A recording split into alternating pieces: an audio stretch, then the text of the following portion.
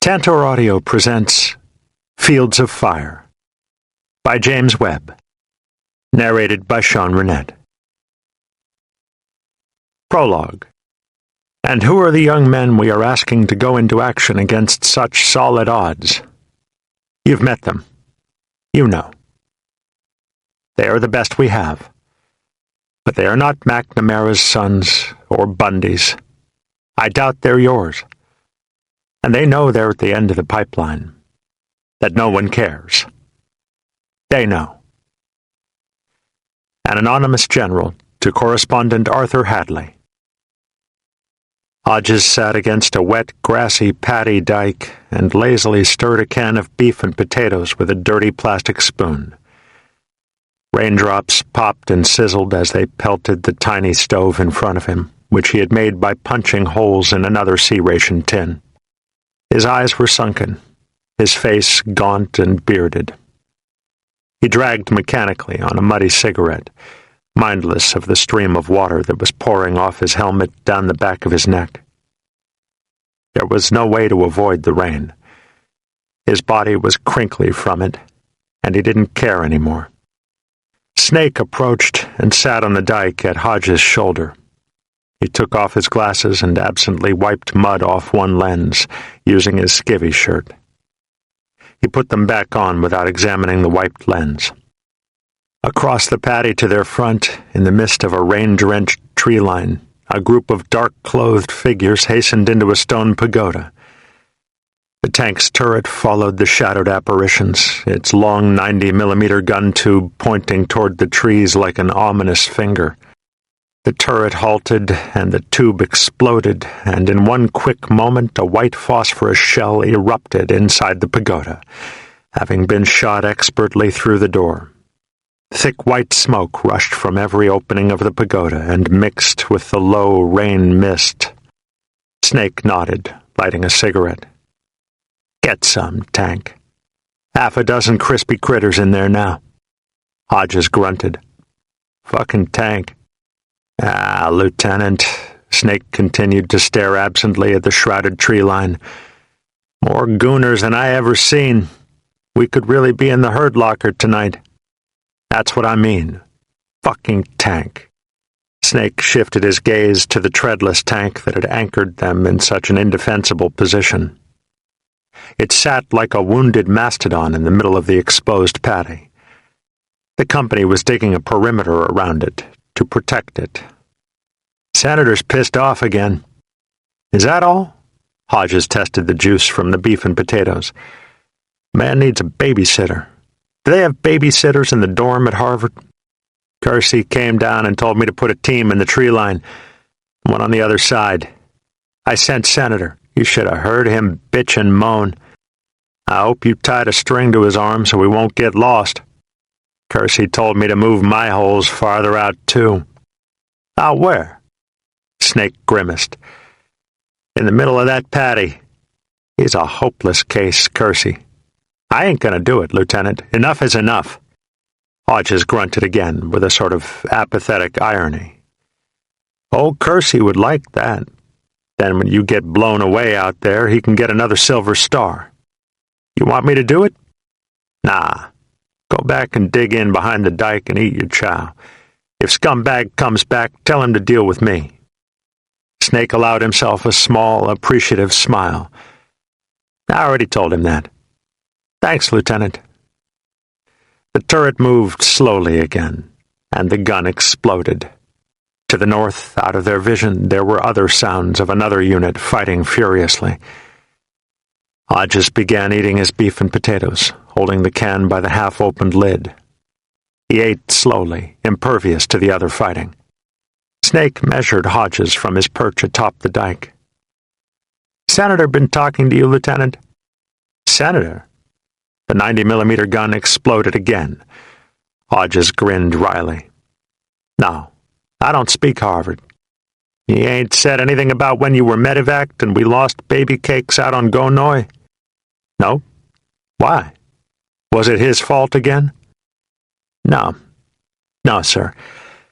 It wasn't his fault. But it wasn't our fault either. You know how it is in the bush, Lieutenant. sometimes things go dinky-dow. You know that.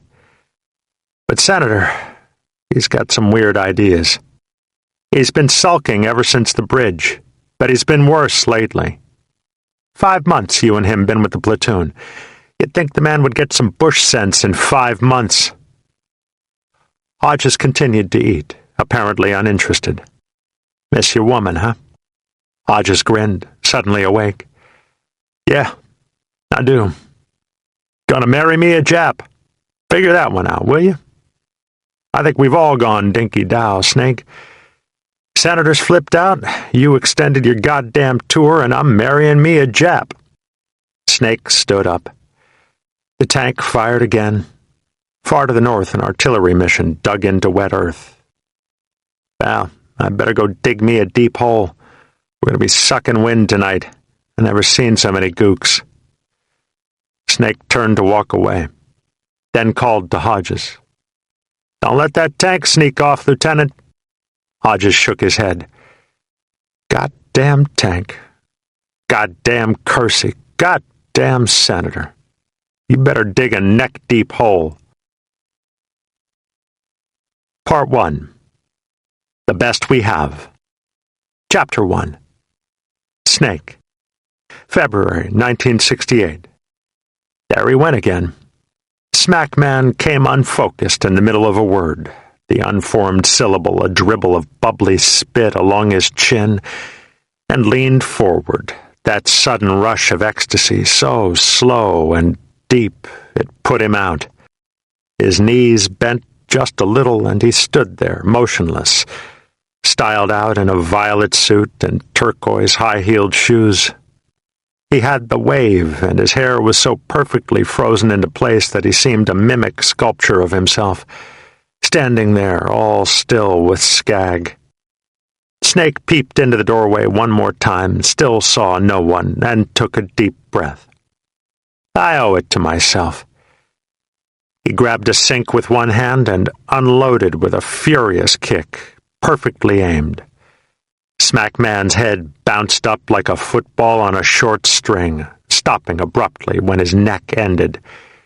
Then he slumped onto the floor, out cold, breathing raggedly through a mashed, gushing nose. Nothing to it. Never knew what hit him. Snake quickly sorted through Smackman, careful to replace each item as he found it. 2 tens were stuffed inside one pocket. What do you know? Smackman must be a bagman.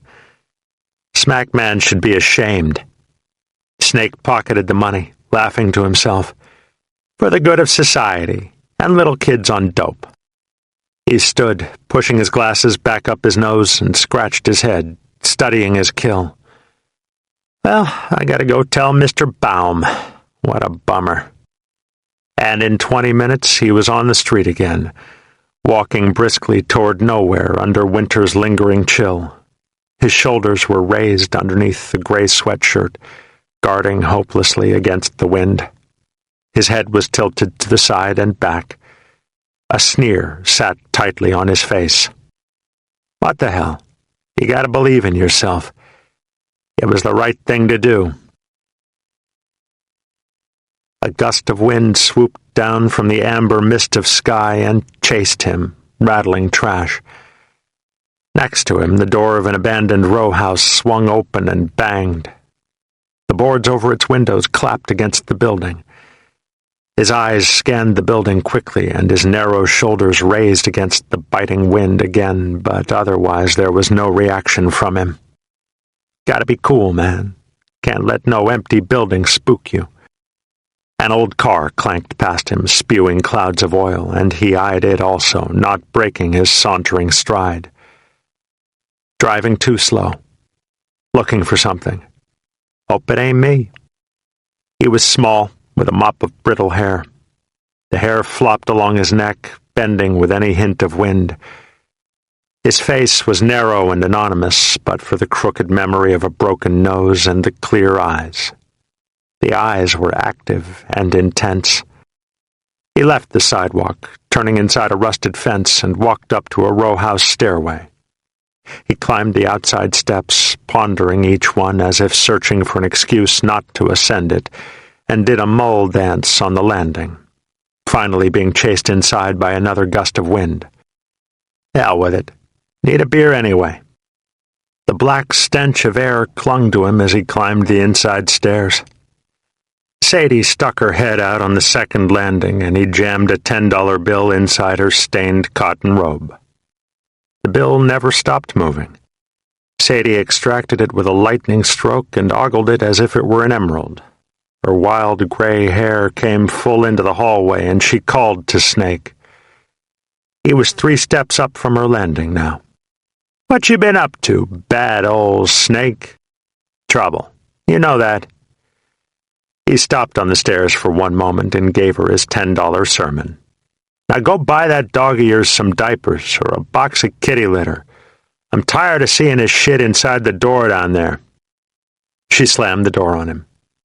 He laughed, continuing up the stairs. Old bitch. Inside his own door, a vision on the bed. He blinked once at the greater light and focused. It was his mother in her bathrobe.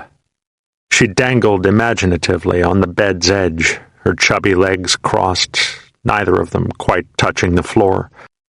Her arms were up behind her head, pushing her hair over the top so that it fell down around her face.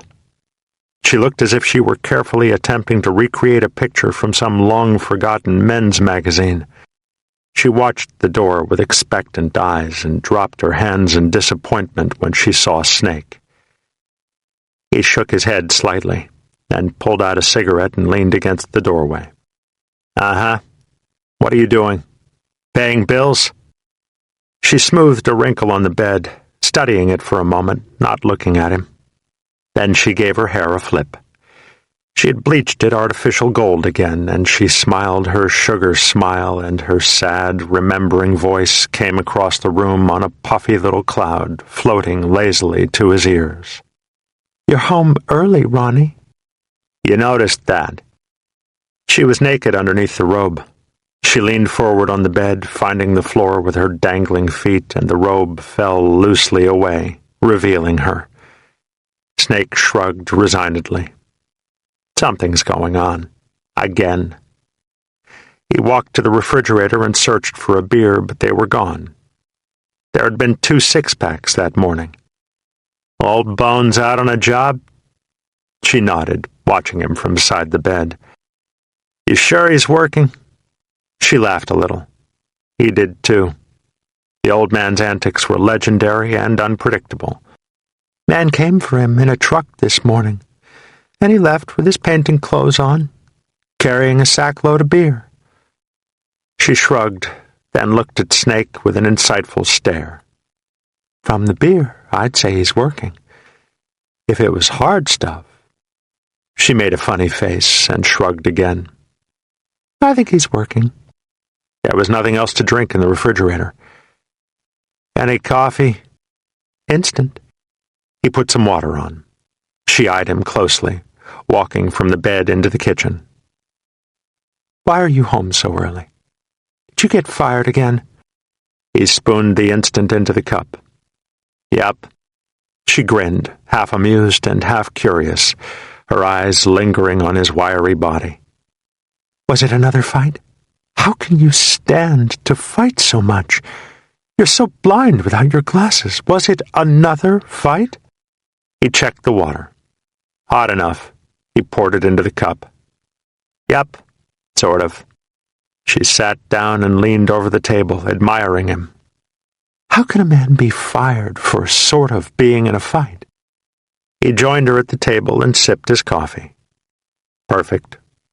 Then he lit another cigarette. "Well, it all started when I had to clean the women's room." She nodded eagerly, already knowing that he would make it into a great story. She had always told him that he shouldn't fight, but she cloyed him with attention when he did. She had always admonished him to be civil, but at times like this, he was John Wayne, straight out of Dodge City. He casually sipped his coffee. "I put the sign out in front of the door, so nobody will walk into the room while I'm cleaning it. Then I wait till all the girls are out of there, asking each one when she leaves if there's anybody else still in there. I don't want to get into that kind of trouble. Moral turpitude is a bust, you know that. Finally, I go in and clean the toilets and the sinks, and I'm starting to mop the floor when this nigger dude stumbles in. Got a Jones on. I can tell the minute he walks into the room. He's just shot up, too. I don't know where the hell he got off, maybe right there in the movie room. I don't know if he could cook up without being caught, but I guess it's as good as any other place. Nobody ever gave a damn when a match was lit that I ever saw. Maybe he was snorting. Who knows? He looked too out of it to be snorting. He was out on his goddamn feet. You know he's out of it when he walks into the wrong bathroom. Moral turpitude and all. She reached over and took one of his cigarettes, ogling him as if he were telling a bedtime story, really grooving on it. Yeah, okay. So what did you do? Take it easy. Don't steal my lines, all right? The dude walks into the bathroom, taking a couple of steps and then stopping, nodding out, right on his feet, leaning all the way forward at the waist, all the way out. Then he wakes up real quick and goes, woo-wee, woo-wee, like that, and then falls asleep again, there on his feet. I don't know how the hell he made it into the bathroom. Well, I watch him do that a couple of times. He smiles when he wakes up, like everything's okay. I try to check his fingers to see if he's got the poison, but I can't tell. And he's pretty strong when he wakes up. Figure he's just got a strong shot in him. He's dressed pretty good.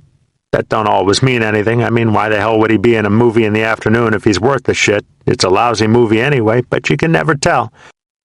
He flipped his cigarette into the cluttered sink and slowly lit another, enjoying her eagerness. Didn't know what to think, to tell you the truth. Could have been anybody. But I watched him dropping off like that and checked those clothes out, and I figured it was worth a shot. She nodded quickly to him, smiling, enraptured by his logic. Snake laughed ironically. It was like the Lord Hisself delivered him to me. Here we are in the girls' room, with a sign out front that says, "Closed. Ain't nobody coming in. Ain't nobody there to say what happened. This dude is so far gone he could take a picture of me and still not remember me." Well, just had to make me a play. She was still smiling. She leaned forward in anticipation. "So you punched his lights out?" He laughed a little. "Well, I thought about it. You know, John Wayne would have dropped him with a poke between the eyes, but I figured the motherfucker would break my hand. Nigger heads are like that, you know? So, the next time he gave me a woo-wee, I kicked him right between the eyes. Pow!" He checked her face out. She was ecstatic. It was the high point of her day. Kept my toe pointed so I wouldn't put my foot between his eyes. Don't need no murder rap from a junkie dead inside a toilet. Popped his nose like a light bulb. He had $20 and 4 bags on him. Took the bucks, left the bags. She stared at him curiously. "So how'd you get fired?" He squinted, sipping coffee. The coffee was almost gone. Well, I had to report it. Everybody knew it was me inside the girls' room. Found Mr. Baum and told him a dude got pushy with me when I tried to make him leave the girls' bathroom. Told him the dude looked a little drunk and started shoving me, so I poked him in the face. She squinted back. "Sounds like a pretty good story to me." "I thought so too. But you know them Hebes, always worrying about getting sued. He tells me, 'Snake, you can't just go around hitting people when you work in a place like this.' I says, 'Mr. Baum, you know I never started a fight my whole life, but I just can't let people push me round, no matter where I work. What kind of man lets people push him round?' And he says, 'Snake, I think you've done a good job for us, but I gotta can you.' And he fires me and gives me full pay for the week. Plus, I got the nigger's $20. Not bad, huh?" She nodded approvingly. "Not bad." "What happened to the nigger?" Snake stacked the coffee cup in the sink. "Who cares?" His face showed a moment of sparkle. "If he's got a hair on his ass, he'll sue Mr. Baum." She leaned back in her chair, laughing. Not a bad story. Then she smiled, and he could tell she was remembering again. She shook her head a little. You're so bad, Ronnie, and so young to be so bad. Doesn't anybody scare you? Don't you like anybody? He did not answer. The question was rhetorical. He stifled the retort that once was commonplace, that she was not one to be lecturing anyway. She continued, though, in a rare moment where the emotion of the memory overwhelmed the reality of the present. And you were stupid to quit school. You always did so well. Again he did not answer. She's talking about history, he mused. Don't do no good to talk about it. Won't change it. And it was nothing but a hassle anyway. Rules, rules, rules. She gave him an acquiescent smile and floated those pillowed, remembering words again. Well, I guess you'll be out job hunting tomorrow morning, huh? I don't know. I'm getting sick of it. She shrugged, avoiding his eyes. She had already said too much. Or perhaps it would have been one of the rare days when her memories mounted until they drove him back into the street. Who knows? There was a measured clomping on the stairs then, and the door burst open. No knock. A reddened face peered expectantly into the room as if it were his personal possession. The red face was meaty, heavy-bearded, framed by thinning black hair. The nose was mashed and grainy, and the eyes seemed dull, unfocused. The man had huge hands and a belly that hung over his belt. Snake understood immediately. He felt humiliated, but mostly he was embarrassed at being in the way. She's going to do it, he thought, starting for the door. There's no way I can ever stop that. Her life, anyway. She wants it, and I got no right to get pissed. But he looked at the animal that had just entered his home for the purpose of smothering his mother underneath his rolls of fat and muscle, stroking that most special part of her insides, and his neck crawled with a rage that did not delude him as to its depth.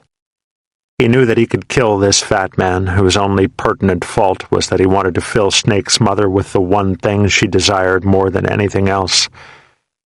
He could kill him and laugh for weeks about it. For one pulsing, heated flash, he seriously considered using his knife. Then he became embarrassed at his own rage. I got no right, he decided. Don't do no good anyway. It's what she wants. Hell with it. Fat Man looked dully at his mother, seemingly too unfocused to understand. Maybe he's jealous, Snake mused. That's a laugh. He decided that he must leave the apartment, get out of their way. Fat Man was still standing in the door, half in and half out, trying to figure the whole thing out. Snake reminded himself that he would have to laugh about Fat Man once he escaped the apartment. Christ, is the bastard dumb. Where does she find him? But I bet he has a big one. He turned to his mother and said, for the benefit of Fat Man, Well, I'm cutting out, Mom. Catch you later. She looked at him, and he knew she could read the rage in him, and she seemed burnt out behind the eyes, as if she were fighting with a part of herself that she did not really care for but could not overcome. She touched his arm lightly, trying to hold him a reassuring moment, and said with that sad voice, You don't know about love, Ronnie. What love does to people. You're too young to know about love. He smiled thinly, conscious of Fat Man who had heard his words and finally stepped inside the door. Yeah, that must be it. He reached the door. Later. When will you be home? Just the tiniest effort, like a last particle of hope. He glanced at Fat Man, staring dully at him, and gave him a tight grimace of a smile, knowing his hate was futile and accepting that. I don't know. Then Fat Man, whose frayed nerve wires had finally managed to pulse enough electricity to turn a dim light on in the back of his bruised brain, peered dimly at Snake and spoke with a mashed, gravelly voice. Nice to meet you. He spoke slowly and smiled a half-witted grin. How can anybody hate a dude as dim as that, thought Snake. He probably has to have somebody figure out traffic lights for him so he can cross the street. But Snake still clung to the warm emotion that the thought of cutting Fat Man's balls off gave him. Yeah. He slammed the door. Concrete wasteland, beaten by the years and by neglect into crumbling uselessness. Unpainted fences and gates and little brown squares of yard, cold reminders of more vibrant days. Grass choked out by trash and bottles, piles of garbage and broken appliances on the sidewalks, clumps of people gathered in age groups like schools of fish. Women watching him pass with bored but cautious eyes. He walked onto a wider, more active street. Cars flowed more thickly, constant streams of unstopping, terrified transients. Old business buildings, dying, scarred with signs. Old signs, rain-washed and year-worn, marked candy stores and delicatessens and car clinics and pharmacies. New ones advertised porno shops and liquor stores and bars and grills and pawn shops. Boards over windows. Lighthouse for the blind, interdenominational church, and purveyor of free coffee. Come back to the seat of civilization to save us from what we've become. Zombie people, regurgitated by the gluttonous monster. Hostile young, running and hunting in wild packs like the dogs that owned the alleyways. Dudes and chicks, brightly dressed, looking for action. Stolid, broken groups outside liquor stores. Addicts in their 2s and 3s, many younger than Snake, scratching and sniffing, searching for the bagman. Snake walked quickly, saturated by it, his face hard with its challenging smirk. He was restless, afraid that some hitman would just know that $50 bulged inside his wallet. His eyes constantly swept the sidewalks and the doorways as he walked. He kicked a page of newspaper that the wind whipped past him, and as it rose he caught it in his hand. It was yesterday's front page, and there was a large picture of a man swaddled in bandages being hurried down a rubbled road on a stretcher.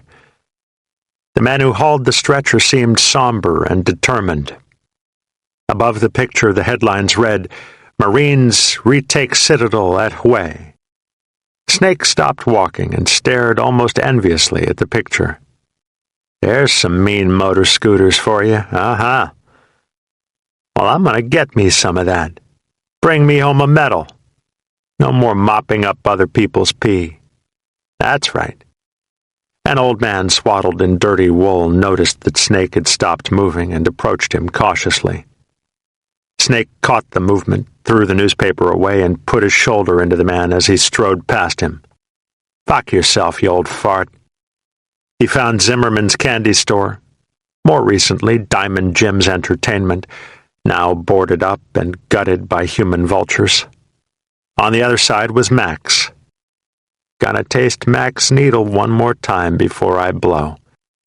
2 years earlier, when he was christened Snake, he had gone to Mac, who provided him with an inerasable baptism.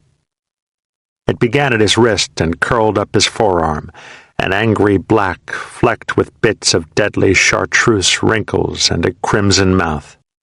Snake wore his symbol proudly, much as the rich flaunt jewelry. It was a display of his tastes and belief, a symbol that spoke for him. He loved his full forearm of snake. He wanted another one. Mac was burning a huge orange spider under the shoulder of a sailor. The sailor had his jumper off and was studying a rivulet of blood that was trickling down the back of his arm from the needle. The sailor nonchalantly gripped a towel, soaking up the blood as it leaked down from the spider. Mac stopped now and then, wiping blood delicately from the area he was cutting, careful not to erase the template outline. Snake watched briefly and nodded to the sailor. Good choice, boss tattoo. Orange, truly heavy color for a spider. The designs were on the walls, hundreds of them. Snake studied them, searching for the one that would announce him to the world. At last he found it. Lost in the middle of 100 designs on the center wall, at one moment it jumped out at him and filled his senses at the next. There was a skull perched atop crossed daggers. Around the daggers twined 2 snakes, their heads staring fiercely at the skull. Above the skull, in wide letters, was USMC. Underneath the daggers it read, "Death Before Dishonor." He stared at it. All the right colors, black and orange-red and a green that matched the other snake on his left arm. Oh, heavy. There it is. Mac gauzed up the sailor, and he pulled his jumper on and paid Mac.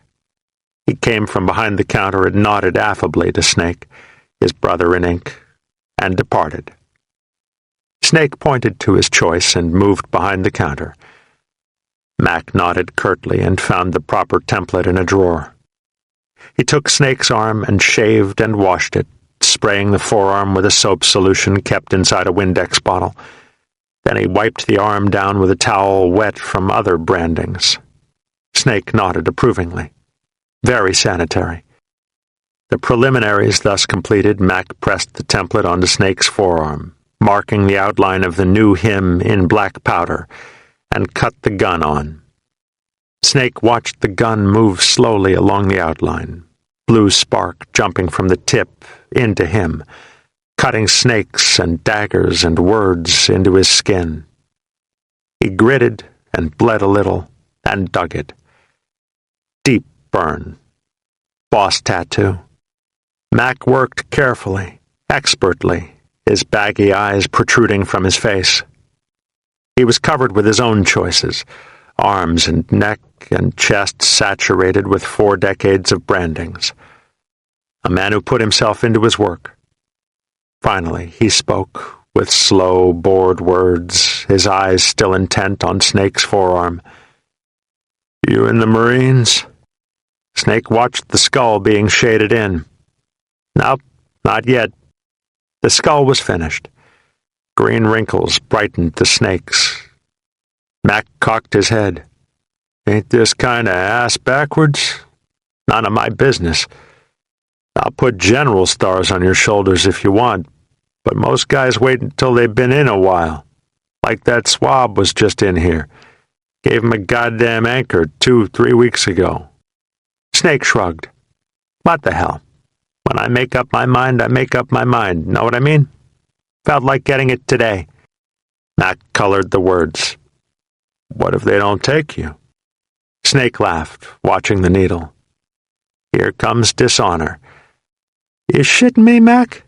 I walk, I talk, I'm crazy as hell. They'll take me." He considered it for another moment. "If they don't, I'll come back and you can put a rose over the whole thing and put Mom under it, all right?"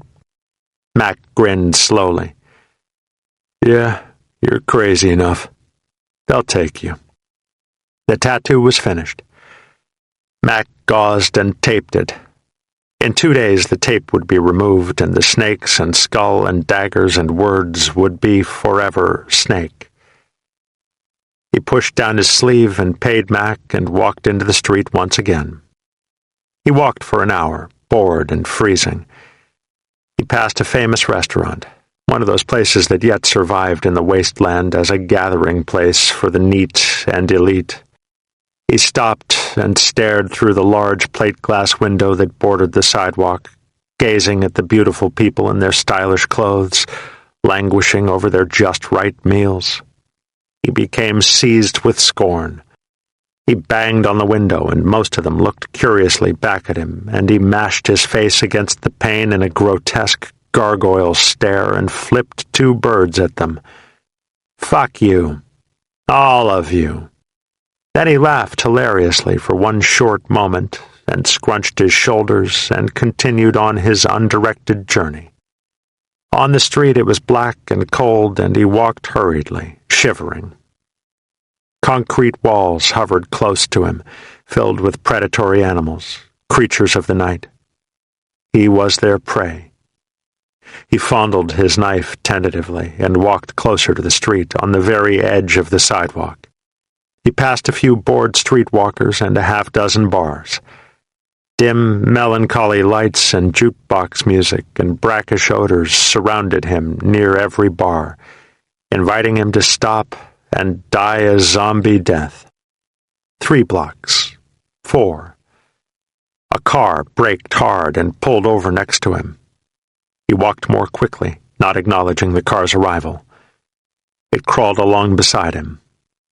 A window rolled down. He glanced and saw a heavy-lidded face peering at him with stupid, hating eyes. "Cocksucking, dick-licking motherfucker." He looked behind him and ahead of him on the street. No cops. Yeah, bad news. There were 4 hating figures in the car. The heavy-lidded face mumbled at him again. "Hey, cocksucking, dick-licking motherfucker." He jogged along the sidewalk and became enveloped by new brackish minglings. To his right was the no-name bar and grill. He ducked inside, shaking his head. What the hell, I was hungry anyway. He bought 2 hamburgers and a cup of coffee at the no-name, eating quickly at the counter. On one wall there was a jukebox. Its music cut through the barriers of Snake's subconscious. "All the people going places," the singer moaned, "smiling with electric faces. What they find, the glow erases. What they lose, the glow replaces."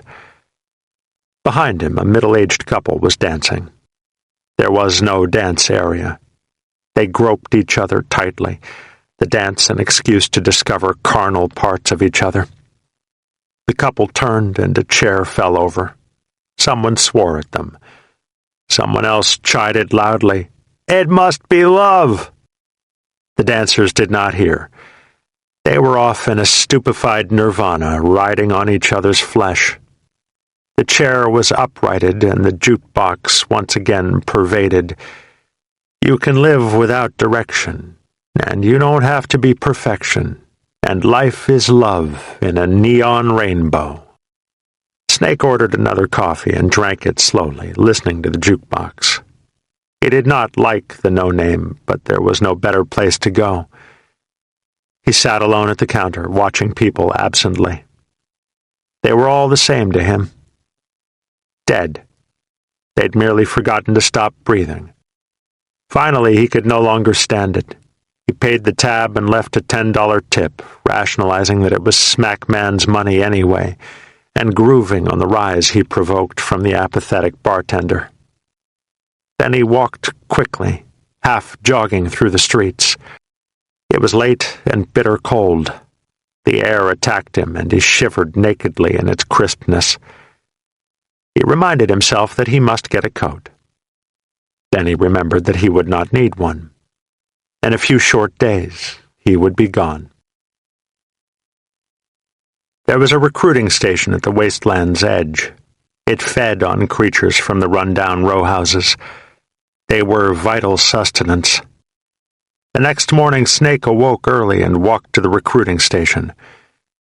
He wore his father's coat. His father had not returned from his paint job of the day before. "Old Bones," mused Snake, snatching the jacket, "is in bed with about 5 bottles somewhere."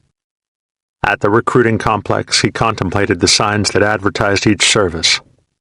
Each sign promised to fill some void in his experience. Tradition, see the world, fly with us. He was not impressed. He had already chosen the Marines for one reason. Everybody talked about how bad they were. And I'm bad, he laughed to himself. We belong. The complex had not yet opened. He sat on the steps near the Marine Corps office, huddled inside his father's coat, watching the wind whip trash along the sidewalk. By the time the first recruiter came, he was raw from the wind. Snake checked the recruiter out, grooving on the bright blue trousers underneath the green overcoat, digging the shaved head and face reeking with discipline. He chuckled to himself. Only a Marine would dare to look like that around here. He must be a badass dude. He stood when the recruiter reached the steps and began to follow him through the door. Only then did the Marine seem to realize that Snake had been waiting for him. He turned and gave Snake a devouring glance. "Need something?" Snake nodded, anxious to get inside the building. He was freezing. "Yep, wanna enlist, man." He followed the man inside, tapping his forearm. "Already got my tattoo." The Marine suppressed a grin. "That was your first mistake." Then, down there in the knee-deep sand, inside the sweatbox that was boot camp, underneath the roofs of endless gray tin buildings and the canopy of sultry southern sky, something happened. He found a way to win. It was nothing as magical as discovering some secret part that had lain dormant, but rather that his energies had finally found their outlet. He had always fought, and now it was right to fight. He had never been coddled, and now it was weakness to have been coddled. And there was that hard core, the nucleus of ferocity which sustained him, and which no one else could dent. He could not be broken. He sensed the difference after 3 days. He came with no false prides, no sensitivities that a drill instructor's words could damage. The trivialities of boot camp rolled off him. At worst, they were more of the same. He was beaten, but did not flinch. He sensed from the start that if he stuck it out, he won. When a drill instructor began to punish him, he would stare impassively through the man as if he felt nothing. "Beat on me, Sergeant. Wear your goddamn arm out. It ain't any different. You can't squash me, and if you can't squash me, you lose. More, sir. Harder, sir. Faster, sir. I love it, sir." It created a mystique about him. His ability to endure, that iron shell from which all other traits derived, was also a magnet that drew the other recruits to him. In the dark of the squad bay, after lights out, during field problems, on the bivouacs, his calm assessment of each threat and crisis, his reasoned suggestions without regard to pain, caused him to be the man they sought for guidance. And he loved it. To merely endure, to accept the pain that others feared and dreaded, was the ticket to a dignity that had eluded him all his life. And to fight, to grant his natural ferocity its whims, now brought him accolades instead of trouble. He would take on anyone, do anything to perpetuate that respect from the others. Early during training, the recruits learned pugil sticks. They fell out onto the athletic field and formed a circle around their drill instructor, who paced inside the circle, an angry demigod, holding what looked to be a broom with a sandbag on each end. "This here," he chanted, "is a pugil stick. What you do is try to kill each other with it. Now." He looked slowly around the circle, staring coolly into each quivering face. "I need me a couple badass hogs. Who's the meanest hog in this here platoon?" A tight-muscled gargantua stepped out. Snake had already nicknamed him Statue Body. "The private is, sir." The drill instructor nodded once, then looked around the circle again. "Don't anybody else think he's a badass? Come on, girls. We can't let him play with himself, can we?" Nobody moved. Statue Body was standing cool inside the circle, looking like John Wayne.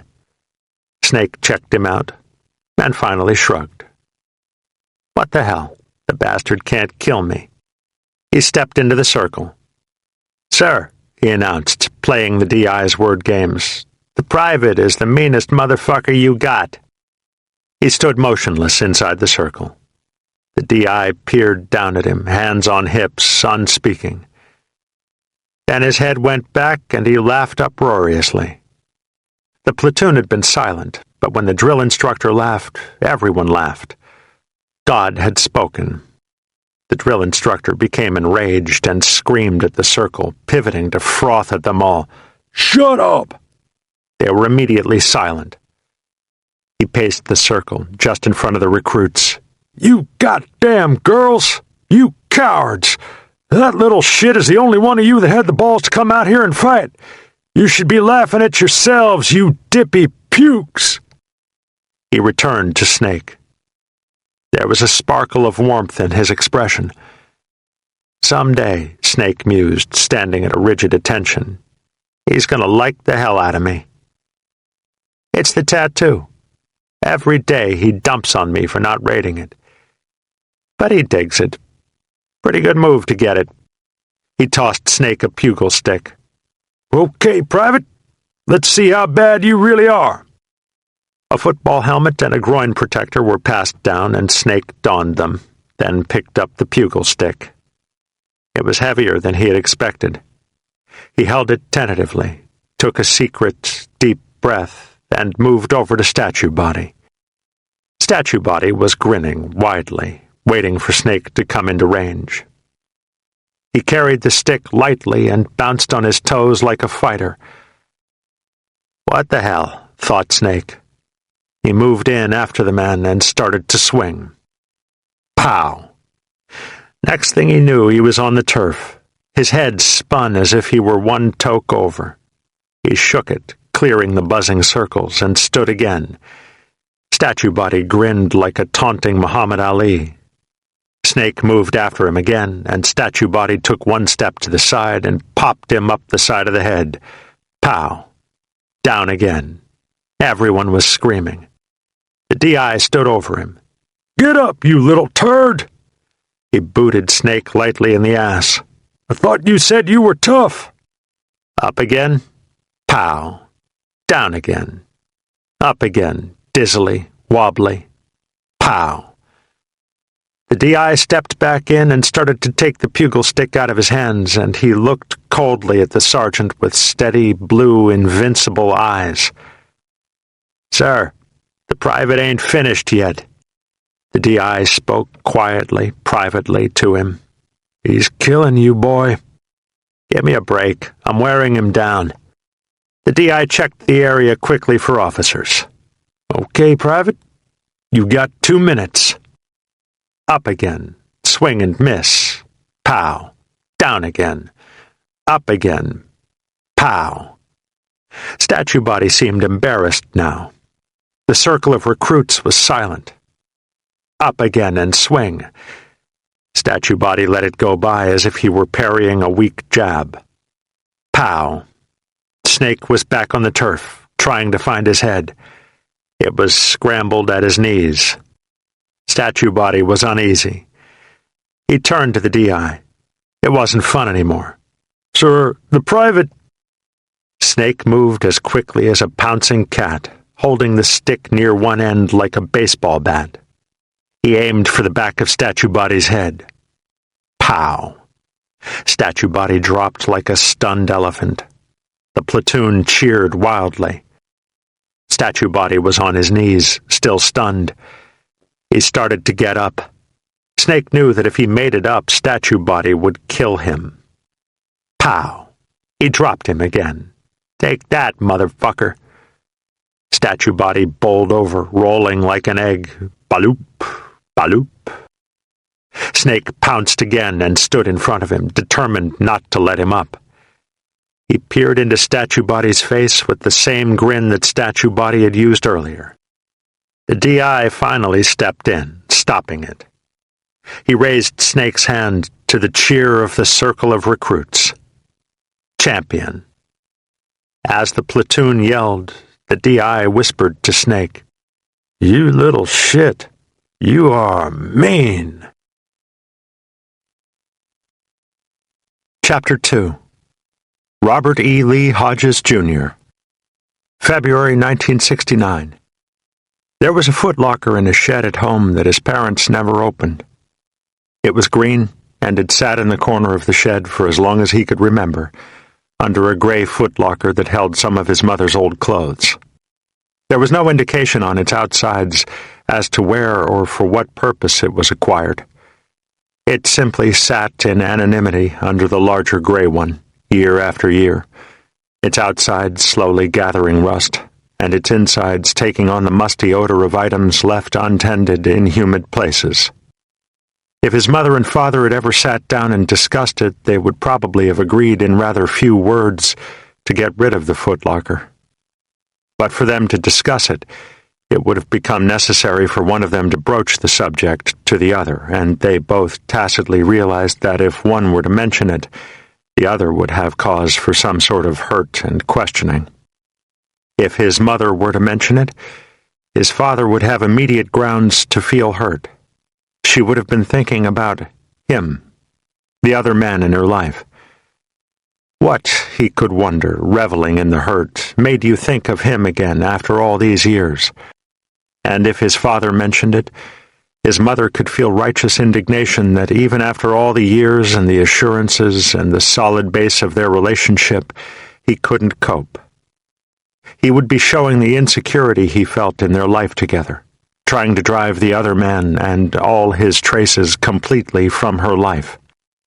So the footlocker sat, year in and year out, gathering rust and mildew in the shed, and only he had the temerity to open it and experience its contents. He went to it on the last day before he left for Vietnam. He was alone in the small tar paper house that he had grown up in, and had spent his mornings sorting in boredom through his childhood things. He then sat in the small front room and attempted yesterday's newspaper, but could not concentrate on it. Finally, he paced before the front window, wondering if his mother would return early from her shopping trip to Salt Lick, and satisfied that she would not. He left the house and waded through dead grass and patches of horseweed to the shed. It was a personal thing for him, something he would have considered sharing only with his mother, although he never had. He had discovered the contents of the locker when he was 12, and they had always been a very special secret.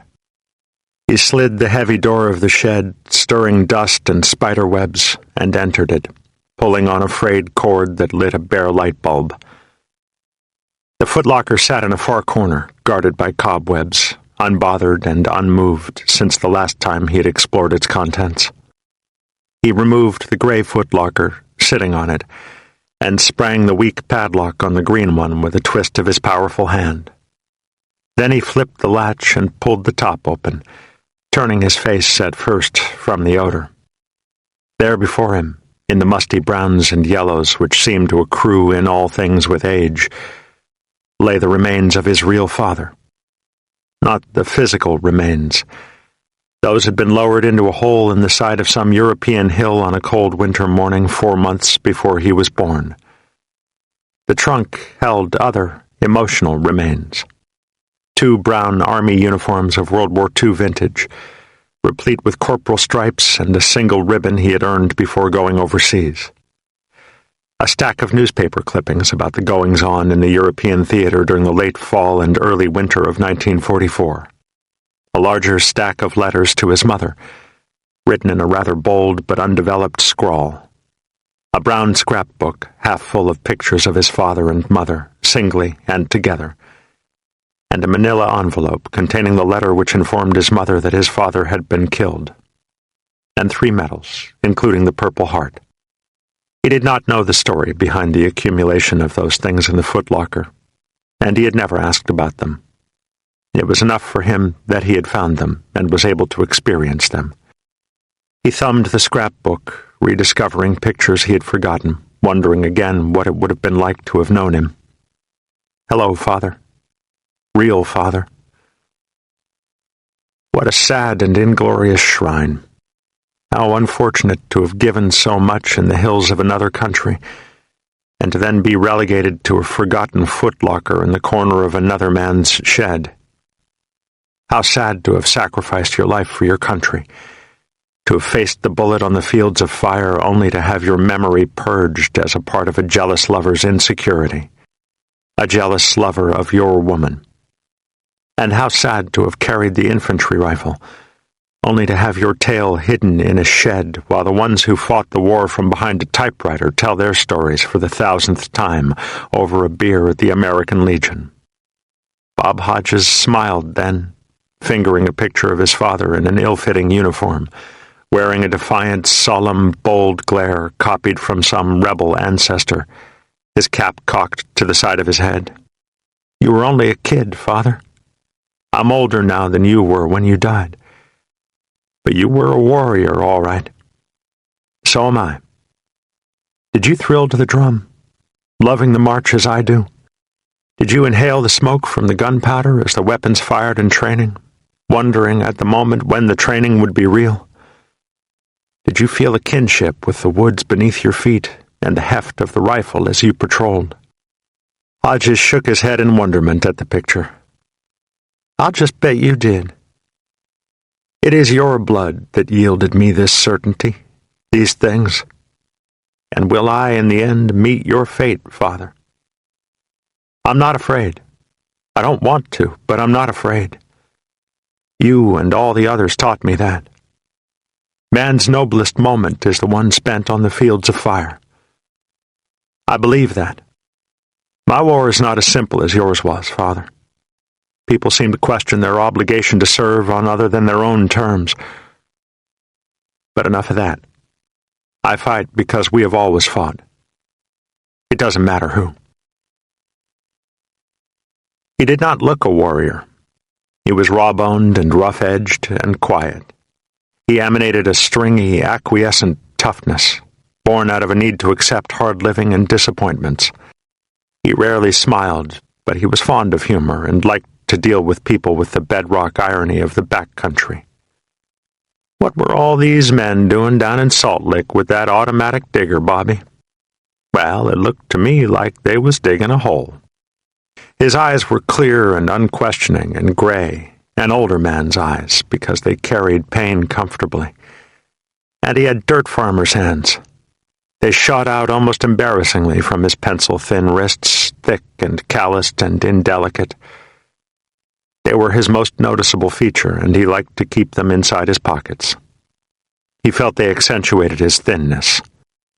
He returned from the shed and finished sorting out his clothes and souvenirs. He placed his clothes in 2 piles, leaving the larger one for his stepbrothers and packing away a few items that were special to him. He similarly sorted his souvenirs, saving old baseballs and magazines, faded classroom notes, 1 scrapbook. Then he placed the more important items inside a gray footlocker next to his bed, and locked it. The ordeal done, he opened a newly purchased suitcase, extracted his dress green uniform, and donned it. For a long time he stood before the mirror in the hallway, fixing the knot in his tie just so, checking the alignment of his shooting badges, standing at attention, and adjusting his cap. Then he smiled tentatively, saluted himself, and walked out the door. She was waiting. He would be just in time for lunch. He walked down the dirt road that scarred the ridgeline and turned onto the narrow strip of gray that hugged the draw. On the gray road there were occasional boxes of frame or tar paper homes that sat too close to the road. 2 cars and a truck passed. The drivers waved to him, and he waved back, feeling self-conscious yet mildly important in his uniform. A rusted Chevrolet clanged up from behind him and screeched to a halt. 2 older men leaned over to him from the car and smiled half-tauntingly. The nearer of the 2 spat out the window and called to him. "Well, kiss my ass. Didn't know whether to salute you or burp you. A real live Louie." Bob Hodges grinned self-consciously, slapping dust off of his uniform. "You can do whatever you damn well like, long as you call me sir." The other man laughed amusedly and leaned across the car seat. "You do real good over there, you hear? We're proud of you, boy." "Thanks, Mr. Tidwell. I'll surely try." He reached the railroad tracks and left the road and followed the tracks for a 1/4 mile, scanning the low ridges and the rock-strewn farms where the herders and the proud came so long ago. Jackson's people fought those rocks. Here they struggled still. Those sole places where a man still could walk where great-great-great-grandfather walked, still sleep where he died. Not because they were the first and seized it, because it was the last, and no one wanted it. He took a dirt road that scratched a hump in the tracks and walked along it through a stream of chilled winter dust. When the spring rains came, the dust would be floods of ankle-deep mud. He walked 2 bends in the narrow road and stopped, facing her house. On the old gray wood of the front porch there was a new, antiqued white rocker. A gleaming aluminum television antenna jutted incongruously above the tar paper shack. Her first television set. He had bought the television and the rocker for her with his advance pay. He had been visiting her forever. At least it seemed that way. It was the best of his early days, when he would slick his hair down wet and brush it hard with his mother's brush, and button all the buttons on his shirt and spend his Sundays there. He would leave the house and walk the same roads and the tracks, throwing rocks at the barking dogs that seemed so big then, walking past the scattered houses and their gardens, thicks of green dotted with red and yellow. He stood in his new green uniform and stared at the house, and it became an aromatic memory.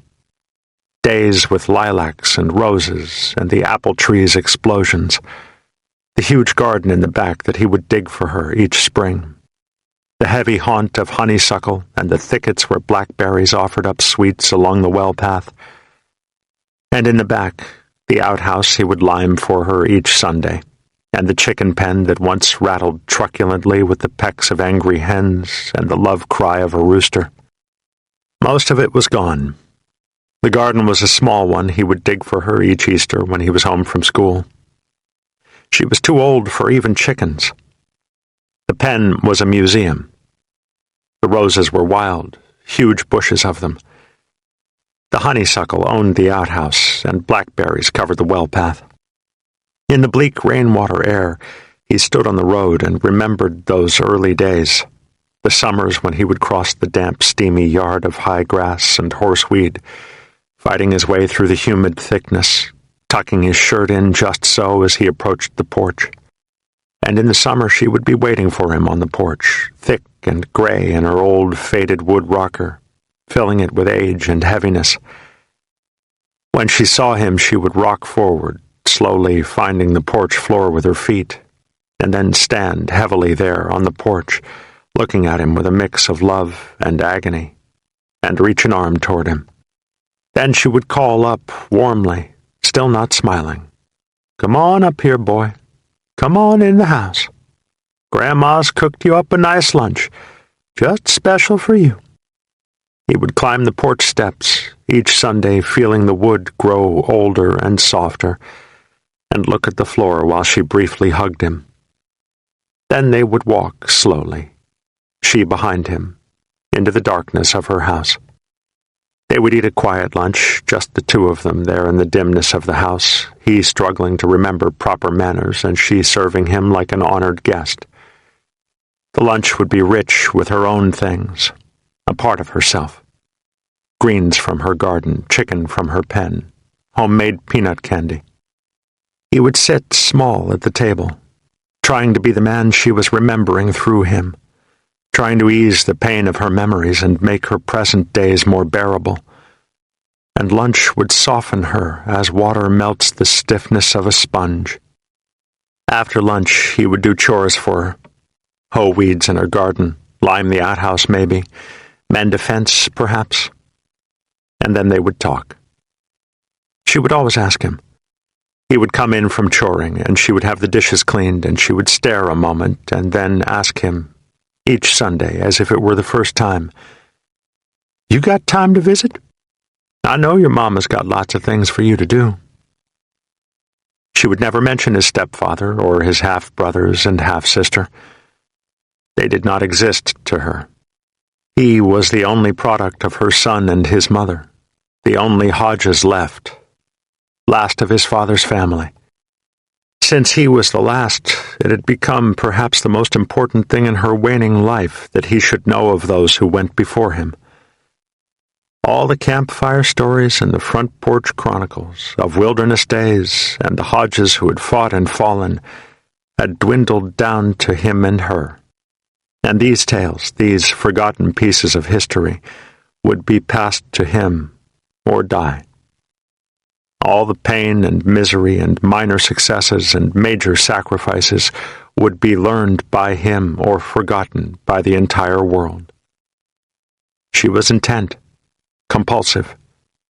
She would not let them be for nothing. So she taught him all the ghosts over the years of Sundays inside the shadows of her kitchen. And this is what he learned under the patient drone of a suffering voice grown old and dry. They took Abednego. He was a Hodges, same as you, Scotch and Irish, mean as a curly-haired old dog, and he went to Buford's regiment. He was a private there in Woodson's company, they say. He was a mountaineer already, and this was only the Revolution. But you see, we always been out here, since the first days when we took the wilderness. All the low blue mountains from Cherokee and Saponi and Tutelo. Those were some fights. What I mean, when it was just a man and his family against them Indians. But they took Abednego, and he was a private, and when Buford fought the British over in Green Spring, Abednego was took a prisoner, and they marched him and some others off to Richmond and kept them there. But finally they traded for some redcoat prisoners, so he was let go and he come on home. Then after the war they gave him some land out in the mountains, but then they took it back with something called a mortgage. You could never keep a Hodges out of debt, you know that. And when they got him with this mortgage, they asked him if he didn't want one of them soldiers' pensions. But Abednego, he didn't want to burden the government with no pension, said he didn't fight for no pension. So they put him in the debtor's prison for 2 years. And him a man of 68 by then. Then Isham, that was his son. He was in the militia for that war of 1812. But after it was finished, he moved on over into Tennessee. Said they'd done killed off all the British in Virginia, and maybe there was a few left over in Tennessee. He married himself a half-Cherokee gal named Polly Long, and they had themselves a brood of kids. One of them was Welcome, your great-great-granddaddy. He was the 5th man down. When they were hardly teenagers, him and his brother Mibau went up into Kentucky. They say Mibau killed a man down in Tennessee for trying to smooch his sister, and Isham sent Welcome with Mibau up into Kentucky because Mibau was hardly more than a boy and hadn't never been away from kin people. Well, they settled in the ridges here. They took up with some local gals. Welcome, he married a Hargrove, as I recall. Had more children than they could rightly count. Then that terrible war come, and old Welcome didn't hardly have him a boy left time it was over. He lost 3 of 'em just in Pickett's charge. You know, up to Gettysburg. Oh, he had him some fightin' mean boys, ain't no doubt. They come down from the ridges. They were in the 9th Kentucky. They wore just some old rags and called it a uniform, but they were fightin' mean. When the others finally come back, they told old Welcome of it. They talked about a dusty summer heat and all of them sweatin'. 15,000 of them in the field. I can hardly picture it, boy. They said that the dust come up from the ground like wind, blowing from their feet up to their eyes, straight inside their noses. And they walked inside it, couldn't even wipe it or keep from breathing it or even see beyond it. And they said you couldn't hear a thing but people stomping and swearing and horses snorting from the dust. Like all 15,000 of them were so choked from fear and dust that they couldn't even laugh or cry or even talk to the man right next to them. Oh, but it was glory in them fields. Fields of fire, boy. They walked right into that cannon. All those Yankee guns, and the guns ripped at them. All the smoke and fire and canister and case shot, and they never lost a step. The ones who made it back to Welcome said whole rows of men were felled. Whole rows, boy. And they kept up their walking, stepping over and around mounds of men and horses lying there in that field like they'd stopped to take a nap or set them up a camp. But then that whole row with those Hodges boys was ripped up, and 3 of Welcome's fighting boys dropped down in that field. The ones that made it back said those Hodges never even got to fire their guns, that they'd walked a mile in all that heat and dust, and they'd almost made it up to them damn Yankee cannons. But then the cannons beat them to it. They faced those cannons, though, died on a day of glory. And the ones who made it back had to fight up to the Yankee guns and then battle there with them Yankee cannoneers, hand to hand. Can you picture it, boy? But they got beat. There were too many Yankees. So they had to come on back across that wide, dusty, dead man field of fire with them Yankee cannonballs a-chasing them all the way back to the starting place. Then General Lee himself come out to meet them. They all said he was crying, riding on his white horse from group to group, that white beard of his just soaked with tears. Told them he was sorry. Told them they were God's bravest creatures, that they'd earned a glory spot in heaven. Told them it was himself who lost the battle. That's the kind of man our General Lee was, son. They's why you and your daddy both were named for General Lee.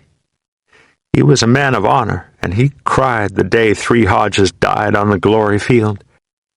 And then Alec, Welcome's youngest.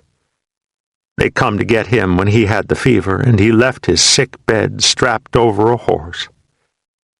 He told them he wasn't afraid. They left Alec hid underneath a low bush along the road to Corinth when the retreat began, sticking up into Shiloh's fresh spring grass, too weak to take another step. But Alec, he was hard. He made it all the way to the prisoner camp at Alton, and the record said he didn't die until he caught the smallpox. Alec was a right fine boy. We're stretching it some, but we'll say he died on the fields of glory, too. It was a continuum, a litany: pride, courage, fear, an inherited right to violence. And the pride accumulated, even as the reasons themselves grew more amorphous. Grandpa, who breathed the gas for Pershing, who almost died not for the honor of Old Glory, but for this vestige of lost hope he called the South, who advised persistently that one had to leave it to understand and truly love it, that one had to sit in isolation and yearn for it, and that once one experienced the yearn, he understood it more and loved it with a proper awe. And she, Grandma, accepting vicariously the truthfulness of Grandpa, who left the South for those 2 years and embraced it upon returning, but never ceased to ruminate on the glory of the 2 years he spent believing he was defending it by killing off Germans in France. And she having to voice Grandpa's insistence for him, because he had died short months after learning of his own son's death, giving up, Bob Hodges was later to surmise, under the crushing realization that somehow losing a son to the Germans in France was his own payback for having helped do away with a legion of Germans there in his youth. And both times the landscape of the South escaped unmarked, while its cemeteries burgeoned. And finally, his father. He was like his father, hard and stubborn, Grandma would say fondly. And he looked like him, she would recall, smoothing down his topknot and remembering. She filled him with all his father's boyhood exploits, trying to make a dead man come alive in his son's mind. And, she would remind him, he died in glory. He fought with them across the whole of France to save them Frenchmen from the Germans. And it was the Battle of the Bulge. You go read about it, boy. You find you some books in the library and look it up. We'll talk about it next Sunday.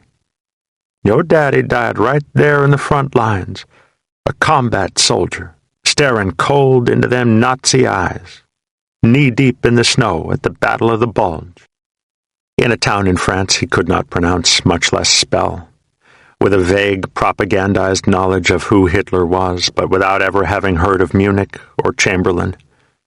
After having joined the army with the rest of his contemporaries, as if the whole backlands had been challenged to a pick-up softball game. Oh, but he faced them Germans. He had a nerve of steel, your daddy, and he could shoot. Once I seen him drop a squirrel that just peeked one eye around a tree trunk. Your daddy shot him right in the eye, and he was only 12. Oh, you got to be proud of your daddy. He died standing up and fighting back. After 15 years of it, it was ingrained. It was the fight that mattered, not the cause. It was the endurance that was important, the will to face certain loss, unknown dangers, unpredictable fates. And if one did it long enough and hard enough, he might happen upon a rewarding nugget. But in any event, he was serving, offering himself on the altar of his culture. A litany, an inheritance of coursing, unreasoned pride. It pulsed through his own dark veins. That one continuous linking that had bound father to son from the first wild, resolute, angry, beaten Celt who tromped into the hills rather than bend a knee to Rome 2,000 years ago, who would hold out in an icy marsh by standing for days with only his head above water, and who would chew the bark off a tree, fill his belly with wood, rather than surrender from starvation and admit defeat to an advancing civilization. That same emotion, passing with blood, a fierce resoluteness that found itself always in a pitch against death, that somehow, over the centuries, came to accept the fight as birthright, even as some kind of proof of life. Even there on the ridges, 2,000 years and a continent removed, transplaced from mountains to mountains as if it were as natural for them to live in rural poverty as it was for a bird to nest in a tree, glorying in the fight like unmuzzled sentry dogs, bred to it, for the benefit of the ravishers who owned and determined the reasons. It became a religion to him. He believed in God, but most of all he believed in his father and the other ghosts. God was all the way up in heaven, but the ghosts were with him everywhere he walked. He would cross a field and come up with a handful of arrowheads. He would go to bed and know he slept above Shawnee bones. And he could scoop out history in a spadeful of mud. Through his childhood summers and later on in his off days and vacations, he and his friends would dig around the creek beds where the Yankees and rebels had alternately made their camps. He would bring back a metal button or a spent bullet or an old spoon or a belt buckle, and he would keep it in his bedroom for a week or month, contemplating unremembered agonies and glories that had left the item buried in the creek's mud. Then he would take it into Salt Lick or Hillsville and sell it to a gunsmith or an antique dealer for enough money to buy a soda or a ticket to the movies. And the movies. They were their own communion. If John Wayne wasn't God, then he was at least a prophet. Hodges and a half-dozen friends would walk the 5 miles into Hillsville on Saturday afternoons and sit in awe through the sands of Iwo Jima, the bridges at Toko Ri, the guns of Navarone, Anzio, the Battle of the Bulge, and dozens of others. It was all there on the screen, standing up and fighting back. Then, after the movies, they would stand shyly at the outer fringe of the gathered farmers who had come to spend their Saturdays in the courthouse square. The men would sit in gaggles, chewing slowly on cuds of tobacco or rolling their own cigarettes, talking of their wars and scratching faded scars. There were monuments in the square. A stolid Confederate soldier peering south toward Tennessee, one of the few in a Kentucky town. A large stone marker commemorating those who served in World War I. A similar one for those who went to World War II. Hodges used to stare at the new stone marker. There was an asterisk by his father's name, Robert E. Lee Hodges. If there had been no Vietnam, he would have had to invent one. He often wondered if that hadn't been what old Mibau had done, finding an issue of honor in the warless mountains of Tennessee. Because if there had not been an issue involving honor, then there would have been no honor. Killing a man in defense of his sister's purity and having to flee to Kentucky so that for the rest of his life he could feel vindicated by his very isolation. But there was Vietnam, and so there would be honor. It was the fight, not the cause, that mattered. He would have his place in the town square and his name on a large stone monument. Perhaps he would have a scar somewhere to scratch as he chewed a tobacco cud on Saturday, while young boys watched in awe. And he would be one with the ghosts. He had done well in Marine officer training. He was quiet, but his shyness masked an unrelenting stubbornness, and when he spoke, his words were spare but authoritative. He had spent his life preparing for the Marines, although he had never comprehended that until he viewed some of the others. He knew the woods, and he could shoot, and he did not mind hot weather. He did not quit on the long runs or the terrible conditioning hikes because endurance involved pride, and pride was honor, and he was nothing if he did not retain his honor. And he knew tactics. Tactics were personal to him, much as the achings of a sick man would be to a doctor's son.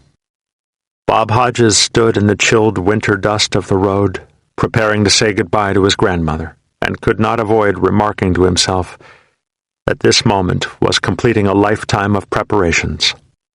There was no thought in his life that spanned beyond what he was about to do in Vietnam.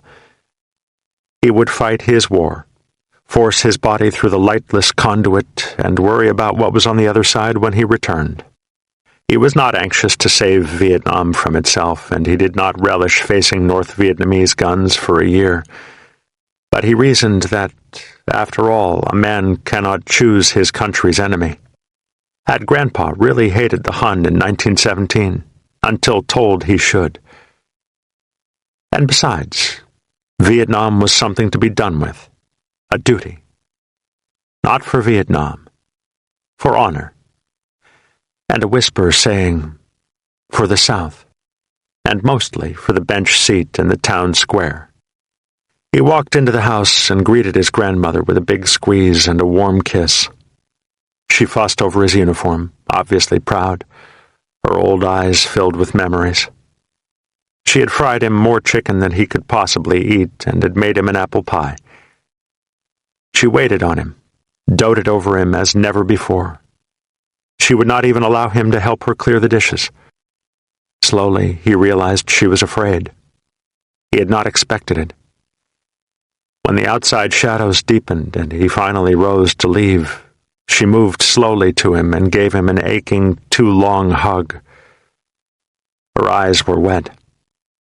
He hadn't noticed it until then. Sometimes I wish I'd never told you those stories, Bobby.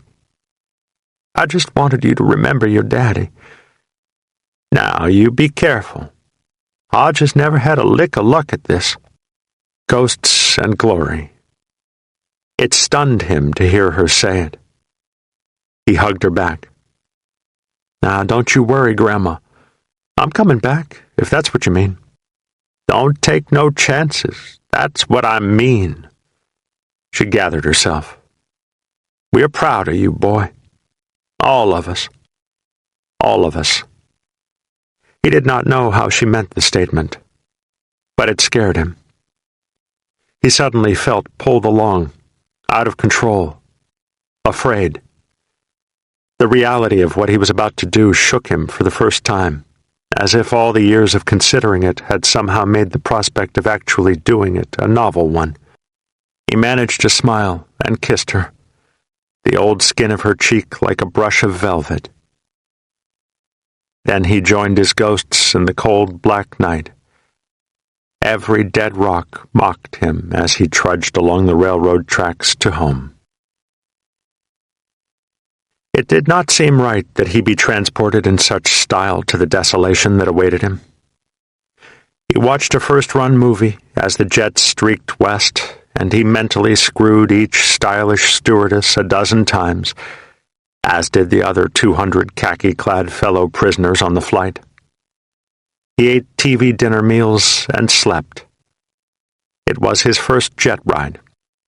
They stopped at Hawaii for an hour, and he marveled at the Polynesian and Oriental mixes of people at the airport.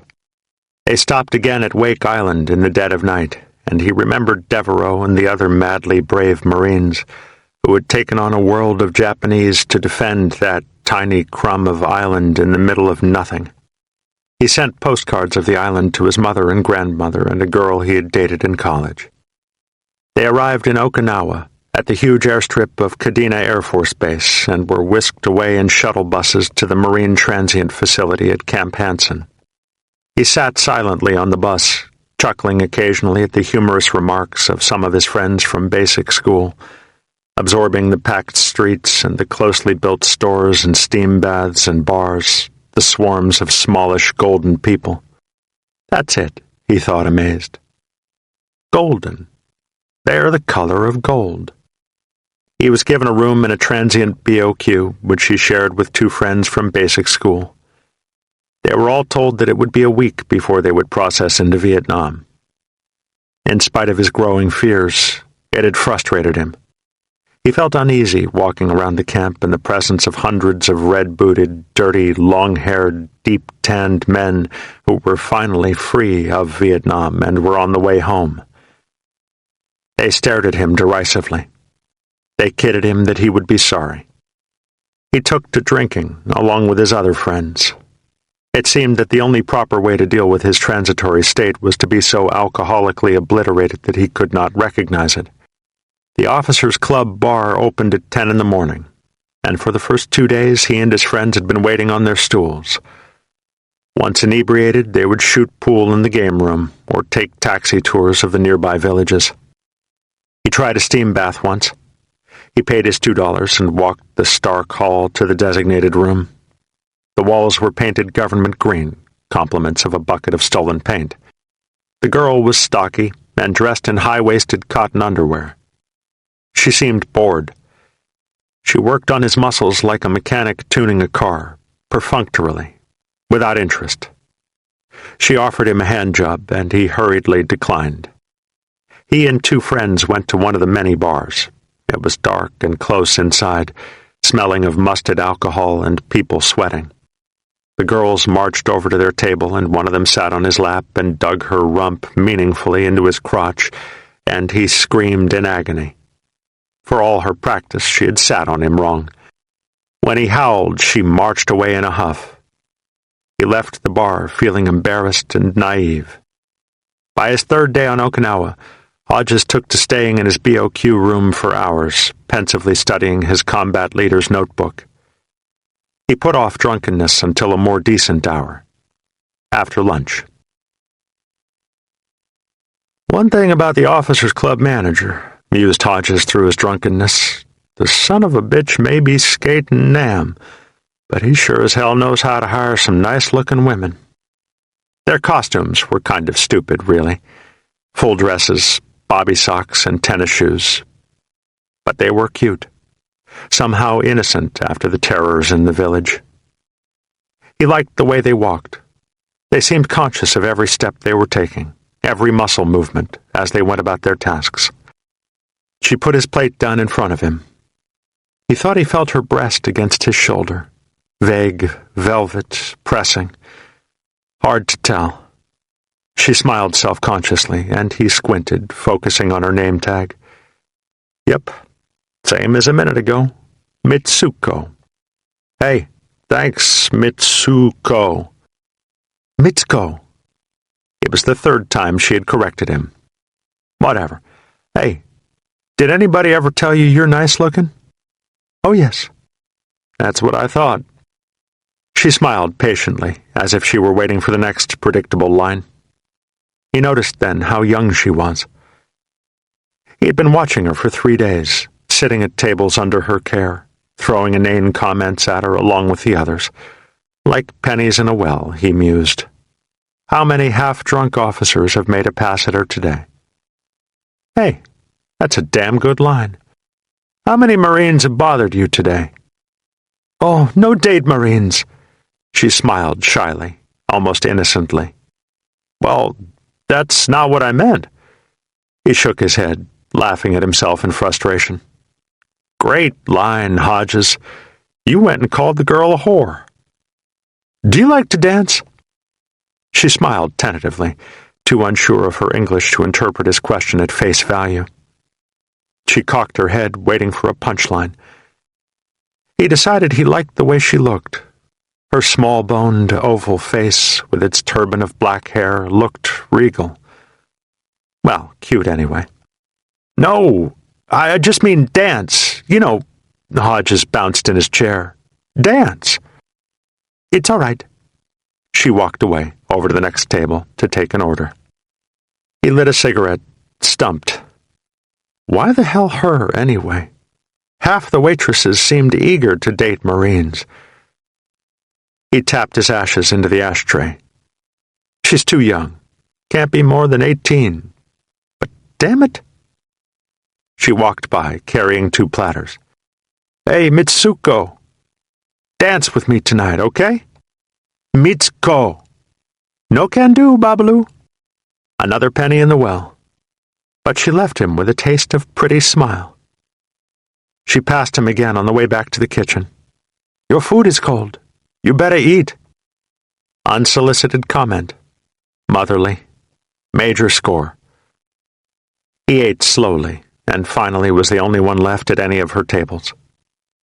She seemed aware of him as she cleared the other places, much as a cat remains intent while seemingly ignoring a possible attacker. He lit another cigarette, watching her. Finally, she came to his table. "You finished? Dance with me. Tonight." She pondered him, frustrated and innocent. She looked around for help. "Come on, Mitsuko, please. I go to Vietnam in a couple days." The line failed. Everybody in the room went to Vietnam in a couple days. "Don't you like me?" "I'm engaged." Her response was obviously rehearsed. "Okinawa boy." "Whoopie-doo." "What?" She smiled quizzically. "American word for so what?" "Come on." He rose to his feet, his face eager. "Let's go dancing, all right?" He grasped her shoulder. "You'll love it." She seemed embarrassed. She glanced around to see if anyone else was watching. She turned to walk away. "No, I won't bother you anymore." "What?" "Go dancing tonight and I won't bother you anymore. Not tomorrow, not the next day, not ever, okay?" She smiled humorously, then shrugged. "Okay." "Well, what do you know?" mused Hodges. "The perfect line. Promise to leave them the hell alone and they'll do anything, even go out with you." He waited for her in front of the club, smoking cigarettes and pondering his days of drunkenness. What the hell has all this got to do with Vietnam? He decided that it was a Marine Corps plot to make everyone frustrated enough that they would want to get into Vietnam. Must be it. And damn it, it sure as hell works. Gliding shadow on the sidewalk. She had shed the absurd bobby socks and was dressed in Western clothes, a skirt and blouse. The first thing he noticed as she approached was her legs. They were well-shaped, slim, an apparent rarity among Okinawan women. Hodges grinned, dismounting the fence he had been sitting on. "Dig it." She walked up to him, obviously uneasy. She did not smile or even look at him as he called a taxi and opened the door for her. She moved to the other side of the seat. He scooted over next to her. Her perplexity was fresh and innocent. He was not terribly experienced in such matters, but she was making him look like a regular cavalier. Hodges called to the taxi driver. "Koza." He remembered a dance hall from a few days before. The taxi left the camp gate and wound down a crowded road through the lighted, sign-drunk village. Kin Village, mused Hodges, was nothing but a gate ghetto. He tried a few questions about sights on the streets, Japanese signs, pawn shops, steam baths, all the conqueror's amenities. He found her incredibly shy. She attempted gamely to answer, but it was convoluted and intense, a mix of Japanese and English and American slang. He caught something about how Camp Hansen had once been 1,000 farms, but could not decipher the rest. They left the city and struggled southward down small hills, fighting a myriad of winding curves, and soon were driving along the beach road, which ran at the edge of the long, thin island. He watched the white sand in the gloomy light. She pointed to the silent surf from the taxi's dark. "Good swim. Officer beach. No Okinawan." It wasn't any louder or dirtier or cruder than it had been 2 nights before. It only seemed that way. Hodges ushered her in past scores of groping couples, Okinawan girls and American men, to a table in back of a large, packed dance floor. An Oriental band imitated the Rolling Stones, too loudly and obnoxiously, on an elevated stage. She had tightened up the moment she had realized where Hodges was taking her. She insisted on moving all the way to the rear of the room to a virtually hidden table. Hodges brought them each a soft drink. The music was beginning to sober him up. He studied her under the flashes of a strobe light. Her eyes were low, and she was so refreshing. He felt a deep, protective affection for her, and began to comprehend his mistake in taking her to the club. He sensed that somehow he had insulted her. The band relented from its wailing fuzz tones and played a slow song. He put his hand on her shoulder. "Dance." She stared at the couples on the floor. "No. Come on. That's what we came for." They moved slowly along the edge of the dance floor, not really a part of it. He felt comfortable in her arms. She was deceptively curved underneath the loose clothes she wore, and strong. He felt like smothering her to him, pouring over her body as some of the other dancers were doing. But he thought that it might make her cry. She was deeply upset. He chided himself. "Way to go, Casanova. You really scored." The song ended, and he felt alone, adrift with her in a world that was hostile to them both. He put an arm around her and pulled her to him, she not resisting, and kissed her. She merely allowed herself to be kissed, not responding. Then she demanded that they leave. They caught another taxi back to Camp Hansen. He was depressingly sober now, sobriety assuring him of the true distance between him and her, but also convincing him of his deep attraction to her.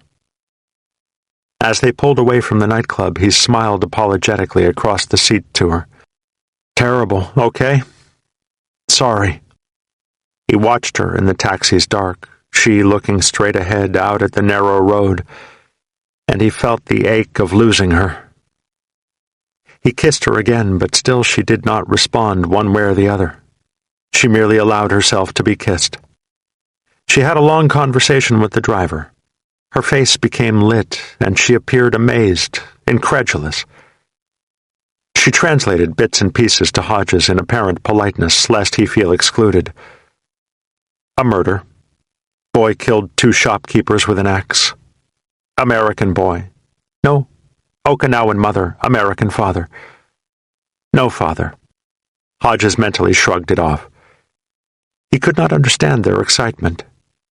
She noticed that he seemed unmoved and touched his knee, intense. He shrugged to her, smiling ironically. "One murder?" No. You not understand. Okinawan never kill. This is terrible." Must have been the American in him. It was supposed to be a joke. She withdrew her hand and ignored him, continuing to converse with the driver. The taxi turned off the beach road and groaned up the short, steep hill and entered the island road. In a few moments they were driving through Kin Village again. They rode along the lighted street, the sign-drunk buildings depressing him now. Mitsuko spouted another command to the driver, and he nodded once and pulled over to the camp gate. She smiled with effort, warm yet distant. "Taxi take me home. I pay. Good night." Her face was only inches from his, and he stared beyond the careful smile into eyes that were confused and innocent and somehow hurt. "What a bummer," mused Hodges. "How the hell can I understand? 3 days and it's Vietnam. How the hell can I try to understand? It can't be like this." He touched her shoulder. "I can't leave you here." He gestured out into the streets. "Too many crazy Marines. Let me take you home." She said nothing, but her unchanged expression told him no. They sat close, staring at each other, each waiting for the other to capitulate. The driver stared courteously out the front window. Marines passing by the car on the way in from Liberty elbowed each other and smiled at the figures in the car. The nudging Marines finally tipped the scales. Mitsuko turned to the driver and spoke a low command, and he nodded once again and drove off into the village. They bounced a few blocks and turned onto a dirt road, following it behind the street. The car stopped behind a stairway which led to a group of second-floor apartments that fronted on the street. Hodges checked the fare and started to pay the driver. She protested again. "No, you take taxi back." He ignored her, paying the driver. The taxi departed. He turned to her, smiling uncertainly. "I'll walk back. It isn't far." They stood under the stairs, looking at each other's image in the dark. Finally, she gave him a small, confused smile and turned away. She began to walk up the stairs. "Sorry. Goodbye." He followed quickly, astounding himself with uncharacteristic boldness. He took her shoulder and stopped her, and she turned around, angry, somehow insulted. But he needed her too much to worry about her insult. He pulled her to him, first gently, and then tightly, kissing her and pushing her into the guardrail. Finally, she responded, ever so slightly, not even wanting to. He squeezed her and spoke soft words that she did not understand, and then kissed her again, less clumsily than before. She kissed him back, a portion of her innocence crumbling with great remorse, admitting his attractiveness. Then she stared at him with a curious, examining look. He held her and discovered that his eyes were wet. "Please." She did not invite him, nor did she ask him to leave. She merely turned and walked slowly up the stairs. He watched the golden legs ascend the steps and felt insane, controlled by their measured motion. He followed her.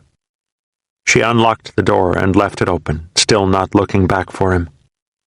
He entered her apartment, closing the door and walking through the kitchen after her. She stood in the other room, facing away from him, still not acknowledging his presence. He placed both hands on her waist, standing behind her, holding it as carefully as fragile china. He did not ask, and she did not answer. Neither of them needed to.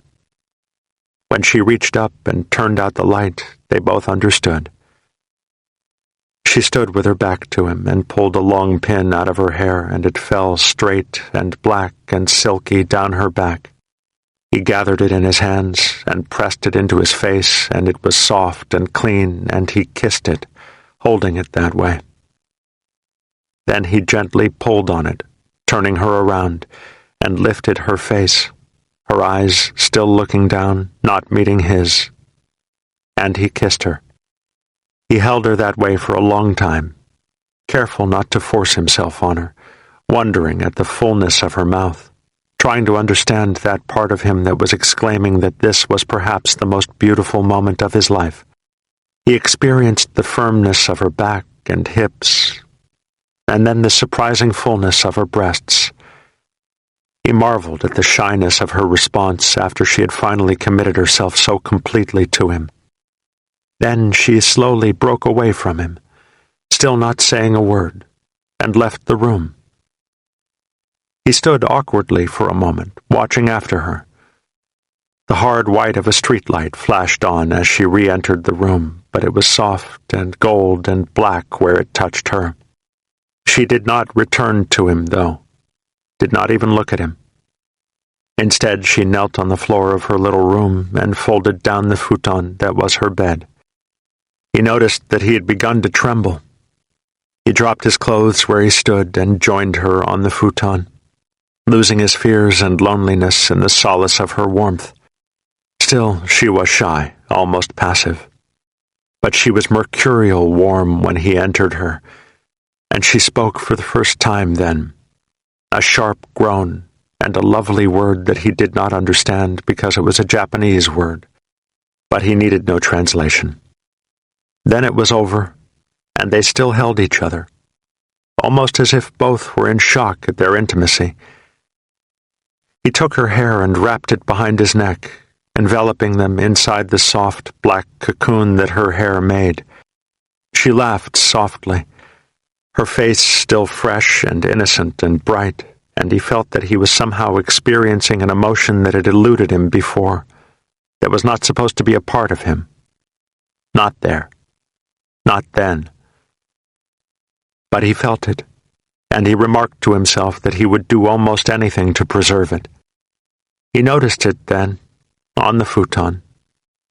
She saw that he was staring at it and stood quickly, donning a happy coat, making such a simple thing as that a poem.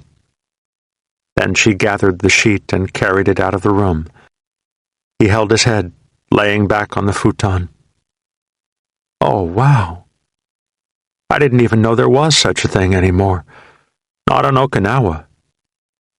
She re-entered the room and went into the kitchen, where she put on a pot of tea. He watched her movements, stunned. Her hair was down around her shoulders, framing her oval face. She was ignoring him again. A virgin! All the way to Okinawa to learn the ways of sultry, slow-eyed Oriental women, and he'd happened on a virgin. It explained a lot of things to him. He walked up behind her and put his hands on her shoulders. She stared into the teapot as it steamed, taking no apparent notice of his hands. Mitsuko, this was your first time. She turned around and faced him. She seemed embarrassed, compromised. She nodded. He shrugged helplessly. Mine too.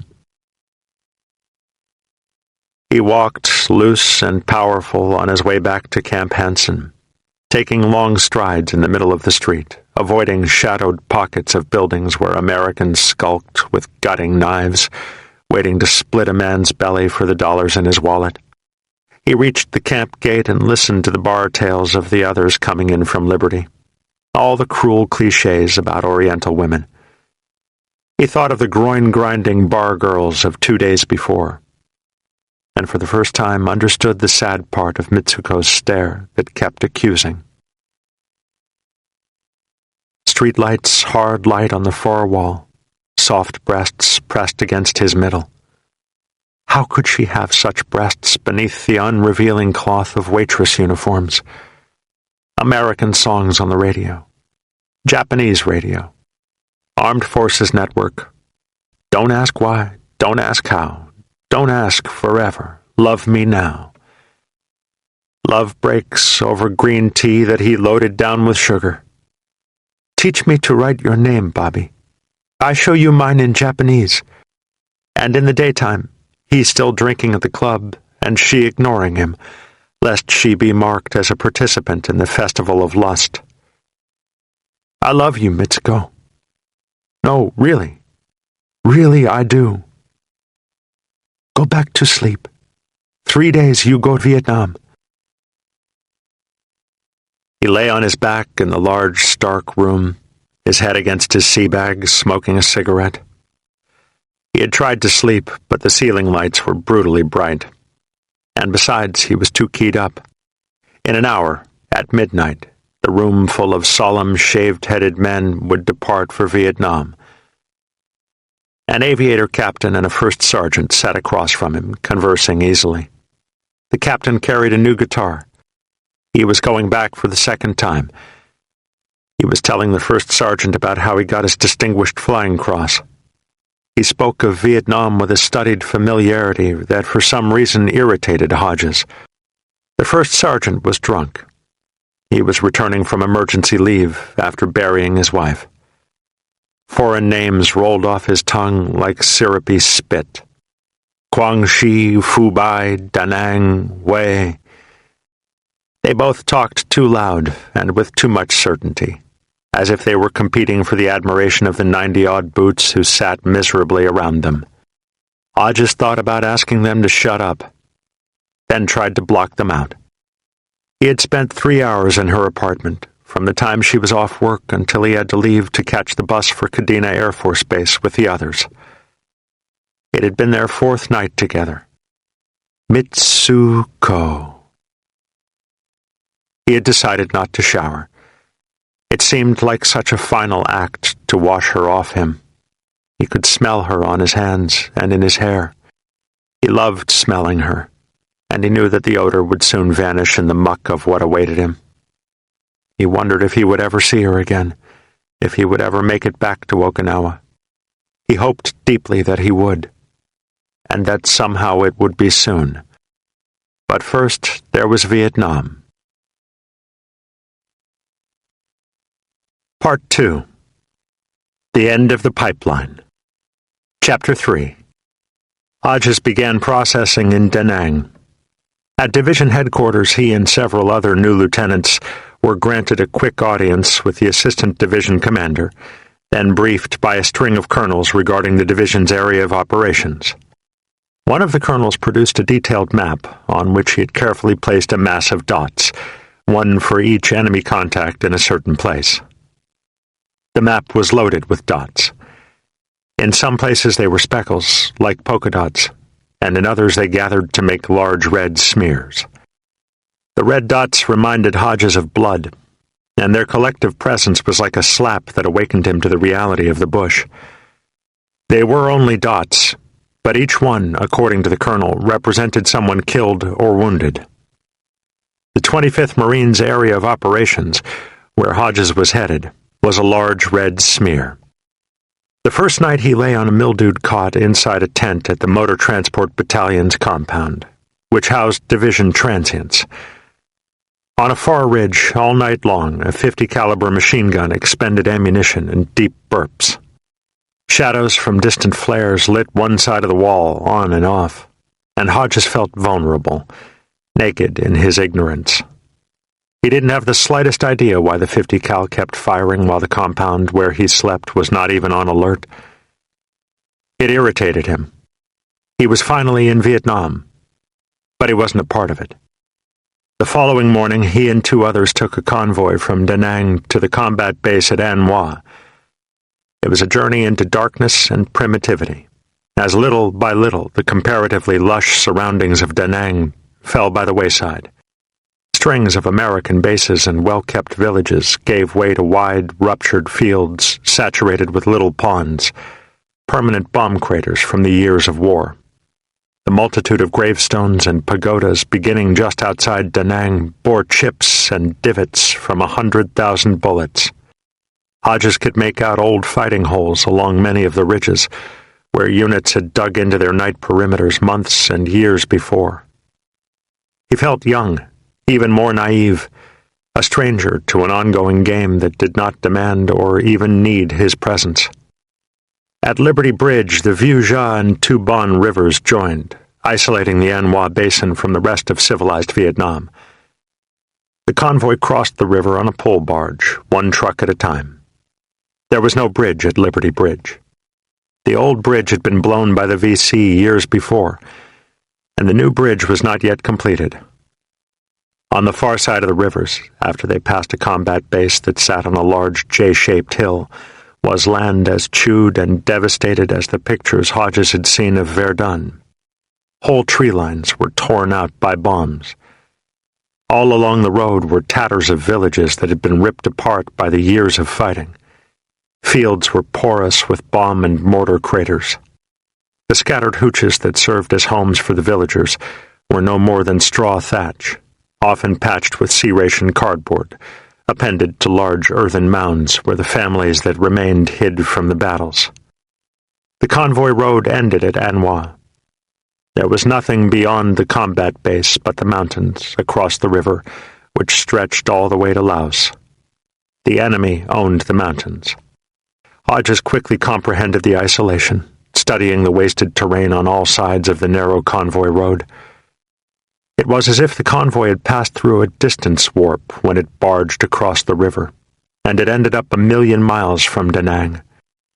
An Hoa, for all its red dust and oven heat, seemed an oasis. He watched the base as the convoy approached, attempting to distinguish its structure. None was apparent. An outpost appeared, surrounded by reams of concertina and barbed wire. Then another. The tents of the larger base were packed on the one red hill, then fell into a draw and continued on another bald ridge. Hodges remembered that it was a futile effort to attempt to find order, that An Hoa was merely another legacy passed on from French times, turned into an American base because there had already been an airstrip capable of use. "There's barbed wire," he finally decided, surveying a wounded countryside swollen with anger. "That'll do for starters." More processing in An Hoa, regiment to battalion to company. He dragged his Valpak from place to place, receiving instructions about how to be a good lieutenant. His stateside utilities became completely soaked from his sweat. Finally, the company clerk brought him to the supply tent, where he stored his Valpak and was issued jungle utilities and boots, a flak jacket, a helmet, and the full ration of combat gear. His new boots were embarrassingly unscuffed. His flak jacket was too bright a shade of green, undulled by the dust of the basin, which penetrated every type of weave known to man. But, finally, he could begin to blend in. That night the base was mortared, and he shared a small bunker with 4 other men and a few fleeting rats. He heard the mortars fall in random bursts across the base and could not fight back a feeling about how neat it was. "By God," he pondered, leaning like an unconcerned old-timer against the bunker wall. "It's finally happening to me." The next day, as he was walking to an indoctrination class with another new lieutenant, the base was rocketed. He sprinted to a dry ditch and dove in, feeling like a true combat veteran. One rocket landed perhaps 50 meters away, directly on top of a tent, and he began composing in his own mind how he would put that into a letter to someone. But then he climbed out of the ditch and almost stepped on the severed hand of a man who had been inside the tent. It lay on the road, in perfect condition, having been blown more than 100 feet by the rocket's explosion. The man's wedding ring was in perfect place. Someone from near the tent shouted that the first sergeant was dead. And it wasn't fun anymore. On his second night in An Hoa, he was awakened by a company clerk who told him that the company was in contact and asked him if he wanted to watch. It was past midnight. He couldn't quite understand the man's meaning.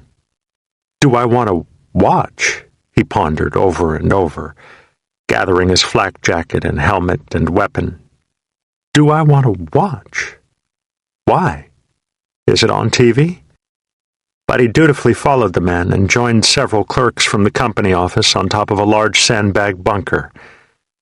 They pointed north across the river, and he followed their fingers as his eyes searched into the hell that was known as the Arizona Valley. And he sat, feeling slightly obscene, as if he were a peeping Tom to someone else's private doings, and watched his company dying across the river. Red and green tracers interlaced and careened into the black night air. Mortars and B-40 rocket-propelled grenades flashed and impacted, spewing dirts with whumps that he could hear from the 3-mile distance he was watching.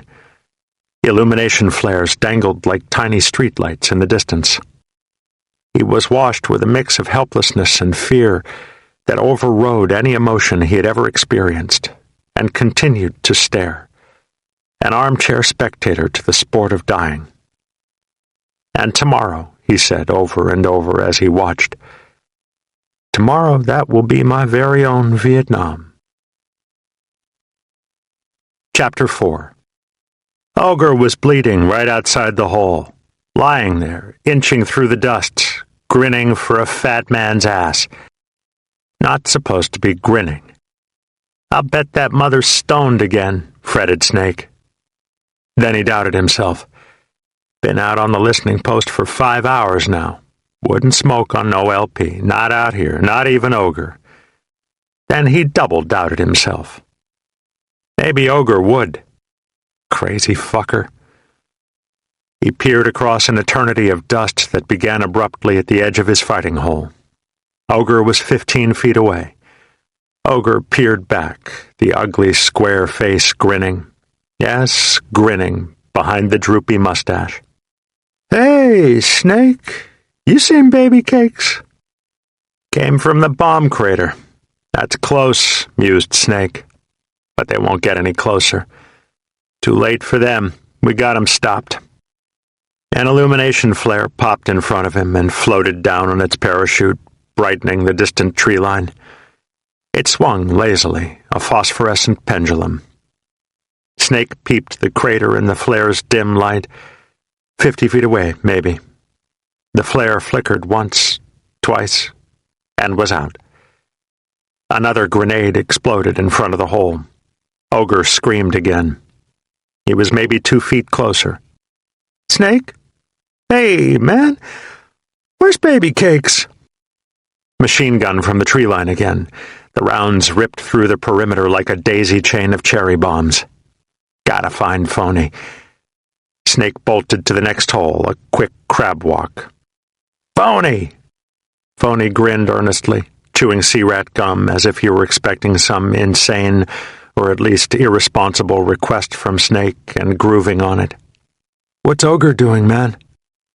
Snake shrugged impatiently, his eyes on the crater. "Looking for baby cakes. Listen, see that crater?" Phony nodded. "There's 4, maybe 5 gooks in it. We've been keeping them down, but we can't put any rounds out now. Might hit the LP. Christ knows where they are, with Ogre back here. Chuck a couple in the crater, okay?" Phony nodded again, still grinning, but concentratedly now. "And don't throw too hard. LP's somewhere on the other side. Here?" Phony nodded yet again, apparently unconcerned. He was the only member of the squad with the accuracy to pull it off. Another illumination round popped behind the tree line, and Phony raised his head 6 inches out of his hole and peeped the crater. He gestured to Snake, popping his gum crazily. No sweat. He prepared 2 grenades. Snake crawled quickly back to his own hole. AK-47 bullets followed him. They raised dust near Ogre, too, but they were fired from the tree line, 200 yards away, and most of them went high into the center of the perimeter. Ogre screamed again. He was another foot closer. "Where's baby cakes?" Phony arched a grenade expertly, like a free throw. Boom! It was harvest time. The ground was brick hard and shrapnel saturated the crater. There was a frantic, sibilant chattering inside it. Boom! The second grenade impacted, and the crater was suddenly silent. Snake smiled grimly. What the hell did they expect, snooping up so close? They're in the hurt locker now. "Hey, Snake!" Ogre. The flare went out, and it was dark again. Not even a moon. That's why we're in trouble, Snake remembered. Beware the no-moon night. He paused for a moment, and then jumped out of his hole and stood nakedly in the black, pulling Ogre by the arms. Ogre screamed. It hurt. "Shut up!" Another group of enemy opened up from just across a narrow, scraggly field behind a paddy dike. The sound of bullets was terrifying, but the rounds went high again. Snake pulled hard. In the next hole, Cannonball fired his grenade launcher steadily, a smooth rhythm of blooper balls exploding near the dike. On the other side, Catman's team laid down a steady base of small arms fire. No sweat. Snake jumped back into his fighting hole and rolled Ogre over the top of him. "Where you hit?" Ogre grinned confidingly. "I'm okay, man. Yeah." He looked around, the ugly face relaxed. "Now, where's baby cakes?" Ogre's trouser legs were soaked. Snake ripped one of them apart. Long gashes, deep, pulsing holes covered Ogre's thighs. Snake screamed up the hill toward the command post. "Corps men up!" Doc Rabbit was already in Catman's hole. He crawled heavily to Snake. Pop. Another illume flare burst. Doc climbed into the hole with Snake and started to dress Ogre's legs. Ogre continued the amused, chiding grin. Hey, Doc, I'm okay. Go take care of Vitelli, man. He is all fucked up. Baby Cakes sprinted the 15 meters from Catman's hole, holding his helmet on his head with one hand, staying very low. He was a thick-necked, powerful shadow that belly slid up to Ogre when more rounds went off. He drawled out abruptly, "What you want, Ogre?" Ogre warmed to Baby Cakes. He seemed to be enjoying the mystery he had provoked. "Baby Cakes, there you are, man. Vitelli wants you, man. You just keep saying, 'Go get Baby Cakes,' every 5 seconds. 'Go get Baby Cakes, go get Baby Cakes.' So finally I said, 'All right, motherfucker, I'll go get Baby Cakes.' Hey, Vitelli's all fucked up, man. So is Homicide. Hey, Doc, I'm okay. You go help Vitelli and Homicide, man. They're all fucked up." Artillery on the tree line. Crunch, crunch. Round after round. A battery, 6 cannons, unloading on the tree line from distant places like An Hoa and the bridge and Hill 65. They all crouched, watching tautly, silently. Get some artillery. The low drone of a propeller-driven airplane emanated from the direction of Da Nang, so far west and north that it was from another world. Snake listened carefully. Will it be spooky or basketball? He hoped it would be spooky. We need the Gatling guns, he decided again. Don't need no basketball flares. Baby Cakes stared out into the dark where the LP was. Snake scrutinized him. Don't do nothing stupid, Baby Cakes. Friends are friends, but... Baby Cakes took off at a dead run, out into the black. The near paddy dike erupted with AK-47s again. Baby Cakes hit the dirt. One hole down, Catman's team poured a steady stream of red into the dike. Further away, 2nd Platoon's lines were firing too. Ogre put his head up lazily when he heard the rounds go off. He had a shot of morphine in him now. "Where's Baby Cakes?" Snake pushed his head back to the dirt and held it. "Shut up." In the tree line there was a steady thunk of mortars igniting inside their tubes. Snake got tight inside his hole. Where's Baby Cakes? Near Paddy Dyke opened up again. Must be 10 gooks firing now, he decided. Cannonball retaliated with the grenade launcher. Thunk, boom, thunk, boom. The blooper balls exploded flatly and the firing grew less intense. The mortars that began in the tree line landed, walking their way quickly through the middle of the perimeter. Someone at the command post just up the hill from Snake screamed. 2 people.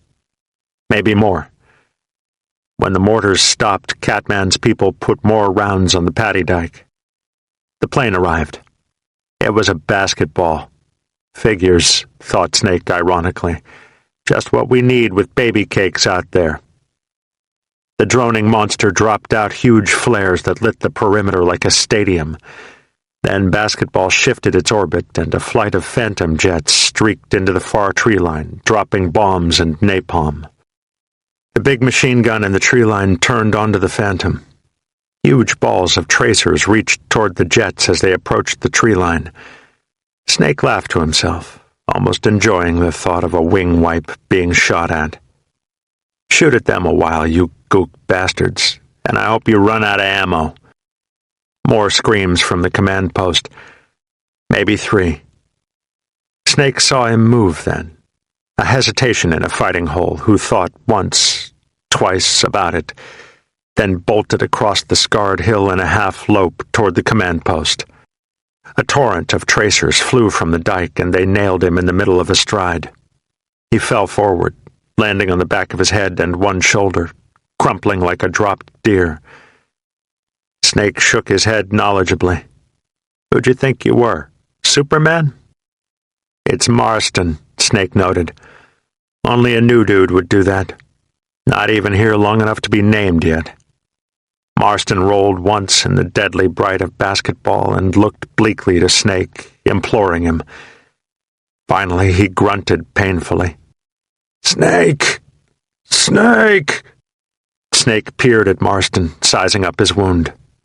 Marston was just up the hill from him, 20 feet away. "Where you hit, Marston?" Marston held the middle of his flak jacket. "In here. Oh, shit, it hurts." Snake looked for Doc. Doc was gone, over with Pearson's squad. He crawled out of his hole then and scooted up to Marston. Powder of the hill poured through his fingers as he pushed it. More rounds now, all around them. They were lighted targets. B-40 rocket boomed.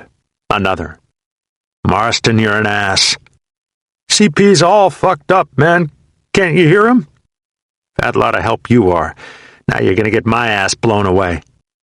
Marston was hit in the lung. He gurgled. "I'm sorry, Snake." Snake was still 5 feet away. He stopped crawling and listened expertly to Marston's gurgles. "Roll onto the side that hurts." Marston tried and screamed, "Oh, Jesus Christ, my God!" Snake crawled back toward his hole. In the far tree line, a new series of artillery rounds succeeded the departed Phantom jets. Marston called to him as he moved down the hill. "Don't leave me up here, Snake!" Marston tried to crawl and screamed again. Snake reached his fighting hole, grabbed a poncho, and crawled back to Marston. Marston was whimpering. "Marston, you're a goddamn girl. Shut up. You did this to yourself." Snake laid the poncho out beside Marston, then grabbed his legs and flipped him lifeguard style onto the poncho. Marston screamed. More AK bullets sprayed the hill. "Shut up or I'll leave you here." "It hurts." "It's supposed to hurt." Snake dragged Marston down the hill. Marston screamed each time Snake jerked the poncho. Snake reached his hole again and called for Doc.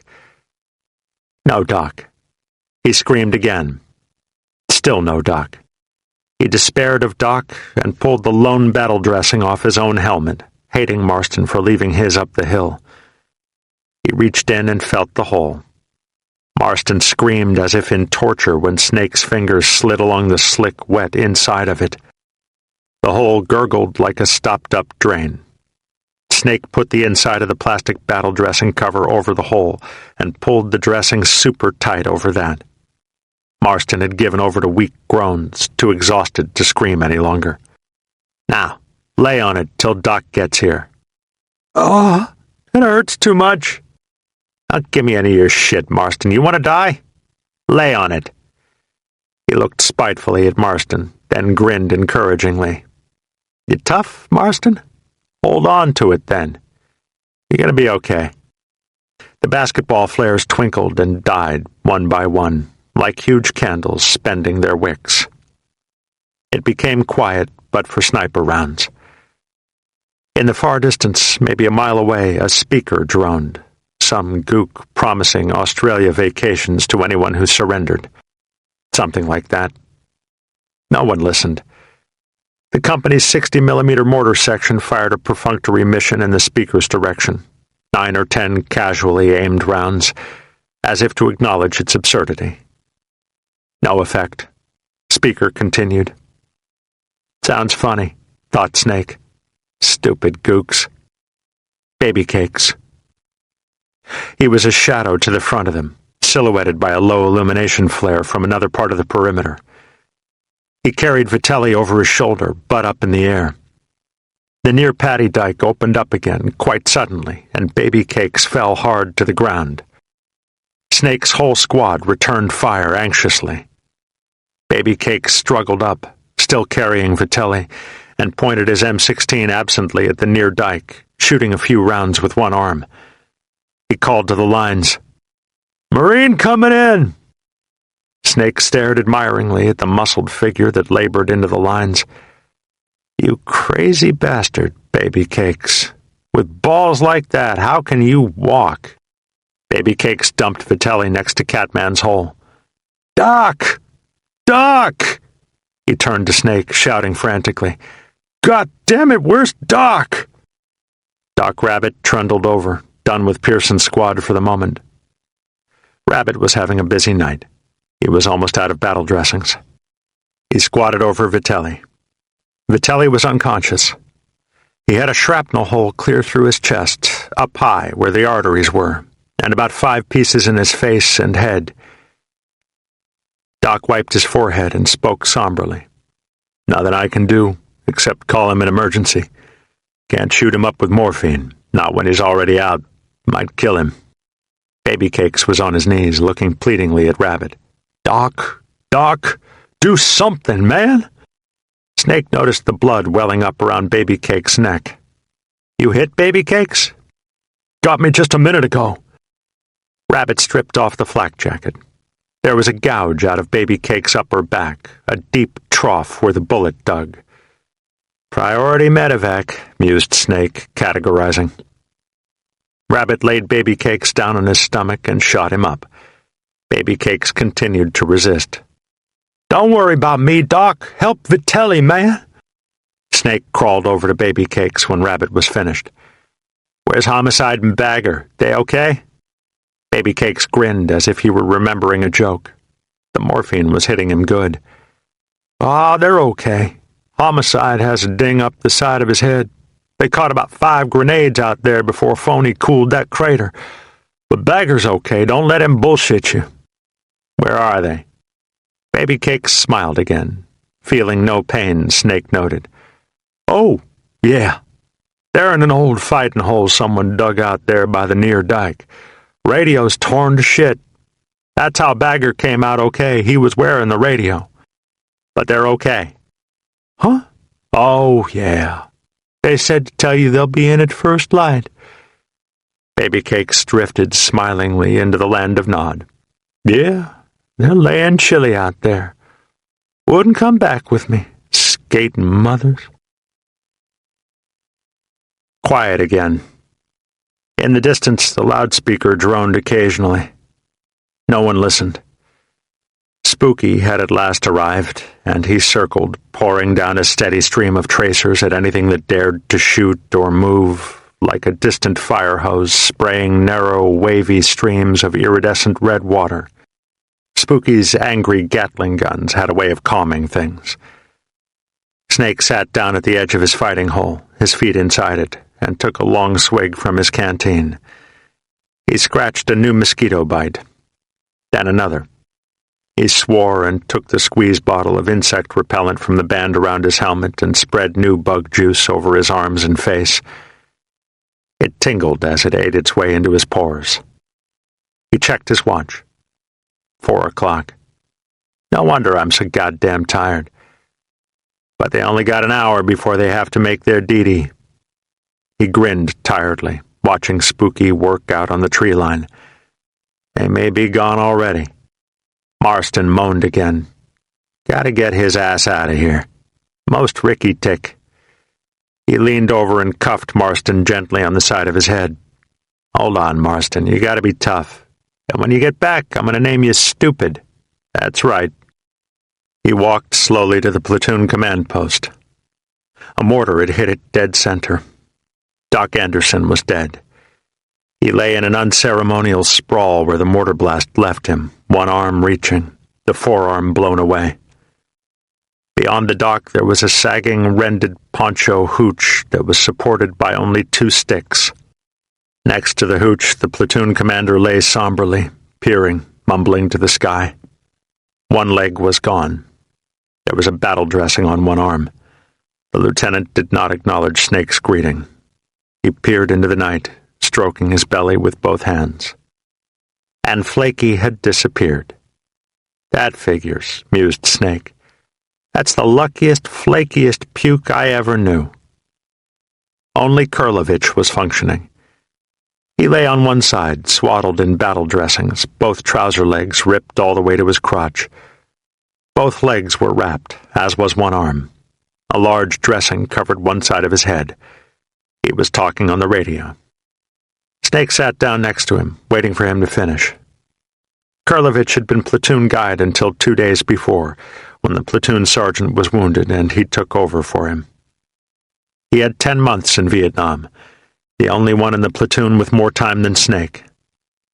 Snake looked at him, almost envious. And now he's going back to the world. How you feeling? Kurlovich managed a pained, sly grin. Won't be able to use either leg till they discharge my young ass. How's the lines? Number 10, man. My squad's half gone. Think I got 7 medevacs. Vitelli's dead. Don't tell baby cakes. Got another dude, that new dude, Marston. He's gonna die if we don't get him out most Ricky tick. Got a sucking chest. Wow, man. What a bust. Well, we got medevacs in the air, for emergencies anyway. Priority's gotta wait till first light. You an emergency? Kurlovich tapped the battle dressing that wrapped his head and managed another pained, conspiratorial grin. Head wound. What do you think? Snake shrugged, indulging him. You owe it to yourself. Ain't nobody else gonna give a shit. The lieutenant droned on into the black, 10 feet away from them. Hey, what's with Corky? He's gone a little dinky-dow, man. Lost his leg pretty high up. I tied it off for him. He's okay, but he keeps asking me if his dick is all right. What can I say, man? I told him, Lieutenant, if it was all right when you got here, it's all right now. You didn't lose none of it tonight. He keeps bugging me. Says it don't feel right. Would I check it out? Told him to check it himself. I'm sick enough with all these goddamn holes in me. Look at me. What if it's gone? You know what that would look like? What if his balls are gone? I'd barf. How could I tell him that? Snake nodded, commiserating. You ain't in any shape for that. He walked over to the lieutenant and sat down next to him, scratching a mosquito bite. Hey, Lieutenant. Looks like you'll be skying out on us, huh? The lieutenant looked up, focusing through sweet veils of morphine. Yeah, it's my leg. Won't be back. He gazed uneasily toward the tree line. If I get out. Won't be back, though. He seemed to forget Snake for one floating moment, caressing his middle tentatively, dreamily. He reached his pubic hair and froze again. Snake, is my dick all right? He stared at Snake through his needled piece. Tell me the truth. Is it? Of course it is, unless you're hung halfway to your knees. It doesn't feel right. He clasped Snake's calf. Check it out, would you? Snake stared unemotionally at him for a moment, then shrugged. All right, Lieutenant. He pulled the trousers open and down. The oozing stump plopped out, joining a pool where other parts of the lieutenant had soaked into the dry dust. His groin was slippery and dark with blood. Snake noticed the penis intact, but could not tell about the balls. Dick's fine, Lieutenant. He found a canteen and washed the middle parts. So's your balls. He eased the trousers back over the stump. The lieutenant grimaced. You're as good as ever up there, sir. Couple months you'll be out there busting cherries with the best of 'em. Think about us sitting out here in the bush, okay? The lieutenant was no longer listening. His face was almost ecstatic with relief. Thank God. Thank the fucking Lord. Snake sat back down next to Kurlovich. Both shook their heads. Where's Flaky? He's supposed to be on the net, not you. Kurlovich shrugged, accustomed to such vanishings. He beat feet when the first mortar round landed down the hill. I ain't seen him since. Kurlovich stared mysteriously at Snake. Flaky just knows, man. I never seen anything like it.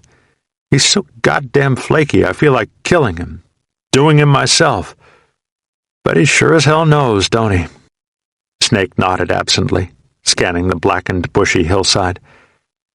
Finally he shouted, Fairchild, get your ass up here or I'm gonna do you, I shit you not.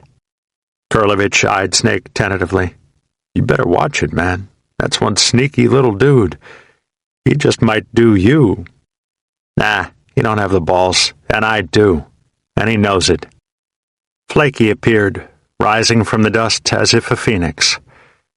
He had found an old fighting hole in the middle of the perimeter, left months or years ago by some other warring unit, and had tucked himself in for the duration. Snake called to him in a harsh mimic. You can come out now, Flaky. The boogeyman is gone.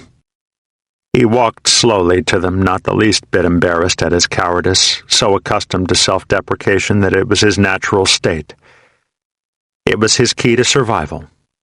Flaky had cultivated his unreliability, honed it until he became a non-entity during crisis, able to cringe by himself in the nearest ditch. The two large trouser legs scraped baggily as he approached. Mildly frightened eyes surveyed the wreckage of the command post. The voice came, high-pitched and patronizing. "Jesus, that was some real shit, you know?" Kurlovich tightened one of his battle dressings. "Yeah, I know. How the fuck do you know?"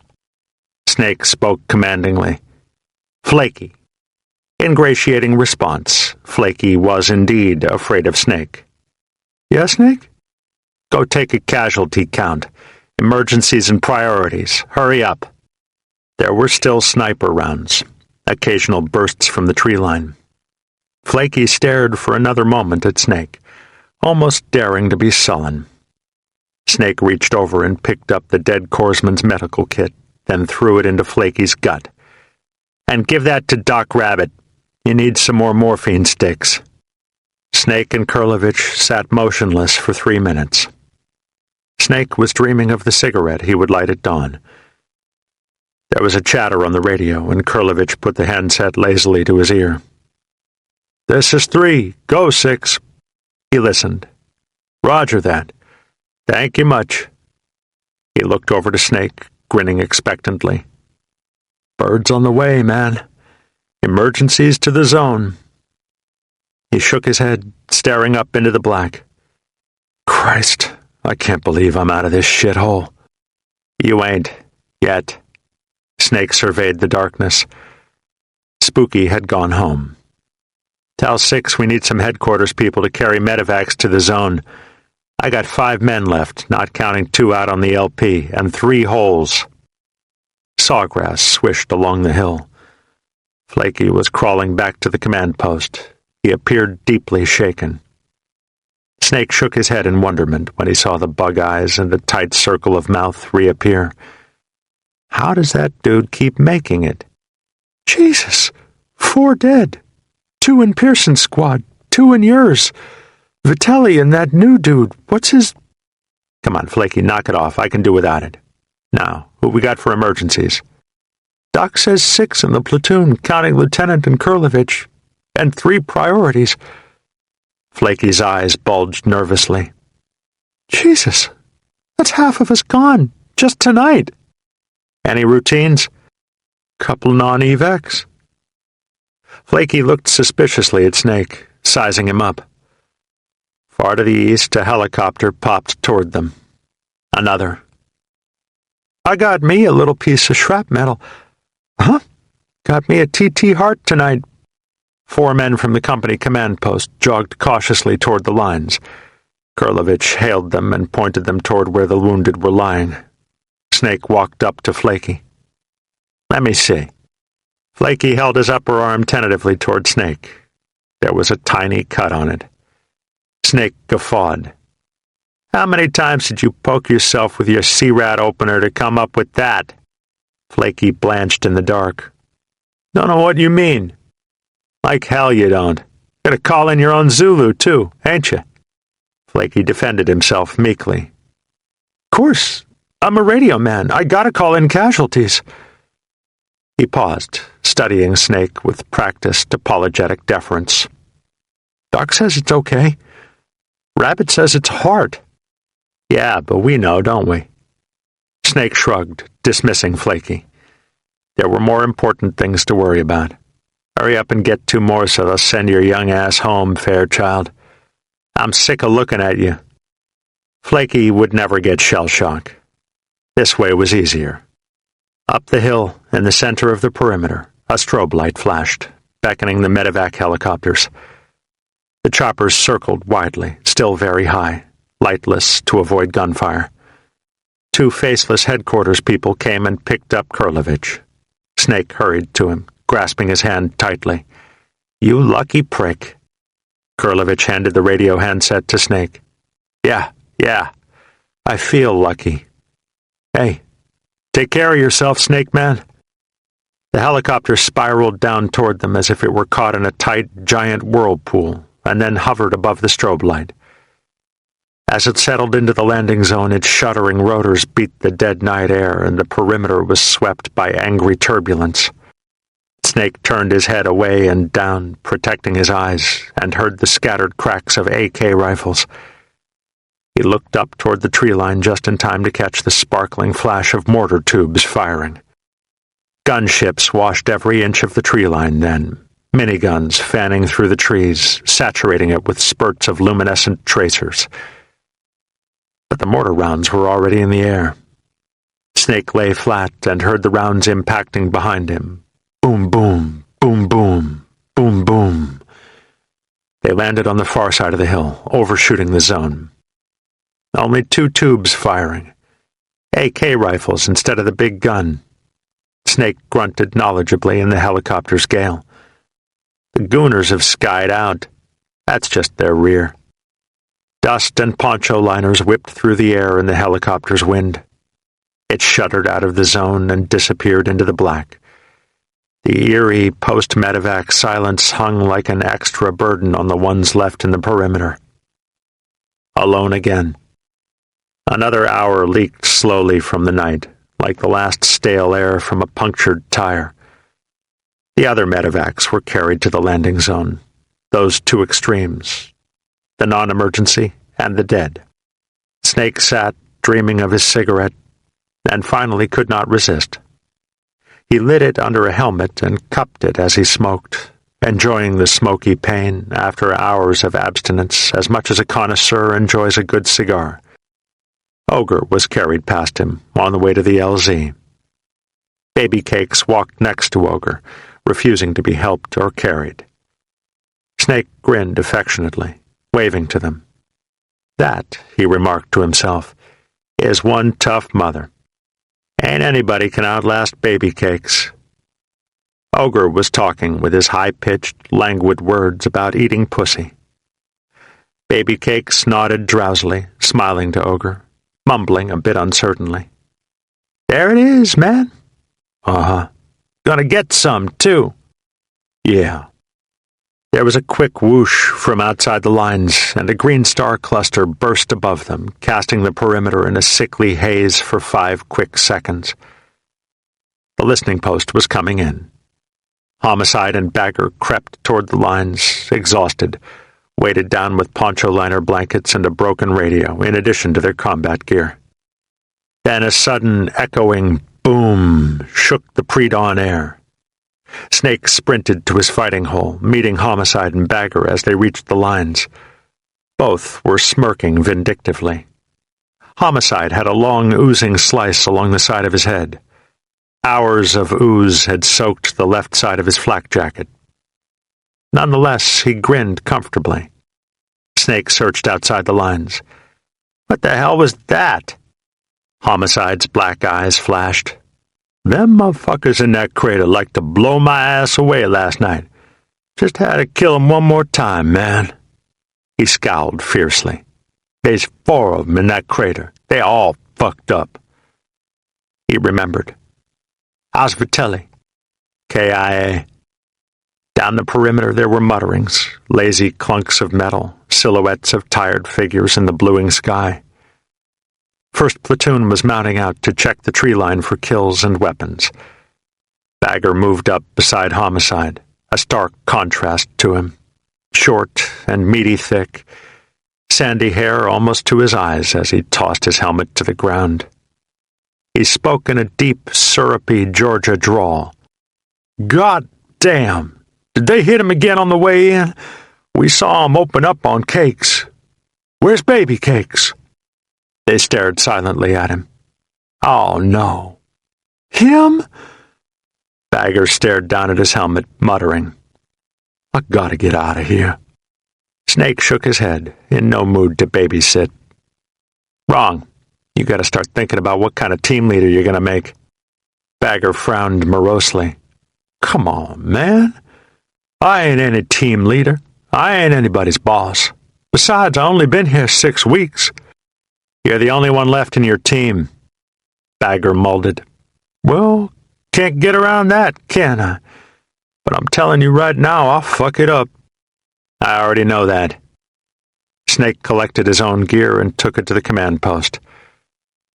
What do you know, he thought, not altogether unpleasurably. And I'm platoon commander. For a little while, I can do it.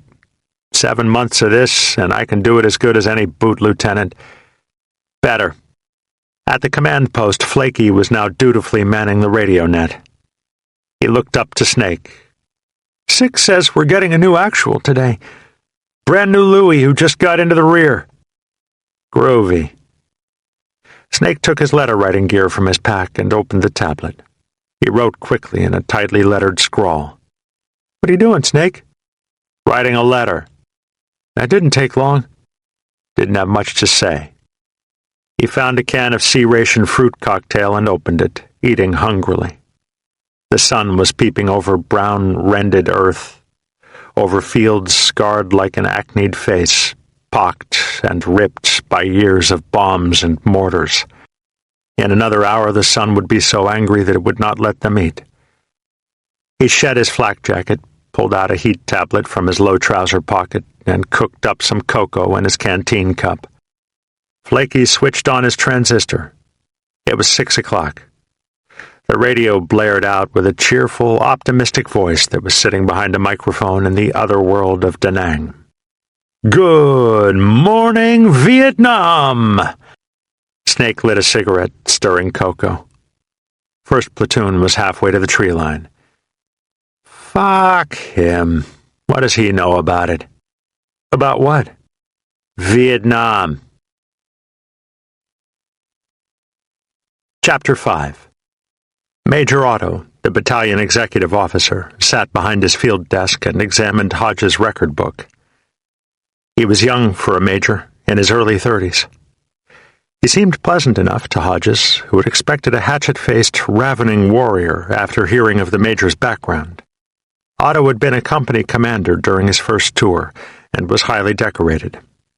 His right forearm was gashed with a 6-inch purple trough left by a bone-shattering machine gun bullet. And yet he had the inquisitive, sensitive demeanor of a brooding scholar. He smiled casually to Hodges. So, you think you're ready? Hodges stood at a loose parade rest in the musty heat of the tent. He was scheduled to attend 3 more days of regimental indoctrination school, but he had not found it helpful, and he had learned to hate the dust-filled boredom of An Hoa. Yes, sir, I'm ready. Think so? Good. They need you out there. Lost another lieutenant last night. The major watched him closely. Yes, sir, I heard. Yeah, good old dying Delta. They like to call themselves Deadly Delta. Ha! Otto chuckled. He had a beaten tone in his voice, as if he had seen the ritual so many times that it had lost its meaning. Deadly, dying Delta. Hodges watched him, dripping with sweat in the dark heat. Outside, a jeep rumbled past, leaving a wave of red dirt that seeped underneath the tent flap like a creeping fog. In the distance, an artillery battery fired a mission toward the Arizona Territory. The major swiped at a fly, then lit a cigarette. As an afterthought, he offered one to Hodges. No, thank you, sir. Major Otto sighed. You'll learn. He dragged deeply on the cigarette, frankly studying Hodges. Yeah, dying Delta. You're not ready, Lieutenant. The only reason I'm telling you is I don't want you to panic when you get there and find out. Nothing in your entire goddamned life will have prepared you for the bush. Not a damn thing. Yes, sir. Do you know what I mean? No, sir. Jesus Christ. The major dragged again on his cigarette. Deadly Delta. Yeah, they really caught the shit last night. I watched it. It was almost embarrassing to admit it. He still felt uncomfortable about the irony of sitting on a bunker and watching someone else's war. Otto leaned forward, absently rubbing the purple gash along his forearm. Well, what kind of a person do you think goes through that shit day in and day out, Lieutenant? Because that's what it is. shit. And that's the way you take it, every stinking day. Something piddly-ass or something heavy. This isn't World War II, where we can pull you out to Australia in a parade after a month of fighting. Nope. And it isn't 1965. When we first came into Vietnam, we would send a company out on a 2-day operation, then bring the men back for hot chow and Liberty. Yeah, that's right, Liberty, Lieutenant. In Da Nang. Then we started week-long operations. Then it was a month. Now, well, we just leave them out there all the time. It's more convenient. The Major offered Hodges a small, challenging smile. They go wild, Lieutenant. And there's nothing you can do about it. You'll go wild, too. Wild as hell. You spend a month in the bush and you're not a Marine anymore. Hell, you're not even a goddamn person. There's no tents, no barbed wire, no hot food, no jeeps or trucks, no clean clothes. Nothing. You're an animal. It gets so that it's natural to squat when you take a shit. You get ringworm and hookworm and gook sores. You roll around in your own filth. You forget how bad you smell. Dead people, guts in the goddamn dirt, miserable civilians. It all gets sort of boring. You cry when your friends are killed. But a new friend comes in on the helicopter a few days later, and the dead friend becomes enshrined, a martyr to friendship. You teach the new friend about him, and you all remember him. It's very romantic. It doesn't sound very romantic. That's after a month, or 2. But, Lieutenant, when you do it for 6 or 9, or even longer, by Christ, you'll never shake it. The bush gets in your blood, and you hate anyone who hasn't fermented in his own stench for months, or stood inside a dirt hole all night waiting to kill a man who's trying to kill him first. Major Otto scrutinized Hodges. Oh, yeah. I've done a lot of thinking about it. That's something a grunt isn't supposed to do. He chuckled again, a sort of dry bark. But what else can a man do in An Hoa? Oh, and An Hoa? It becomes an oasis. You like An Hoa, Lieutenant? I hate it. You'll like it when you get back to it from the bush, I guarantee. So, what kind of person can take it for months on end? Hodges felt uneasy. He had expected the Major to wave the flag and talk about Iwo Jima, then send him aboard the resupply helicopter with fire in his heart. Someone who is very dedicated, sir? Either that or someone who is very crazy. Well, there you are.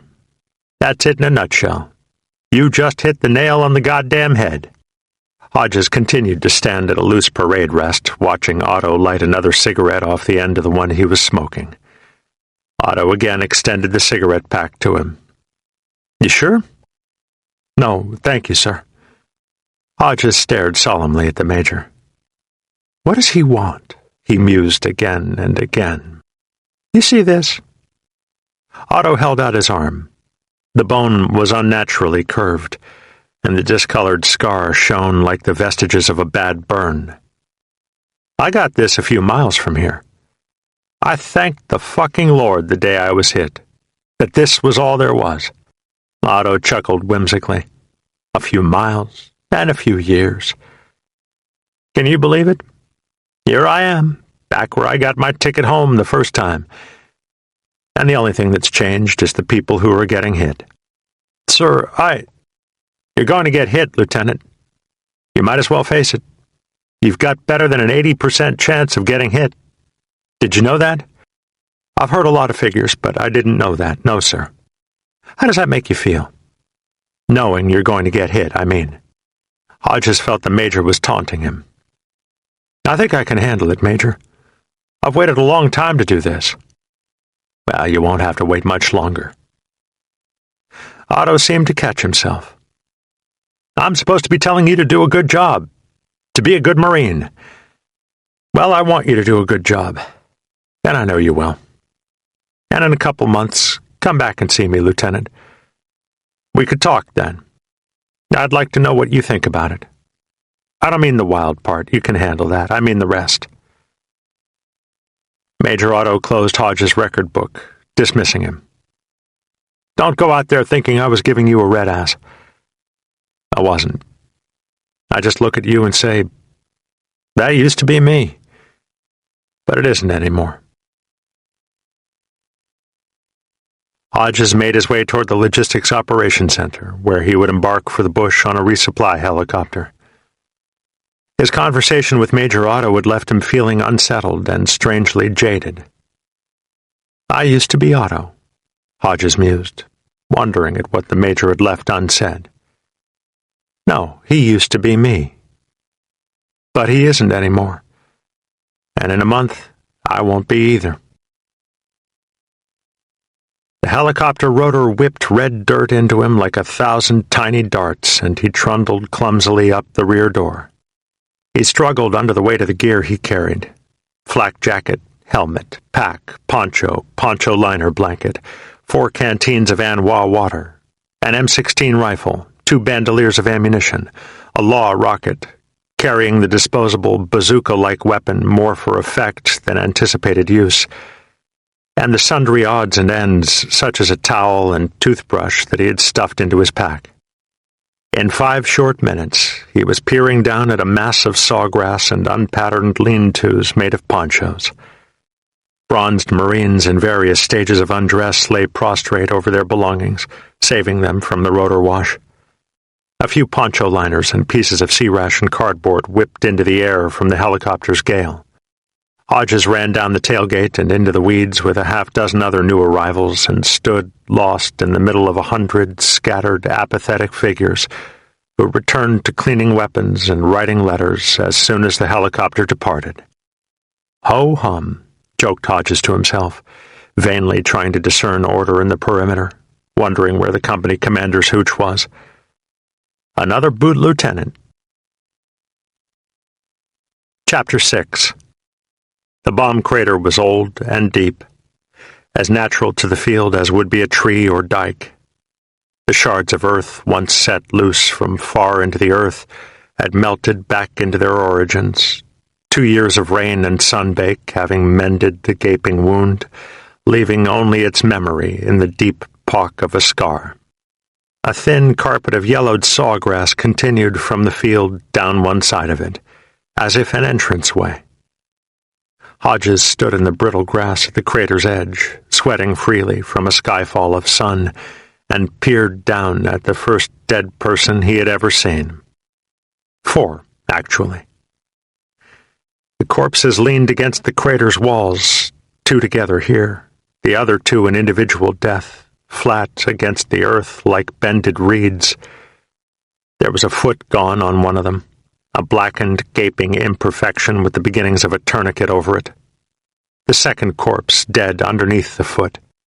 A head blown apart over there, as if someone had killed the man again, in afterthought. Homicide had, earlier that morning. Weapons and cartridge belts and parts of uniforms were gone, spoils and souvenirs. All that remained were bodies. Hodges looked closely at them. They were short-haired and thin. Their skin was already beginning to singe with rot. The killing wounds were black from the sun, and their edges were deep brown, the color of copper. Some jokester had placed a cigarette between the lips of one dead enemy, no doubt for pictures. Another body held a similarly placed can of sea-ration spaghetti in its lifeless fingers. The flies had found them, and they swarmed patiently around the wounds, looking for egg nests. In 2 days there would be great stenches and maggots. Flaky elbowed Hodges. There was a note of importance in his voice. "We got more over here, Lieutenant," as if he were offering up merchandise that was to be commented on instead of bought, and as if the comments themselves would be payment for his last night's travail, that Hodges dared to miss. "Right over here." Hodges followed the jaunting figure to a nearby dike. Behind the paddy dike, and in the narrow field beyond, there were 5 more dead men similarly stripped of souvenirable parts, also surrounded by mobs of swarming flies. "You all must have really been in the shit last night." There was a note in Hodges' voice that was almost envy. That every man on that barren piece of scarred earth, save him and the ones he brought with him on the resupply helicopter, had faced such a brutal test and had prevailed. And his only feat had been to sit on a bunker 4 miles away, in the regimental rear of An Hoa, and watch the tracers and the mortars land. "There it is, Lieutenant. Been like this for 10 days now. I'm the only one left from the CP. Me and Rabbit." Flaky was shrewdly sizing Hodges up. "Yep. I've been radio man for 3 months. Already had me 3 lieutenants." Hodges nodded absently. He had been hearing such stories since basic school. Flaky still eyed him as he viewed the dead men, staring secretly at the set of his mouth and eyebrows, the squint of his eyes, the way he stood, looking for a way to work him. "Where are you from, Lieutenant?" "Kentucky." "Kentucky? Hey, good old boy, all that shit. Right, sir? You should talk to Baby Cakes when he gets back. He got hit last night, priority evac. He'll be back. He's from down there somewhere. Tennessee, Mississippi, one of them. And Bagger, he's from Georgia. And Cannonball, he's from one of them Carolinas. South, I think. Only he's... Well, I know how you must feel about splibs, huh, Lieutenant?" "What's a splib?" "Splib. You know, sir. A Negro." Hodges sensed he was being tested. He did not like Flaky, he had already decided. He looked icily at him for several seconds. "Fairchild, it's only been 15 minutes and you already pissed me off." Flaky became immediately suppliant, retreating into his passive role. "I'm sorry, sir. No shit." He sought a means to change the subject and finally held out his Instamatic camera to Hodges. "Sir, would you mind taking a picture for me? I asked some of the others and they all gave me a hard time." Hodges shrugged absently, taking the camera. Flaky scratched his head excitedly and studied the field of dead men as if he were preparing to buy one off a rack. He selected a body that half sat against the dike, shot in the face. "Perfect. Come on, Gook. We're going to take our flick together." He sat next to the dead man, adjusted the body so that its back was on the dike, then put his arm around it. Flies buzzed his face, and he swiped at them, swearing. "Okay, Lieutenant. Knock yourself out." Hodges stared through the lens at the smiling wisp of man, wondered about his sanity, and took 3 pictures. Flaky rejoined him. "Hey, thanks a lot, sir. Folks back home will never believe this if I don't send them flicks. They think we're all sitting around stoned, letting the B-52s do the killing." Hodges gazed at the scattered corpses. "What are we going to do with the bodies? They'll stink us out of here in a couple of days, won't they?" Flaky gestured impatiently, immersed in his sudden importance as an expert on such things. Well, we move every couple days anyway. If we stay longer than a couple days in one spot, the gooks figure us out and kick our asses. We'll probably move tomorrow. And just leave 'em here." "Hell yeah. I mean, yes, sir. Villagers will bury 'em, or their buddies." Flaky stared almost threateningly at Hodges. "You think you're going to get a Marine to sweat out there in the field to bury a gook that tried to kill him last night?" Hodges walked slowly back to the perimeter, and then to his platoon CP. Last night's agonies were clearly visible. The rent poncho hooch of his predecessor still sagged where the mortar rounds had blasted it. There was a large scab of blood on the hard dirt next to it, and the ground was still littered with used battle dressings and tatters of clothing. 10 feet away from the hooch, he saw the man's boot. He almost retched. It appeared to be a bad omen to him. Walk a mile in my shoes. Hell yeah. Flies buzzed through the air, landing on morsels scattered through the CP. "Fairchild, I want a burn call. That hooch, all the battle dressings, pieces of torn gear, that boot." "Lieutenant, sir, that boot's got part of him in it." Hodges felt the itchings of a deep rage crawling up his neck. He could not decide whether it was his dislike for Flaky or his threatening nausea. He put his face within a foot of Flaky's. If you want to save it, put it in your fucking pack. It ain't doing the man any good laying here feeding flies, is it? Burn call, Fairchild. Like now." Fairchild grumbled off, daintily gathering bloodied pieces of clothing and battle dressings. Hodges erected his own poncho hooch, carefully distant from the dead corpsman's and the departed lieutenant and Kurlevich's.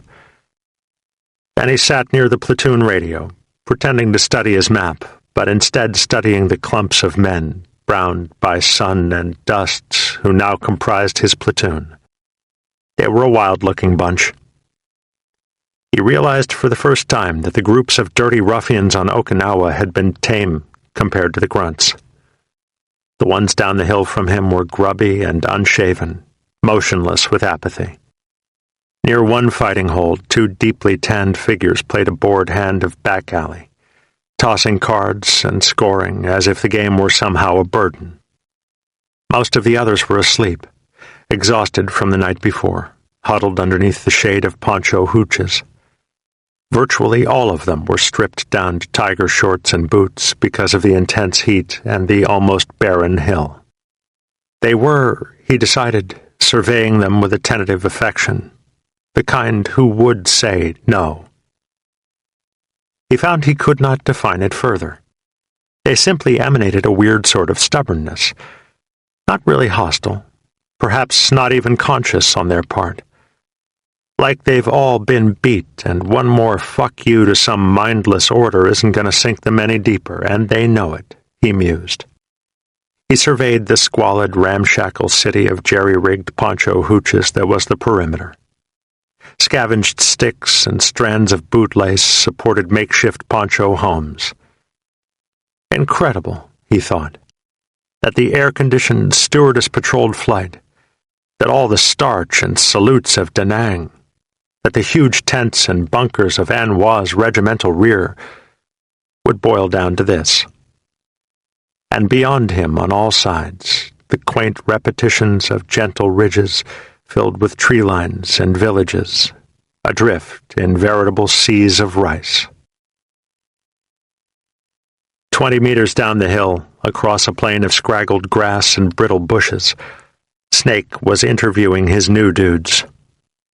He talked with them, one at a time, assigning them to fire teams and trying to think of names for them. Everyone had a name. More often than not, Snake decided what it would be. Today there were 4 new dudes. He had already interviewed Shag, the name carried over from civilian days, and O'Brien. A name would come in time, would become the property of a thoroughly bewildered bagger. He now peered at a man who was only slightly taller than he and almost as wiry. The man was small-faced, with wild, active eyes.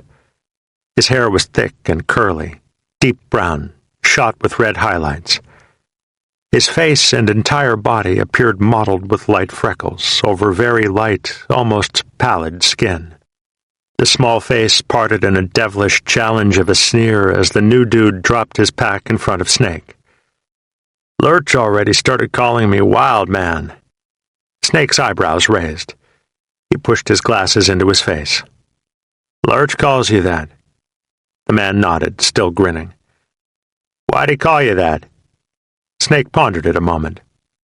We already had a Wild Man. He wasn't like you. Snake sized the man up.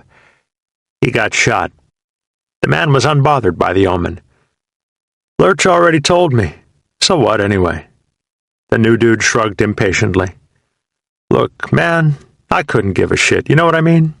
I came here to kill gooks. You can call me any damn thing you want.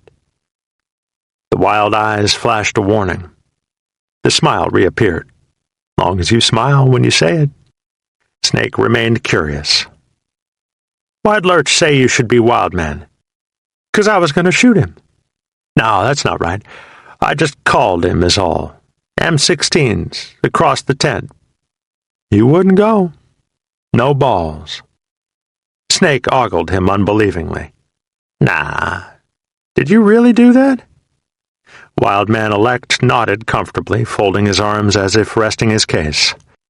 Snake turned to his 4th new arrival, who sat near him, smoking nervously as he eyed the unfamiliar sights of the perimeter.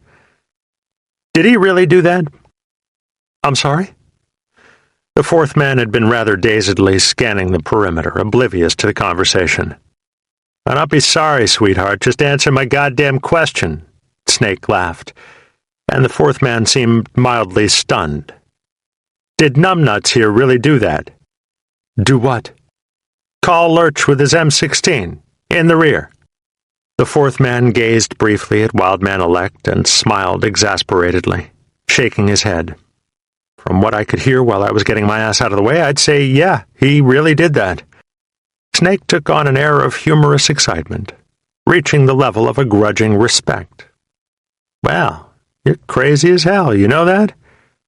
Why'd you want to do old Lurch? He's a #1 dude, man. He even used to be a grunt." Wildman shrugged easily, still sneering. Didn't really want to, dig? But he was pulling some lame shit, man, really bugging me. Know what I mean?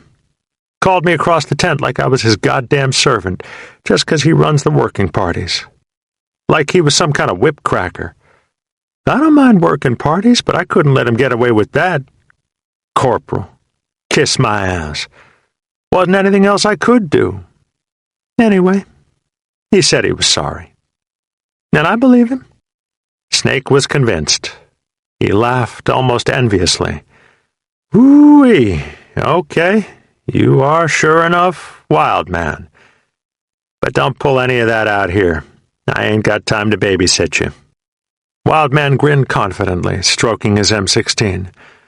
"I don't need no babysitter. You're gonna have to run to keep up with me, Snake Man. I came to kill. Old Luke the Gook better be saying his damn Hail Marys." Snake contemplated Wildman for an instant, then decided, "I was gonna give you to Catman, but I think Bagger could use you. He needs help, man. You get on down to Bagger's hole." As Wildman departed, Snake eyed his fourth man and leaned back against his pack, lighting a cigarette. The man looked awestruck and childlike, swaddled in the bright greens of new-issued clothes and flak jacket and gear. His face had the air of a child viewing his first circus. Snake nodded humorously to him. "So what are you sorry about?" The man scanned the perimeter, searching for some sort of order or structure in its apparent randomness. He warmed tentatively to Snake, laughing at himself.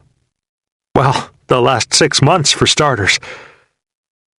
He motioned toward the lines and squinted to Snake. "Hey, man, this is scary. Where the hell are we, and where the hell are they?" Snake put his finger to the dirt. "We are here." He then made a circle in the air. "They are everywhere else." The man still attempted to determine the reaches of the perimeter. Poncho hooches seemed scattered everywhere. He squinted again. "I still can't make any sense of it." "Don't worry. We'll point you in the right direction in your fighting hole tonight." Snake dragged slowly on his cigarette, studying the man. "What's your name, man?" "Goodrich. Will Goodrich." The man smiled faintly. "Like the blimp." "Blimp? You know, the Goodrich blimp. Your old man owns a blimp?" "No, it was—" "What the hell are you talking about a blimp for?" "It was supposed to be a joke." Snake grimaced. "Some joke." He finished his visual examination. "You look like a goddamn blimp. How much you weigh, man?" Goodrich's eyes danced and his fleshy face beamed good-naturedly. He pulled on a rubber nose and leaned forward. "Well, you see, that's why I decided to come to Vietnam. My doctor told me to stay away from rich foods for a while." Snake begrudged him a tolerant smile. "You're about 3 kinds of weird, you know that?" He flipped his cigarette across the dusty hill. "Shag says you've been to college, says he went to Harvard. That right?" He did not wait for a response. "We had a couple dudes with college, you know, like Vitali. He had 2 years of it somewhere. He got killed last night." "But what the hell is somebody from Harvard doing out here?" Goodrich shrugged resignedly. "Oh, shit. I wish I knew." "No, really. I failed philosophy." Snake nodded slightly, able to empathize with that. So how'd you end up in the Corps? Get drafted? Goodrich leaned forward and put a cigarette between his teeth. He lit it, grinning fraternally to Snake. There was this recruiter, see? Snake nodded amusedly. Roger that. They were going to make you an officer, and they screwed you, right? No. They were going to let me play in the band. The band? Yeah. I play French horn. Goodrich smiled with perverse pride. I'm really quite good. I was on scholarship, 3 years. The guy says, sure, kid, sign right here. We got all kinds of bands. And the next thing I knew, I was a grunt. Snake slapped his narrow thigh, laughing. Oh, Jesus, you are a fucking original, you know that? We never had one of you before. He scrutinized Goodrich. I gotta come up with a good nickname for you. Goodrich was leery of being branded. Why don't you hold off for a while, like with O'Brien? Hey, man, I'm full of surprises. Harvard. That's one of the places that gives us all these senators and congressmen and secretaries that never know their ass from first base about what goes on in the street. Or over here. The only time you ever see him is in the goddamn papers. They must live under rocks. But you always see him in the papers. Senator Goodrich says the war must go on. You gonna be one of them senators someday, Goodrich? I bet you are. Well, my father's a lawyer, but... Goodrich laughed embarrassedly, realizing he had actually taken Snake's jibe seriously. Well, that's it, Snake grinned devilishly. Perfect. We got our own senator now. Senator chuckled helplessly and shook his head. I guess it could be worse. I suppose you could have called me Blimpy or something. He considered it. Senator. It has a nice ring to it. Wait till I write home and tell them how fast promotions are in the Corps. Snake put a hand on Goodrich's shoulder. You go to Speedy's team, Senator. Better speak straight to him, 'cause he don't know much English, dig? Snake turned toward a distant fighting hole and yelled, Speedy! Vebaka! Got some new meat for you! Speedy jogged to Snake's hole, thick and very dark, his black skivvy shirt stained by patches of dust. He grinned widely to Snake. Snake gestured to Goodrich. This here is Senator. He's all yours. As Goodrich turned to leave, Snake grasped his shoulder, unable to shake one last premonition from his subconscious. Hey, Senator, you're not a Sid, are you? Goodrich was caught off balance. What? A Sid, you know. CID. Goodrich was confused. I don't even know what a Sid is, man. The only connection he could make was El Cid. That can't be it, he fretted. Unless it's a status that I'm unaware of, as opposed to a conscious state, I don't think you can say I'm one, no. Snake peered at Goodrich as if he'd just spoken Chinese, then slapped his shoulder jocularly. Ooh-wee, they teach you that kind of double talk at Harvard? Ah, well. You ain't any Sid, I know that. Not even a Sid could think up that kind of smokescreen. Hey, listen. You better be glad, Senator. We got people who like to do Sids. Know what I mean? Goodrich smiled uneasily, getting the general idea. Yeah, I guess I'm glad I'm not one too. Goodrich walked with Speedy to the fighting hole. Inside it sat a tall, gaunt man with a shock of brilliant blonde hair and a wispy yellow mustache, absently scrubbing his M16 with a toothbrush. He turned a thin face up to Goodrich and quickly measured him, then smiled and wiped the end of his spaded nose with the back of his hand, catching a bead of sweat. Speedy stood with Goodrich. Bergie, this here is Senator. Bergie raised his eyebrows, a greeting. What's going down, anyway? Helmut Ottenberger. Don't ask me. It's my real name, Chicago. Dig it. I got drafted. Don't take any shit off the greaser here. Speedy suddenly jumped into the fighting hole and threw Ottenberger's fresh-cleaned weapon into the dirt in 3 pieces. The bolt rolled down the hill and disappeared inside a mat of grass. The two wrestled furiously, spilling out of the hole onto their gear. They swore at each other. Goodrich was startled, then realized that both were laughing. Bergie was pinned to the ground. Speedy sat on top of him. "You fucker! I'll kill your ass!" "Hold it, man! Hey, enough of this! Let me up! Tell Senator you're sorry!" Bergie laughed, trying to roll Speedy off him. "Hey, Senator, use your influence. Get this greaser off my chest." Goodrich stood awkwardly, watching them. He had not even set his pack down yet. Finally, the burly Puerto Rican cuffed Ottenberger on the side of the head and led him up, then turned and smiled to Goodrich. "Thinks 'cause he's 6'3" he's tough. Put your gear here, man. You know how to make a hooch? Not like that. Get your poncho out. I'll show you." They approached Hodges slowly, singly or in twos and threes, like hesitant wild animals inspecting their latest zookeeper. It occurred to him, as he watched them pay a sort of reluctant homage to his poncho hooch, that he really did have the power of life and death over them. "If I'm bad," he mused, while making small talk and tentative attempts at humor with them, "they die. It's that simple." Remembering the stories from basic school, he understood immediately why an individual would want to wound an incompetent officer with a grenade. It's not vindictiveness, he reasoned. It's self-preservation. But he felt an immediate, visceral kinship with most of them, and sensed that it was mutual.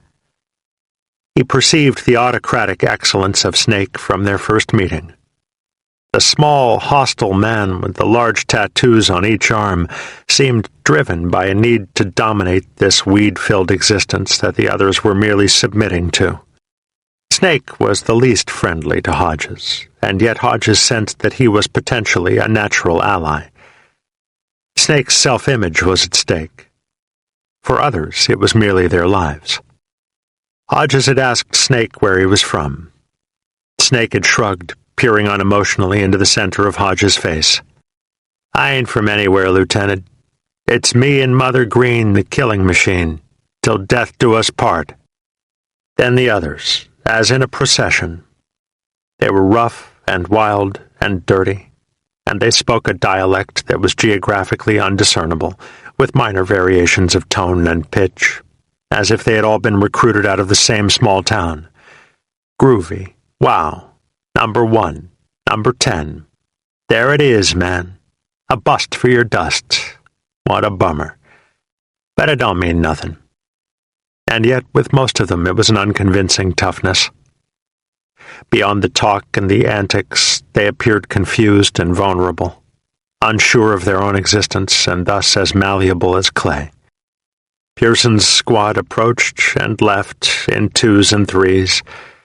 Then both machine gun teams, curious and not yet willing to accept him. Duck Rabbit and Flaky, who comprised his entire command post after the action of the preceding weeks, languished near him. Flaky was ingratiating. Rabbit moodily ignored him. And also Snake's squad. Speedy and Bergie paid him a perfunctory visit. They were a study in opposites. Ottenberger, tall and thin, with white blonde hair and a careless, laughing manner, talking in quick sentences about truck driving, his great passion. Ramirez, short, thickly muscled, and as dark as his black skivvy shirt, a contained, serious man who carefully measured his words and movements. Goodrich, who had come out in the resupply helicopter with Hodges, accompanied them, but said nothing. He appeared deeply confused by his new surroundings. Catman ambled past after picking up ammunition from Flaky for his fire team. He walked with a feline delicacy, and yet each of his movements conveyed a sure, muscular firmness. Like a mountain lion, Hodges mused, trying to categorize the small Mexican according to his nickname. Catman had a quick smile, and said almost nothing, but his eyes measured Hodges continuously. They examined his face. They took in the muscle tone along his arms and back. They noted the calluses on his hands, and even the way he had laced and tied his boots. They missed nothing. And in a 2-minute visit, without so much as a dozen words, Hodges knew that Catman had gone over his new platoon commander with the completeness of an enemy intelligence expert.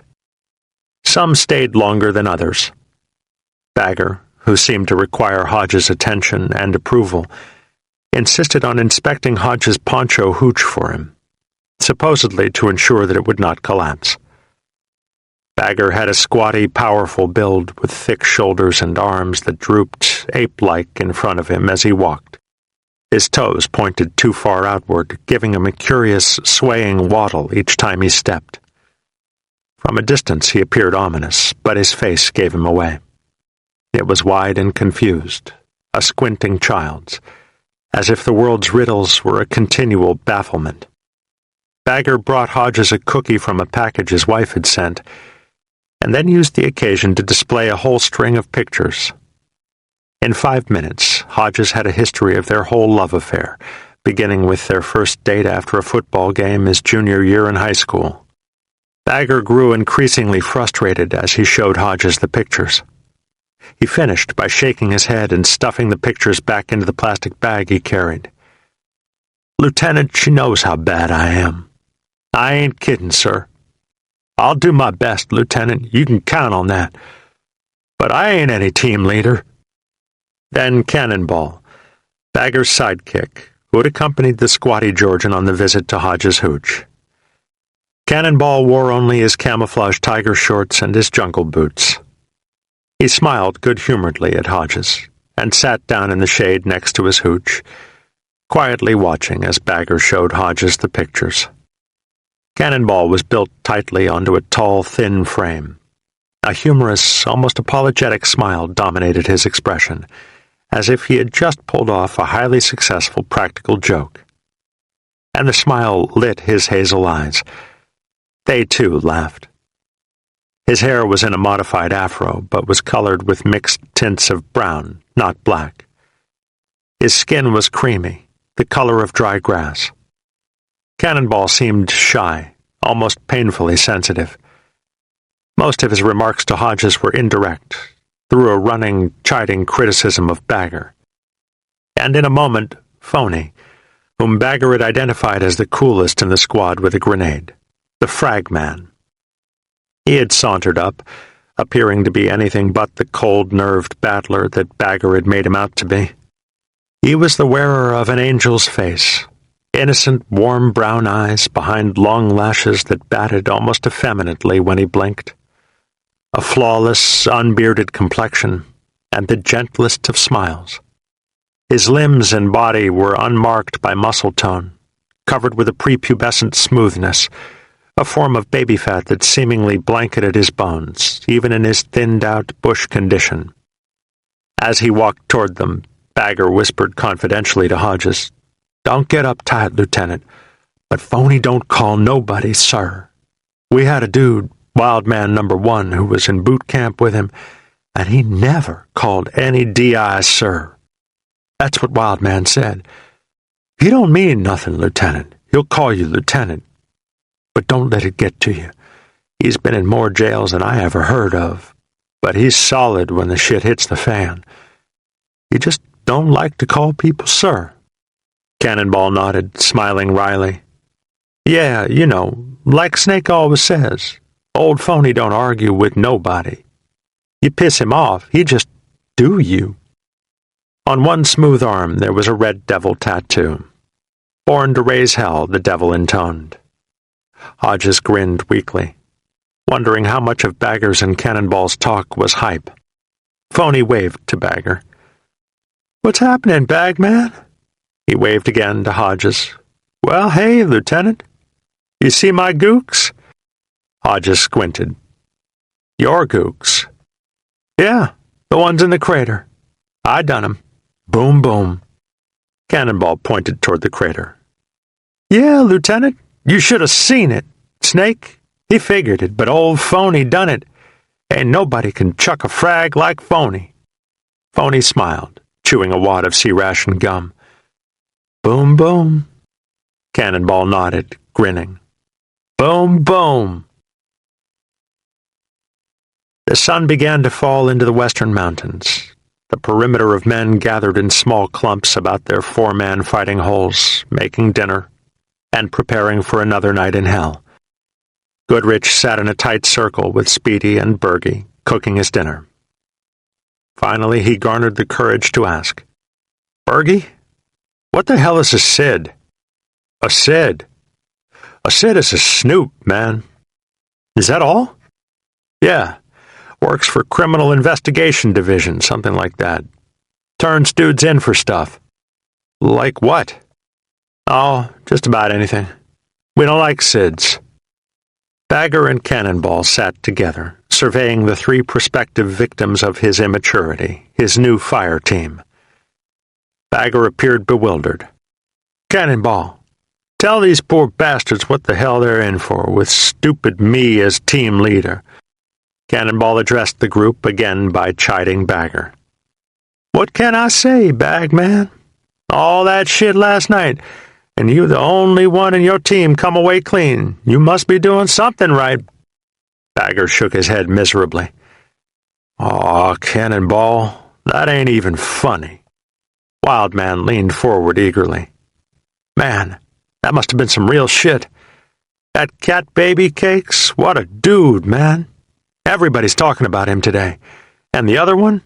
Ogre? Crawling in to get him? And then him running out there into all the gooks? I saw the crater. He must be some kind of cool, man." Bagger agreed, a bit mournfully. "There it is. But you'll see. You'll be back. Him and Ogre. Then they'll get their teams back, and you'll see what it means to have a team leader. Shit. I wouldn't make a pimple on that man's ass." Wildman was still curious. "So Phony did the gooks in the crater, with the team on the other side. Some shot, man." Phony was sitting 20 feet away, listening to his transistor radio and cooking up some sea rats. He called to Wildman. "Ain't nothing to it. Is there any trick?" "Nah." Phony stared at Wildman for a moment, never losing his smile. Then he walked to his fighting hole and picked up a grenade. "You just hold it like this." Bagger blanched. "Don't, Phony. God damn, we'll catch so much. And let the spoon fly like this." "Aw, Christ!" Bagger lay flat, holding his ears. "Fire in the hole!" There was a sudden boom inside the crater. Dust and dead flesh flew into the air. Along the lines, in the other parts of the perimeter, there were surprised, querulous howls. At the command post, the radio screeched with interrogatories from the company commander. Snake and Hodges ran to where Phony now stood, nonchalantly grinning in the midst of a group of sprawled, surprised new dudes. Snake confronted Phony. "What the hell is going on?" Phony answered amiably, his head bobbing as he talked. "Oh, they was asking me about how I done it last night, and the only way to tell 'em was, to show 'em." He shrugged helplessly. "So I showed 'em." Wildman grinned hugely, his active eyes in awe of Phony. "What a shot! You are crazy, man! You are crazy as hell!" Snake shook his head, glancing at Hodges, then took Phony's shoulder. "You keep it up, Phony, and somebody's going to lock you in the brig." Chapter 7. From the air they would have been barely visible. A half-mile string of burdened green ants struggling up a kidney-shaped foliated anthill. In the weeds where the wind would not blow, Bagger sweated freely into his flak jacket, shirtless underneath it, and adjusted one of his pack straps. It was cutting deep into a shoulder. "If this is Tuesday," he drawled wryly to no one in particular, knocking a branch out of his way, "it must be Fufong 4. The Ville, designated on American maps as the fourth hamlet in the village of Fufong, and hence Fufong 4, was one of many frequent perimeters used by the Marines in their random wanderings across the valley floor. 400 meters across at its widest point, it sat on a high kidney-shaped mound, covered with trees and shrubs and high weeds, scarred by years of bombing and dotted with ragged, straw-thatched hooches. From the heights of Fufeng 4, Hodges got his first clear look at the layout of the Arizona Valley. To the west, beyond three other similar mounds that made a bumpy line toward the village, was the only prominent terrain feature in the valley. Razorback Ridge jutted bald and high and rounded, like the back of a huge pink hog, out from the blue-green gloominess of the wall of western mountains. In all other directions from the village, there were wide seas of rice paddies, brown with harvest rice, dotted with lower villages and occasional tree lines that floated like islands in the rice. Far to the south, over the wide cut of an oozing river, Hodges could just make out the brick-red trail of dust that was puffing up from east to west, as if someone was skywriting on the basin floor. The morning convoy from Da Nang, 25 miles west and north, was grinding its way toward the regimental combat base at An Hoa. Far southwest, there were the red scarred hills, the high clay-dust mist of An Hoa itself. 3, perhaps 4 miles away, but unreachable and thus irrelevant, except when it came time for resupply or artillery support. The Arizona Valley was a veritable island.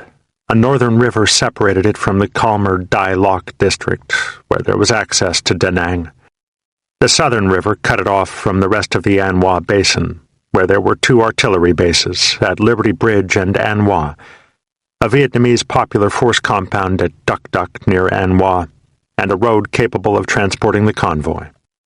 The northern and southern rivers came together at the eastern tip of the valley, where Liberty Bridge sat just beyond their confluence.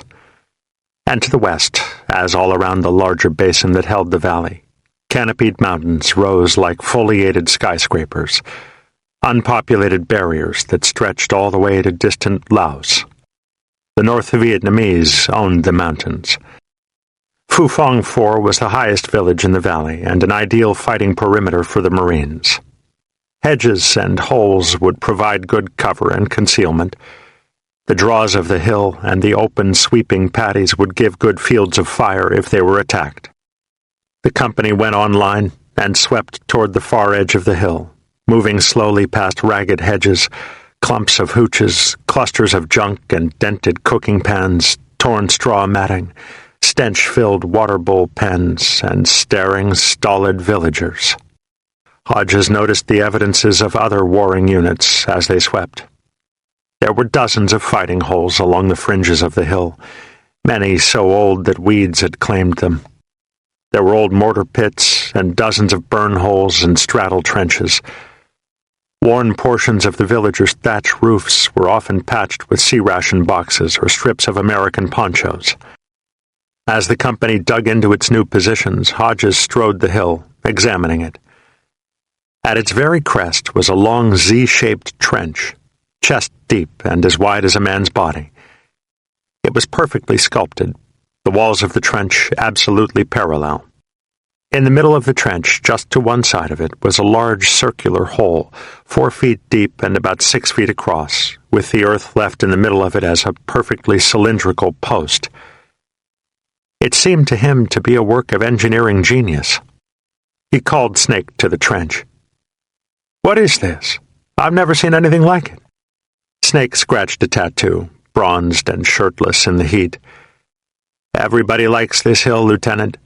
That's the way the gook's set up." Snake jumped into the trench, demonstrating. "They don't need any circle. They don't need to protect all those radios and shit. If a man stands in this trench, he can blow you away no matter which side of the hill you come charging up." Hodges pointed to the circular post. "What about that?" "That's a machine gun post. Probably a 50 cal, maybe a 12-7. You put a tripod on the post and get down in that hole and you can fire 360 degrees. Keep a bead on a jet coming and going. Hardly even expose yourself. That's stomped down amazing." "Hey, Lieutenant." Snake measured his new brown bar carefully, not yet accepting him. "Old Luke the Gook don't screw around." Snake sat comfortably at the edge of the NVA trench, peering steadily at Hodges. Finally, he grimaced. "You shouldn't have made Flaky burn that boot, sir. Bad style. It stunk. It would have stunk anyway. My new man Senator threw up. I was sick of looking at it. What a mess. Don't you ever clean up? Hodges studied the man who had already shown himself to be the most proficient member of his platoon. What would you have done? I'd have buried it. Then why didn't you? Sir, why didn't you? You had the CP for half a day. You sat up there with all those flies and shit. You were acting platoon commander. If it pissed you off so bad, why didn't you bury it? Snake smiled slightly, surveying Hodges with fresh interest. 'Cause I don't like dead stuff. I never touch dead stuff. I just leave it alone. Well, I don't like dead stuff either. Hodges' eyebrows lifted, and he offered Snake a grin. That's why I burn it. Snake shrugged, satisfied. Okay, Lieutenant. I just never seen it before. Made my man Senator get sick, I told you. Yeah. Hodges sat across from Snake.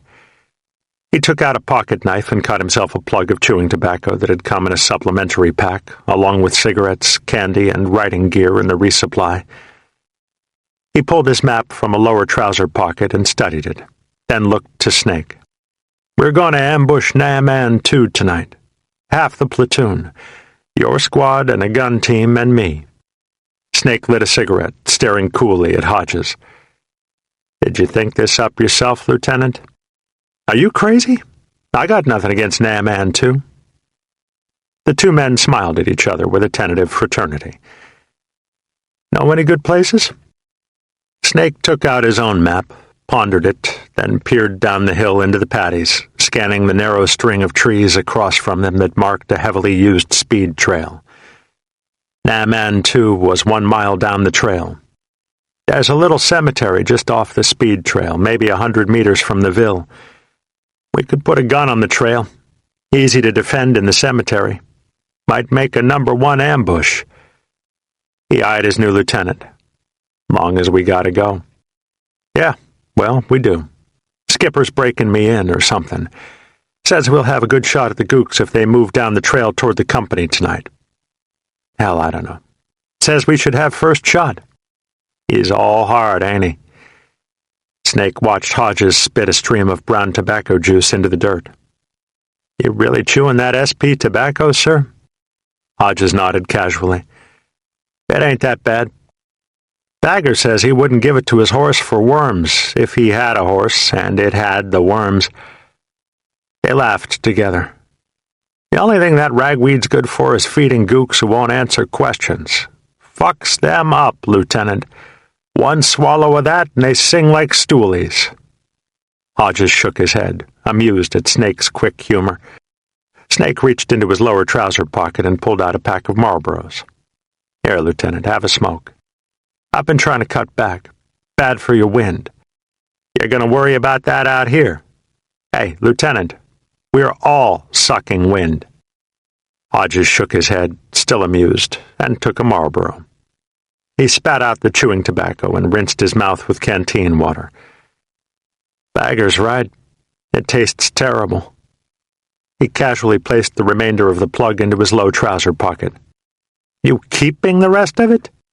Course I am. Hodges grinned, his amused face thanking Snake for teaching him this latest lesson learned in Vietnam. For gooks. Phu Phong 4 had 3 good wells, deep concrete holes with raised portions of earth at the base. The French had built them for the villagers. They sat at the base of the village's steep hill, equally spaced along a wide, dusty trail that ringed the village on a paddy dike. The dike itself was thick and high, separating the village from the surrounding fields. Hundreds of smaller, lower dikes latticed the paddies in a maze that somehow held deep certainties to farmers. Marines flocked to the wells in groups of 2s and 3s, refilling canteens and washing. Village children gathered and gazed somberly at their frolics, standing off of the trail in the dry bush. The baby sons were sickly and unwashed. Goodrich leaned over a concrete hole, drawing water out of it with a half-gallon can that had once held apple juice supplied to the Marines. The can was left by some other company that used Phu Phong and made into a bucket by the villagers. Goodrich worked the rope, pulling the can of clear, sweet water from the black hole and poured it over his face, drinking thirstily. The move to the Fu-Fongs had exhausted him. He then turned to Speedy, handing him the can. "I really think those kids hate us." Goodrich spoke as though the feasibility had never crossed his mind. Speedy tossed the can into the well and let it sink, then drew it back up. He found Goodrich's comments perplexing, naive. "We try to kill their papa, Senator. This whole valley, VC." Speedy gorged himself on village water. "That's a hell of a note." Goodrich forced a winsome smile. "It'll take a little getting used to. I just hadn't expected to be hated. Not by them." Speedy drew another pail of water, mildly irritated. It all mean nothing, Senator." His wide brown face went orgasmic as cool water poured over it again. "We get over to the Fu Nuans on the other side of the river. The kids are better. They hustle for you, fill canteens, help wash you, stuff like that. We give 'em sea rats and cigarettes for it. It's all right." He attempted to console Goodrich, himself unconcerned with staring children. "It's better over there. You'll see." Speedy scrutinized Goodrich, who was still studying the children, apparently lost in thought. It appeared that Goodrich was becoming upset. Speedy finally ran at the baby sons, throwing his arms out threateningly. "Didi, you little fuckers! Didi Maolen!" The children stared at their attacker for an unfrightened moment, then turned and walked solemnly through the brush back up the hill. Goodrich held the water can over one of his canteens, filling it. "You didn't have to do that, Speedy. I didn't mind them, really. I just can't help feeling sorry for them." Speedy's flat face cocked curiously, and he grimaced to Goodrich.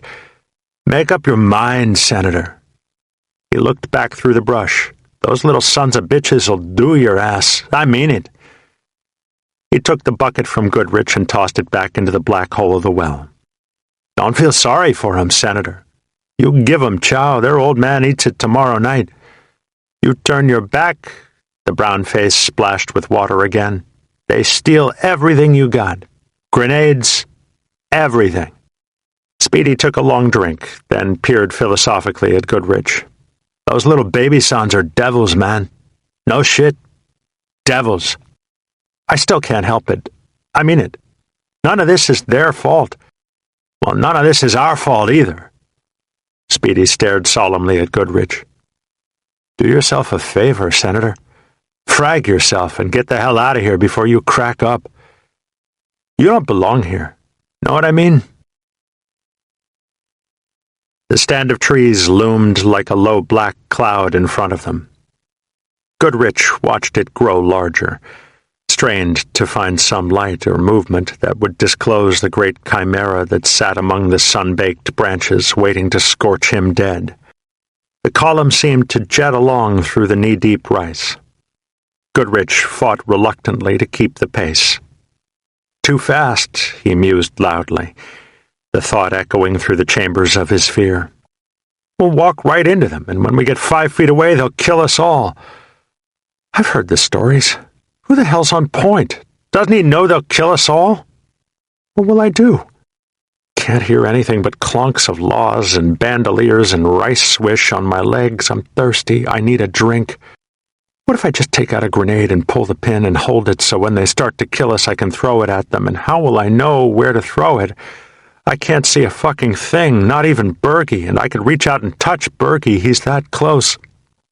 Look at the trees now. We're so close. We could die at any moment. Who the hell is walking point?" Thud. Goodrich tripped over Ottenberger, who was squatting in the rice. He fell down next to him, the echoes of his bandoliers a scream inside the ear horn that was his helmet. Bergie grasped him quickly and held him to the earth. "Lay chilly, Senator. They're peeping out the tree line." Goodrich sat very still, then turned his head slowly toward the trees. The whole column was kneeling, motionless, frozen like a picture, swallowed by rice. It was so quiet he could hear the distant booms of artillery shooting out of An Hoa with a clarity that seemed to come from just on the other side of the looming trees. 4 silhouettes crept soundlessly from the tree line then, rifles ready, moving toward the column. Goodrich felt his eyebrows raised and pointed his M16. Berge pressed the rifle back into the rice. "Take it easy, Senator. That's Catman." Catman set his team in at the edge of the tree line and moved to a low dike where Snake and Hodges were kneeling. He knelt next to them, pushed his helmet back, and leaned over. He addressed Snake, ignoring Hodges. "Too much shit in there, man." Hodges whispered. "It's the right trail, ain't it? We follow it for a click and we're there." Catman shook his head. Snake looked coolly at Hodges. "Catman's right, Lieutenant. We take the trail, we may never make it there. Too many dogs and water bowls, shit like that.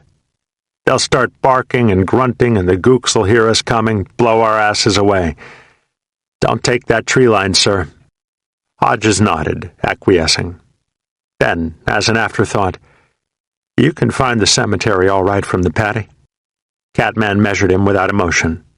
Starting from a known point, his mind was its own map. "Yes, sir." The column cut quickly through the trees. Goodrich moved inside them, was enveloped by the black haunt of empty hooches, mushroom trees, thick, high sawgrass, where every inch a shadowed ghoul lurked, waiting. Will I die tonight? How embarrassing that would be, to die on my first patrol. He softly clicked his weapon off safe, then thought of tripping over Ottenberger again and accidentally killing him, and clicked it back. Finally, back into the open paddy again. He felt the welcome scrape of rice along his legs, waited briefly for the monster to attack and kill him from behind, then focused his fear to the front once more. The whole black night was a laughing killer, waiting for its moment. Goodrich's ears were filled with clonking metal, whispered curses, and his own stomps from stumbles into potholes and low, unseen dikes. Finally, they reached the low mounds of the cemetery. He viewed its haunting isolation as a haven from the swishing madness. Hodges placed the machine gun quickly on the mound nearest the trail. Snake began to position his squad behind various graves, making a tight perimeter. Across the trail, 100 meters distant, was a clump of trees shot with a dozen scraggly hooches. It was off the trail, an island in more rice, laced to the other vills by another narrow tree line. Naaman, too. Hodges peered intently at the vill. A small mote of light flickered inside the dark shadows of trees and hooches. He remembered that no lights were to be on in villages after sunset. The villagers know that, he mused. Hodges approached Snake, who was setting in 2 men behind a mound. "That light mean anything?" Snake squinted. His hands grasped clumps of grass on the mound. He bolted toward the unpositioned squad members. "Open fire on that vill!" The cemetery erupted as tracers reached toward Naaman, too. Rounds poured furiously for a few quick seconds. Then there was a moment of silence. In their excitement, all had emptied the first magazine of ammo at the same time. Hodges caught up with Snake. "What's going on?" But now the vill responded, answering Hodges' question. Muzzle flashes by the hooches, high cacophony of AK bullets overhead, flash booms of B-40 rockets, their large grenades a rash of second booms around the cemetery. A .50 caliber machine gun tore ragged holes in slow, heavy bursts above their heads. "Fire the law!" Speedy cut loose. There was a belch of fire on his shoulder, then a boom in the vill. "Fire the law!" Another belch, another boom. A hooch in the vill was now in flames. Hodges could see urgent shadows near the flames, creeping to new places. "What do you know?" he marveled. "Gooks!" Snake now had the whole patrol in place, firing steadily at the tree line with a slow, well-aimed pressure. Hodges peered at the vill for another moment, entranced. I never would have known. Then he remembered that he had an on-call target right on top of it. Radio. He turned for Flaky. Flaky was gone. "Fairchild!" Hodges searched for a moment and found him lying flat behind a mound, calmly oblivious in his cowardice. "Come on, hurry up!" Flaky came sullenly, like a dog with his tail tucked. Hodges grabbed the handset off the radio. "Fire Alpha Delta 407! A mocking hiss, unanswering on the other end. Finally, "Who is this?" Hodges swore. "Come on, goddammit! This is 3 actual. Give me 6. Somebody. Hurry up. Contact mission." The 50 cal bullets cut lower now, just above the mounds. The company commander came on the net. "What you got? 3 actual." Hodges peered into the village again. 2 hooches burned. Figures scampered near the flames. 2 more laws boomed in the cemetery. His machine gun poured tracers into the village in a low, steadily sweeping line. Be cool, he told himself. I don't know. He thought another moment. Gooks in a Ville. I got an on-call right on top of it. Alpha Delta 407. The company commander was crisp, professional, removed. Roger, I understand 407. Got a direction on that? Direction. Damn. Wait one. He pulled his compass out and peered carefully over a grave, shooting an azimuth at a flaming hooch. He tried to read the luminous dial under the hooch's burn. South. Something like that. He thought to shoot a more accurate azimuth, but a B-40 rocket slammed under the trail just down from him, and he ducked behind the mound again. South is fine. 3200, danger close. Roger, understand 3200, danger close. How close? The 50 cal just above his head. Be cool. Real close. Not good enough. About 100 meters. Roger, stand by. Could you hurry? No answer. The radio was once more a silent hiss. Goodrich half lay, half crouched behind a grave, reloading magazines. He pulled a clip out from his bandolier, fit the charger guide into the magazine, then clumsily dropped the ammunition. He searched frantically in the high, brittle grass for the lost bullets, but felt naked stooping away from the sanctum of his mound and abandoned his search. He pulled out another clip and jammed it down the charger guide, bending the clip in his petrified fury, and 10 bullets bounced like pearls from a broken necklace through his lap, lost among the high weeds in the darkened night. He leaned over, trying to catch the last of them, and stared up at 2 spindly, tattooed arms that hung down from a crouching frame. Snake grimaced impatiently, shaking his head. You stupid shit, what the hell are you doing? You should have loaded those before. Hurry up. Quit bagging it, Senator. An AK-47 burst cracked on top of the grave, 4 digging rounds that threw up puffs of dust. Snake moved off to check the other positions. He took a couple of steps, then turned back to Goodrich. Come on, Senator. Put out rounds. Hiss of the radio was finally broken. 3, 6. Stand by for shot. Hodges keyed the handset, peeping the Ville. Roger, 6. He screamed to the patrol, Stand by for shot! Shot out! Shot out! A metallic double bang floated across the fields from An Hoa. They crouched low in the graves, and in one instant a phosphorescent flash erupted just on the other side of the mounds, joined by another that smoked whitely 20 meters down the trail. The patrol was frozen behind the mounds now, staring uneasily at Hodges. You trying to kill us? At 100. Fire for effect. An eternity that was perhaps 2 minutes. Stand by for shot. Roger. Hodges screamed, Stand by for shot! The patrol hugged the bottom of the mounds this time, fearful of Hodges' talents. The rounds impacted with steady, earnest crunches that began just outside the Ville and spanned its width. They threw up cloudlets of dust, pieces of flashing hooches. Snake and Phony nudged each other from behind one mound. Snake nodded toward the Ville. Another series of rounds dug into it. See? I told you. Phony popped a wad of gum, nodding judiciously with approval. Well, what do you know? Get some, Lieutenant Hodges. 3 repeats on the Ville.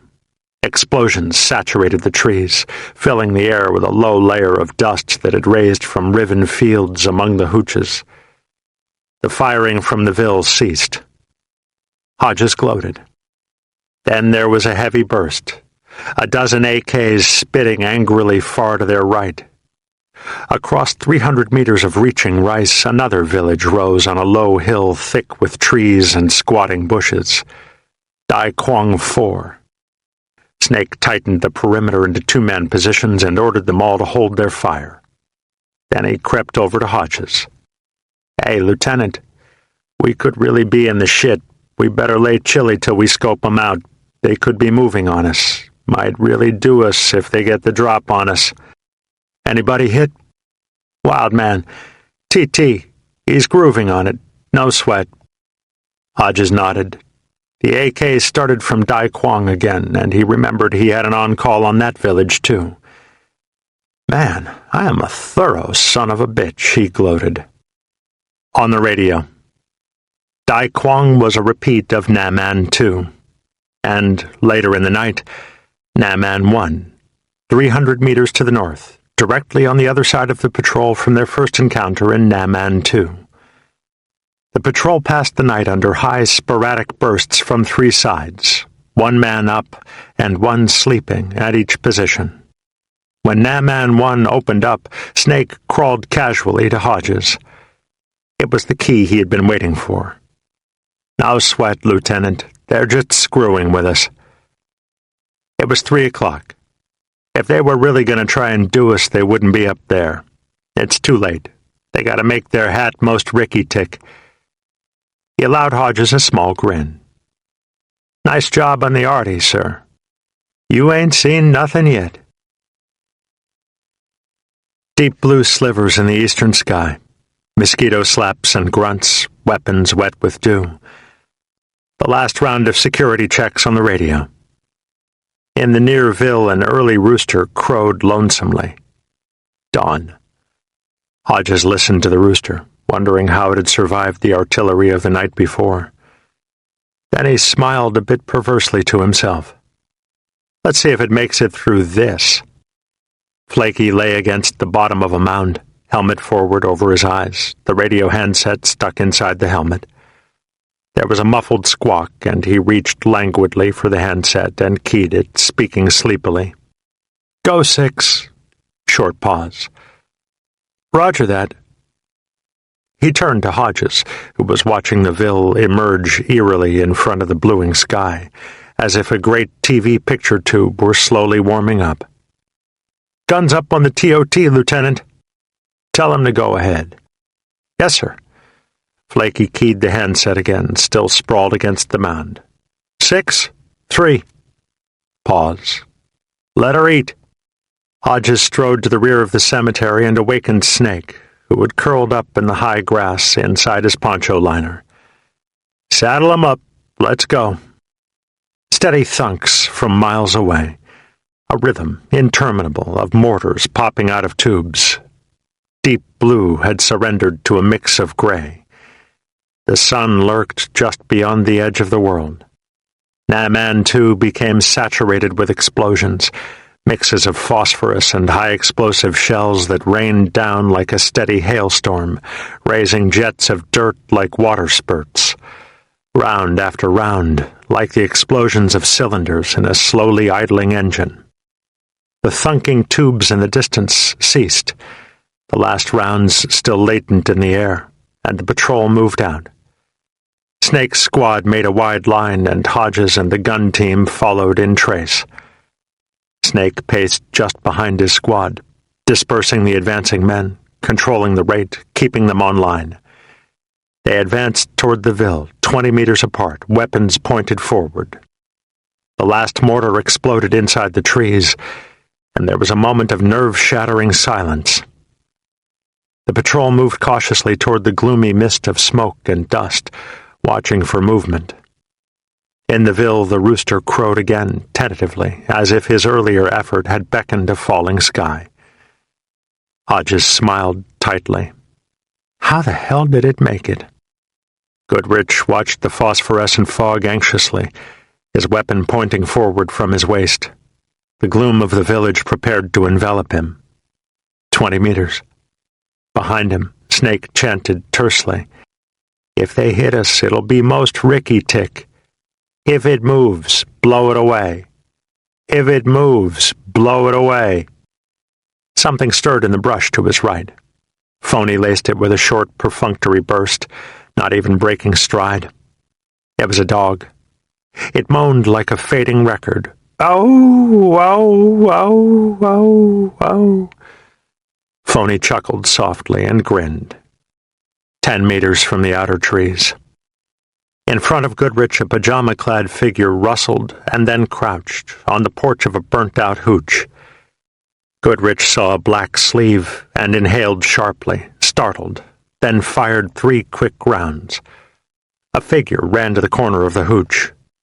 Goodrich fired a full magazine, spraying the entire hooch without aiming, and dropped heavily behind a near dike. The whole patrol then opened up on the village. "This is it," thought Goodrich. 5 feet away, they'll kill us all now. No using mortars on them. No getting out of it. We're dead. The patrol had fired on full automatic, and all firing stopped as the squad changed magazines in unison. The gun team jogged cautiously up to a dike and prepared to fire. The ville was silent. No return fire. Snake called to the patrol. "Hold your fire." He crawled over to Goodrich. "What you shoot at, Senator?" "In the hooch. Black pajamas.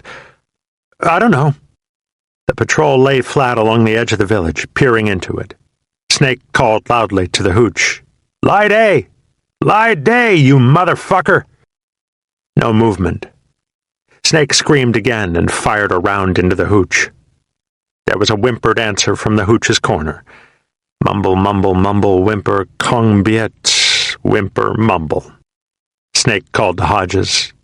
"It's a mama, son, Lieutenant." "Move out, then. Be careful, though." The patrol picked up, rushing past the first hooches, and set up security. Hodges put the machine gun on top of one family bunker, covering a tree-lined path, and walked into the burnt-out hooch. Goodrich and Snake stood in one corner, peering down at the woman. Speedy and Bergie were busily searching for contraband through random piles of burnt matting, pots, and mackerel cans.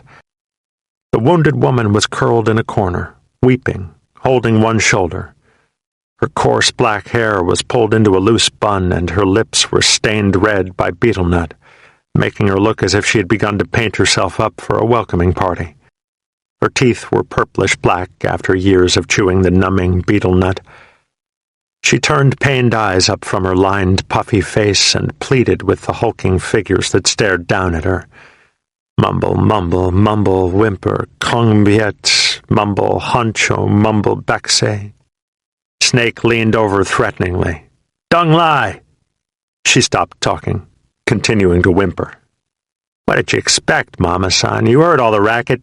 You know, back, VC, kong biet. What the hell did you leave your bunker for?" He shook his head, feigning anger. "You lucky old bitch, you should be dead. That's right." Goodrich knelt next to her, mortified. A pool of blood leaked down from her shoulder in a steady rivulet, dripping off her elbow to the dirt floor of the hooch. "I'm sorry, Mama-san. Really." He reached out to her, intending to examine the wound and wrap it for her. She shrank back immediately, mumbling rapidly to him. He cringed from her. "God damn, Mama-san, I'm really sorry. Really." He began to unbutton the pajama top, and she grasped it shut, terrified. Snake nudged Goodrich with a boot. "Don't be sorry, Senator. She knows the rules. She should have been in her bunker. It's her own fault." Goodrich shook his head, his chubby face sagging in its grief. He looked down at the bleeding, decrepit creature whose most recent misery emanated from his very trigger and neared tears. "I should have looked more closely. I was scared. It was crazy to shoot like that. Snake scoffed contemptuously. "Oh, bullshit, Senator. Don't turn yourself all around." Speedy interjected from the other corner of the hooch, where he was going through Mama San's fireplace with an entrenching tool. "Senator crying again? She could have been a gook. She knew she was wrong. Look twice and you're dead, Senator." Speedy eyed his new charge with disbelief. "You're a case, Senator. They're going to carry you out of here in a straitjacket." Hodges yelled to the hooch from across the weed path. "Forget Mama San. We'll take her back and have a doc check her out. Search the rest of the ville. I'm tired as hell." The patrol moved through the village in a floating perimeter, 2 hooches at a time, following a tedious standard practice. Call the villagers out of their earthen family bunkers, where they've spent their latest night in hell. Throw grenades into the bunkers to ensure there are no enemies still hiding in them. Then search them out. Check hooch areas and bushes for bodies, weapons, and contraband. Bagger discovered a pair of bright blue pinstriped shorts in one hooch. A unique find. He held them daintily in his huge hands, his red face grinning mischievously, and walked over to the hooch's eldest occupant, a Mama San of perhaps 30 who stood under the thatch with 5 small children.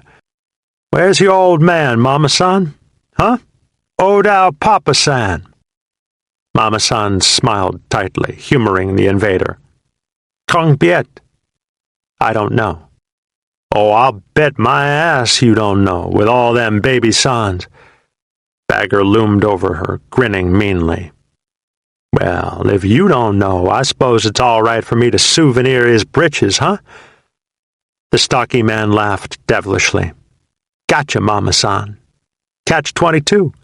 If he's around, you better tell us where so we can liberate his ass. If he ain't, what do you care about his old shorts anyway?" Snake noticed Bagger and called to him. "Bagger." Bagger stuffed the shorts into his flak jacket pocket. "Oh, I bet old Papa San was humping a B-40 last night. Ain't that right, Mama San?" "Bagger, give 'em back." Bagger finally acknowledged Snake. "I'm gonna wear 'em, man, instead of tiger shorts." "It's against the rules, you know that. Give 'em back." "So what do you care, huh? You're talking like a goddamn lifer, Snake. What's the rules to a pair of shorts?" Cannonball called from the top of a nearby family bunker where he was standing security. "Man, you know Snake, he gon' be a lifer. I've been telling you that." "Ah, screw you, Cannonball." Snake walked up to Bagger. "I ain't gonna get in trouble because of any damn shorts." He looked around for Hodges. "I ain't having any new lieutenant or somebody run me in because you want a pair of shorts. Now give 'em back to the lady. Hurry up." Bagger fished them out of his pocket. "Oh, now she's a lady, too. Cannonball's right. My man Snake is gonna be a lifer." One hooch over, Catman and Phony were patiently standing in front of an old man who was gesturing wildly in the air. They both grinned, shaking their heads in perfect time with the gestures. Hodges walked over to them, curious at the mimic pantomime of it, as if all elements were pre-rehearsed. "What the hell?" Phony eyed Hodges pleasantly.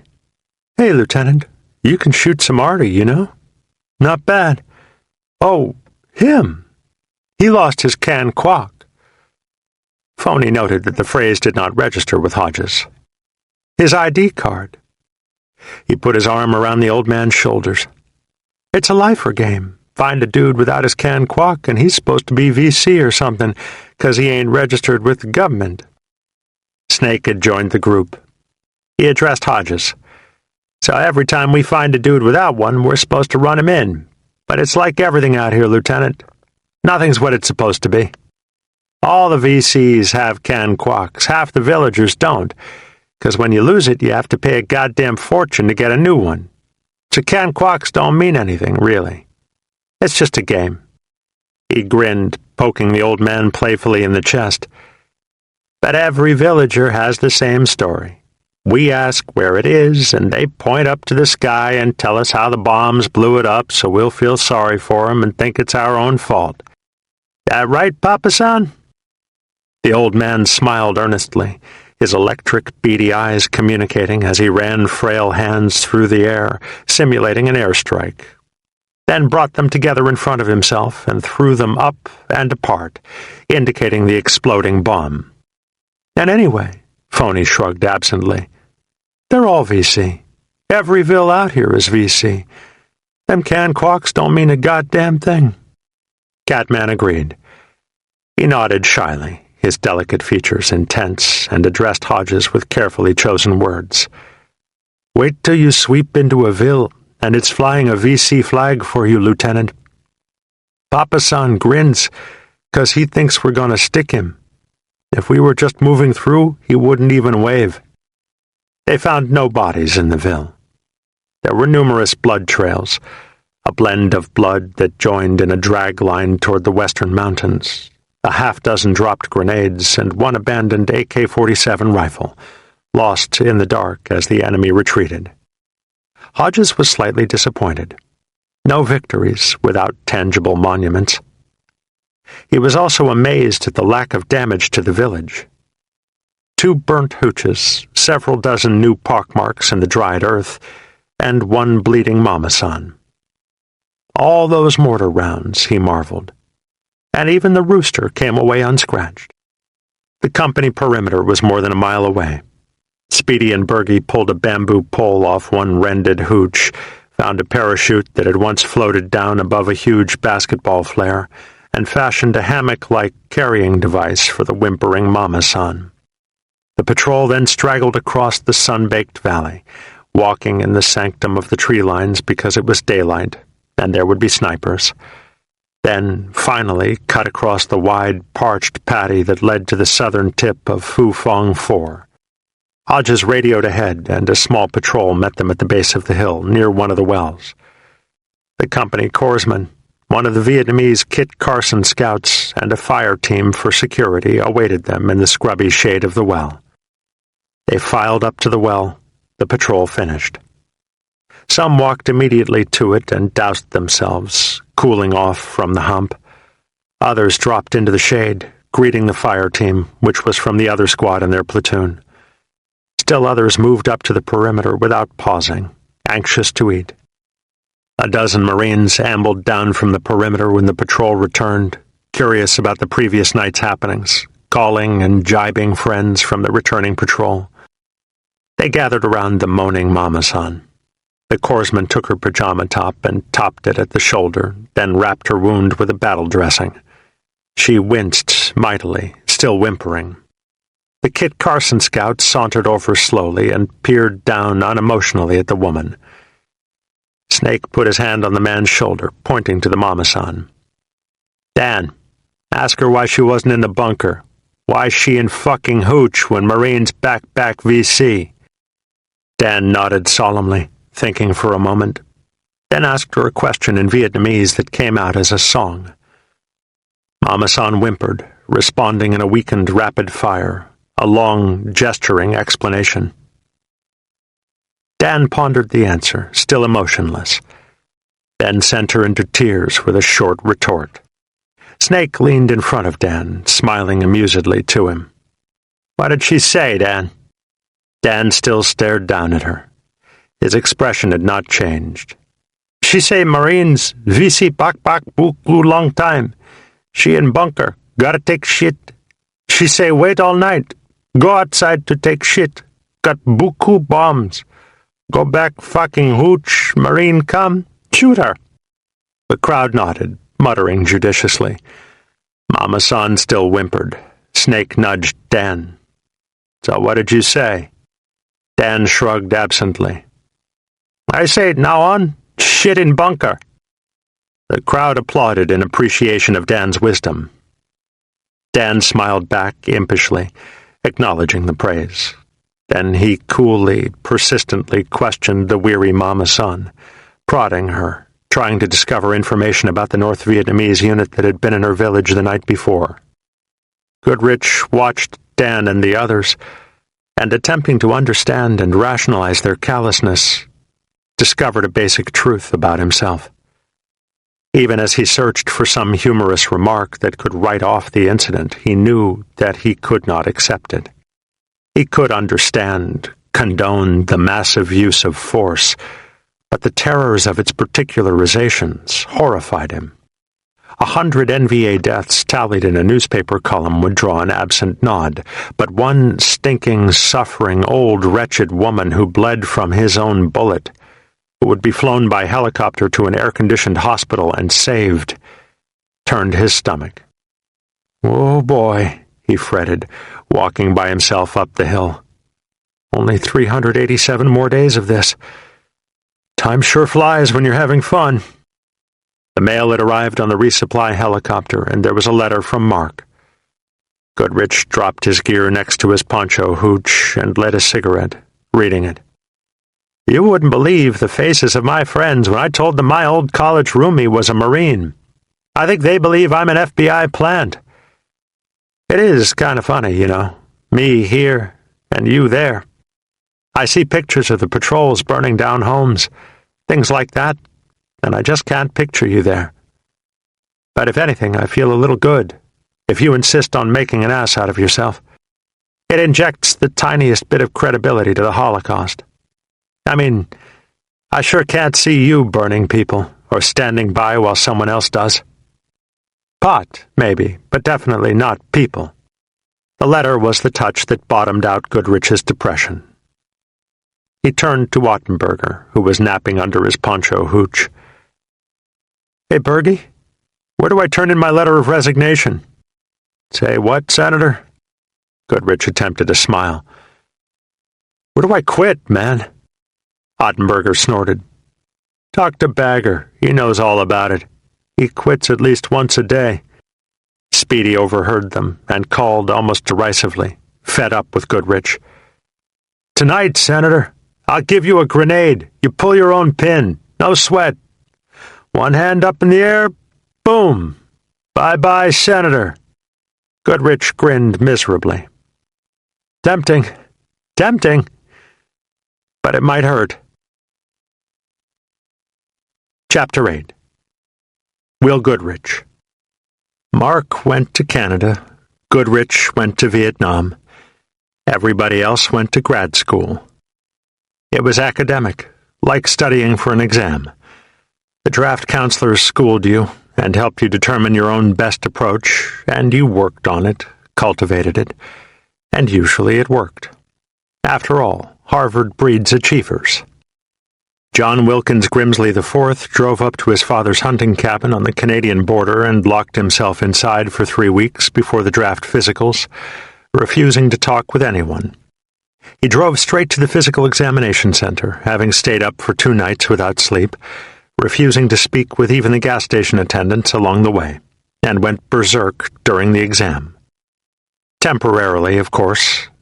John Wilkins Grimsley IV was awarded a psycho deferment. Now he can go on to medical school. He will be a great doctor someday. Perhaps a psychiatrist. Michael Murphy was large and slightly overweight. There was a pill that raised blood pressure and was not detectable in the urinalysis. Michael Murphy was declared 4F for high blood pressure, which seemed a natural result of his size and weight. Michael Murphy can now be a lawyer and uphold the standards of integrity, honesty, and obedience to the law. Saul Levinowitz was a nervous, aggressive little man. He pissed into a cup and then threw his urine into the face of the Army technician. The Army technician sighed and went into another room, where he changed his uniform and washed his face. Saul Levinowitz was not the first person to use him as the object of his over-aggressive angle. Saul Levinowitz was judged too aggressive to submit himself to the discipline of the armed forces, but he has no trouble submitting himself to the disciplines of the classroom. Saul Levinowitz will be a famous professor someday. Tim Forbes was tall and thin, a soft-spoken scholar. Tim starved himself underweight, down to barely 120 pounds on a 6-foot frame. Tim worked very hard at it, with admirable discipline. At the draft physical, he expertly manifested carefully researched suicidal tendencies. Tim Forbes was rewarded with a Rhodes Scholarship for his diligence. Someday he will write speeches for great politicians. Tim Forbes will confess his boondoggle, and we will admire his honesty. He only did what everybody else was doing. Mark Solomon and Goodrich lived in the loony room. Mark cared too much, and Goodrich didn't care at all. For Mark, Vietnam was the most important political happening since the Russian Revolution, a symbolic event that could spell the final end to imperialism. Mark believed in Nuremberg, in the duty of conscience. He had joined several anti-war groups and had written and distributed leaflets. Vietnam consumed him. He avoided the draft, deciding to go to Canada as an affirmative act, the only weapon in his arsenal that could have a definite statistical impact. Goodrich did not care about anything. He was at Harvard because his father and brothers had been to Harvard. He was a menopause baby, younger by 14 years than his nearest brother. He grew up alone in a world of brothers who were uncles and a sister who was an aunt. He had been locked into prep school at 14. He did not know people, other than the people of Harvard and Groton. He did not know girls. There had been no girls in prep school, and there were no girls at Harvard. Occasionally, Mark would arrange a blind date for him, and he would end up playing the Harvard genius role. It was the easiest way to hide the fact that he could not, for the life of him, figure out what girls wanted to talk about. He had had one woman, a Manhattan whore who was a birthday present from one of his older brothers. He climaxed in 30 seconds. Other than her, the only women he knew intimately were inside the pages of erotic magazines. He was 20, a Harvard genius, with a world he had never touched at his feet. Leaving school was the first decision he had ever made completely by himself. His family was furious, and his classmates considered him absolutely insane. He was unable to articulate why he had quit or what he wanted to do. He tried the Peace Corps, and the interviewer gave him a battery of tests, then told him he was too militant to join. Goodrich had laughed incredulously, amused that anyone would think him militant about anything. The interviewer explained that it had been Goodrich's response to the question on Vietnam. Goodrich had commented that he thought it was sensible to attempt to restrain an irreversible communist takeover there, that issues such as elections and political repression in the South were red herrings when one considered the alternative of total repression by a northern-imposed government. The interviewer told him that it would be harmful to have people with such beliefs representing the country in underdeveloped areas. People fear the United States, the interviewer explained. They need to be assured. They need Peace Corps members who will tell them how wrong America has been in Vietnam. Otherwise, the Peace Corps might be considered a beachhead for further American aggression, the interviewer said. The interviewer told Goodrich that if he felt that way, he should go into the military. The idea appealed to Goodrich and grew on him. His father had been a $1-a-year man in the Navy during World War II and was proud of his service. It would be a way to mend some fences. He was an accomplished musician, capable of playing several instruments well. He had seen the Marine Band while it was on tour during his prep school days and had remembered the quality of its performance. He decided to enlist in the Marine Band, as a compromise to all competing emotions. The recruiter could not guarantee the Marine Band on a 2-year enlistment, which was the maximum Goodrich would sign for. "It all depends," smiled the recruiter, "on the needs of the Corps. But if you're good—" "Oh, yes," Goodrich assured the sergeant. "I'm very good. Then you've got just as much of a chance as anybody else." Which, of course, was 0, equally shared. Chapter 9. Finally, after 3 weeks, a platoon sergeant. A staff sergeant, a Marine who had experienced the Corps before Vietnam filled its ranks with crass, uncaring civilians. Someone who had known parade fields, barracks that shone with polish and pride, firm-faced men older than their years who starched their utilities, shined their boots, and shaved their heads. Into the chaos of forgotten formalities and jungle sores came Angus Austin. He appeared as the company was setting into the dust and ash of a new perimeter. The resupply helicopter dropped its netted load of food and ammunition, then touched briefly on the earth and excreted 3 men. And in 5 minutes, the third herd had a new Papa Sierra. Like it or not. He was a humorless, dry-voiced man, old for 31, who had left a small town in Appalachian, Pennsylvania, where his father was a high school janitor and had given the Marine Corps all of his 13 adult years. He had enlisted after Korea and was hopelessly frozen into the rank of sergeant until Vietnam enlarged the Corps. To be a staff NCO had been Angus Austin's dream. To make gunnery sergeant was little more than a wish, but not beyond hope. He reported to Hodges, his thick hulk sweating profusely in the late afternoon heat, peppery cheeks coarse with a 5 o'clock shadow that made them appear darker than his shaved head, and dropped his army rucksack into the dirt. The pack, which was considered too large and cumbersome by most Marines, bulged with unnecessary gear. It was Hodges' first warning that Austin was not a bush Marine. Austin extended his hand. "Staff Sergeant Austin, Lieutenant. I'm your new platoon sergeant." Austin surveyed the platoon lines, where Marines were digging fighting holes into the latest perimeter. "What the gunny says, this platoon hasn't had a real Papa Sierra in a long damn time." "Well, no." Hodges scrutinized the stocky, frowning man. "Not a staff NCO, anyway." Hodges grinned. "Where the hell have all the staffs been hiding?" "Lieutenant, we all did this once already. That's where we've been hiding. We were here in 65 and 66 when these kids were still in school." "Where were you?" Austin turned around. "Sir." "In 65. "Da nang." Austin did a short stroll, a nervous pace in front of Hodges. "I landed with the 9th Marines." "What was your job?" Austin appeared a tad embarrassed. "I was police sergeant at the air base. I was in charge of the administrative integrity of the perimeter." Hodges chuckled. "You mean you supervised trash pickups?" "Well, not only that, sir." Austin had taken on a wounded, irritated look. "But what the gunny says, you haven't had a real platoon sergeant down here in months. I hear you're new. Now, don't you worry, Lieutenant. We'll get this platoon squared away in no time. Is there anything the lieutenant wants me to work on right away?" "No." "Well, I know what we have to deal with. These people who ended up in the grunts. Lieutenant, you wouldn't have believed the Corps before this Vietnam shit." Austin had sat down across from Hodges and was taking out various comforts from his pack. His eyes had a nostalgic look. "Man couldn't have a goddamn parking ticket and get in the Corps before Vietnam.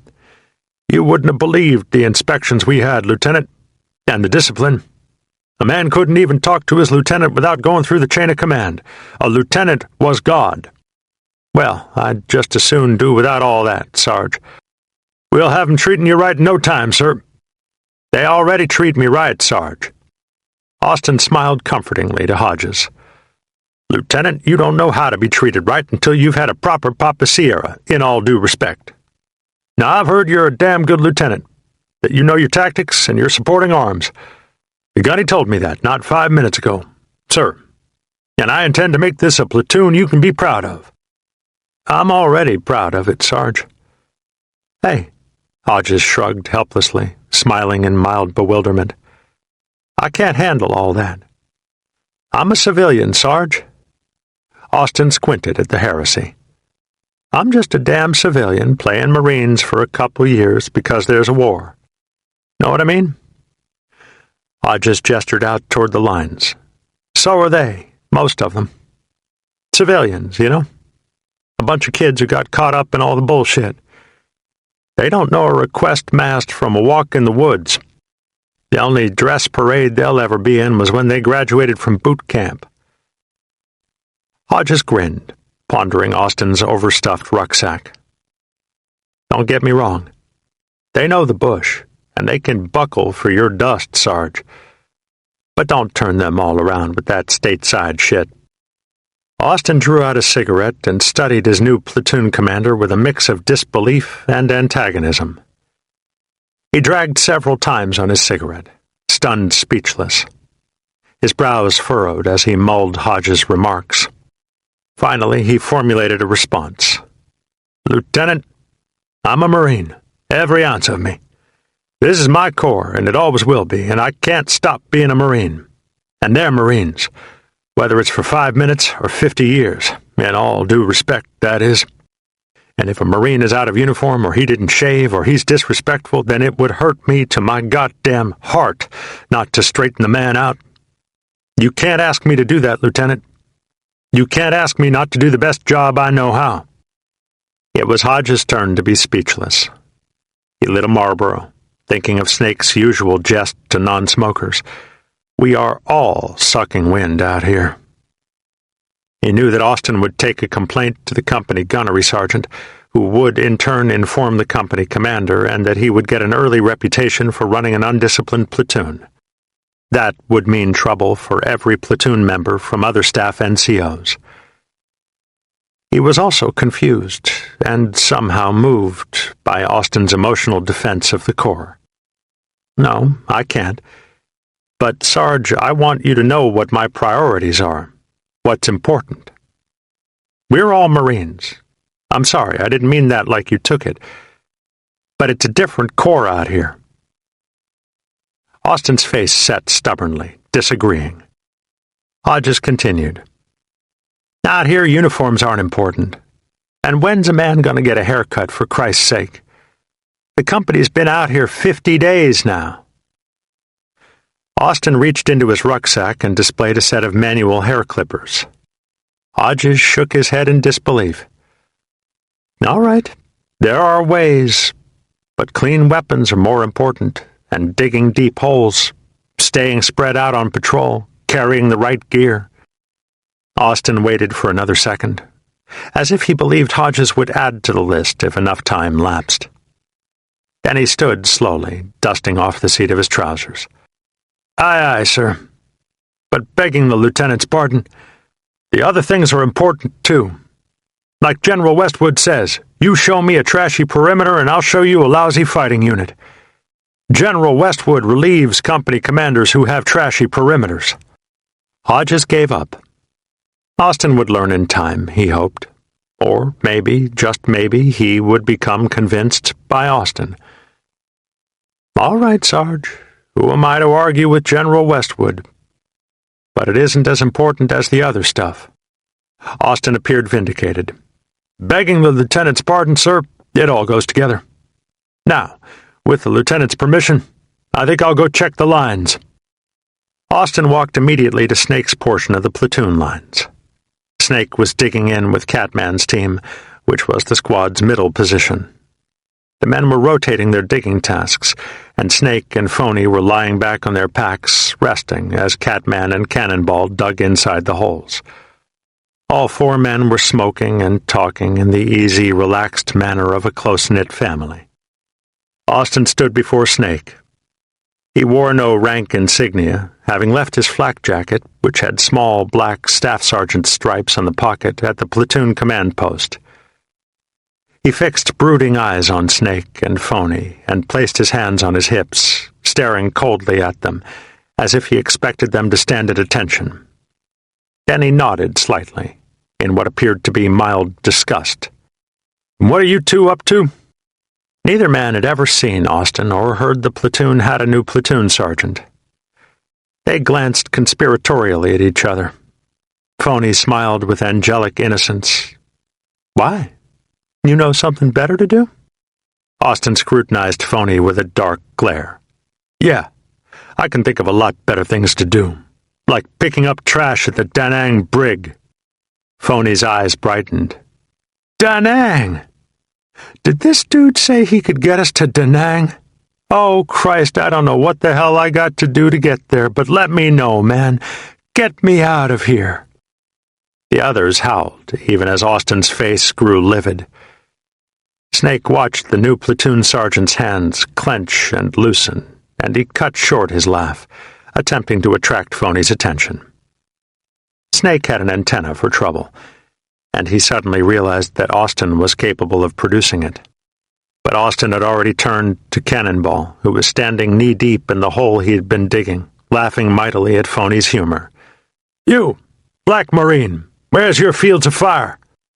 Cannonball started for a quick moment at what he believed to be a slur, then regained his amused grin, and glanced out across the rippling paddy to his front.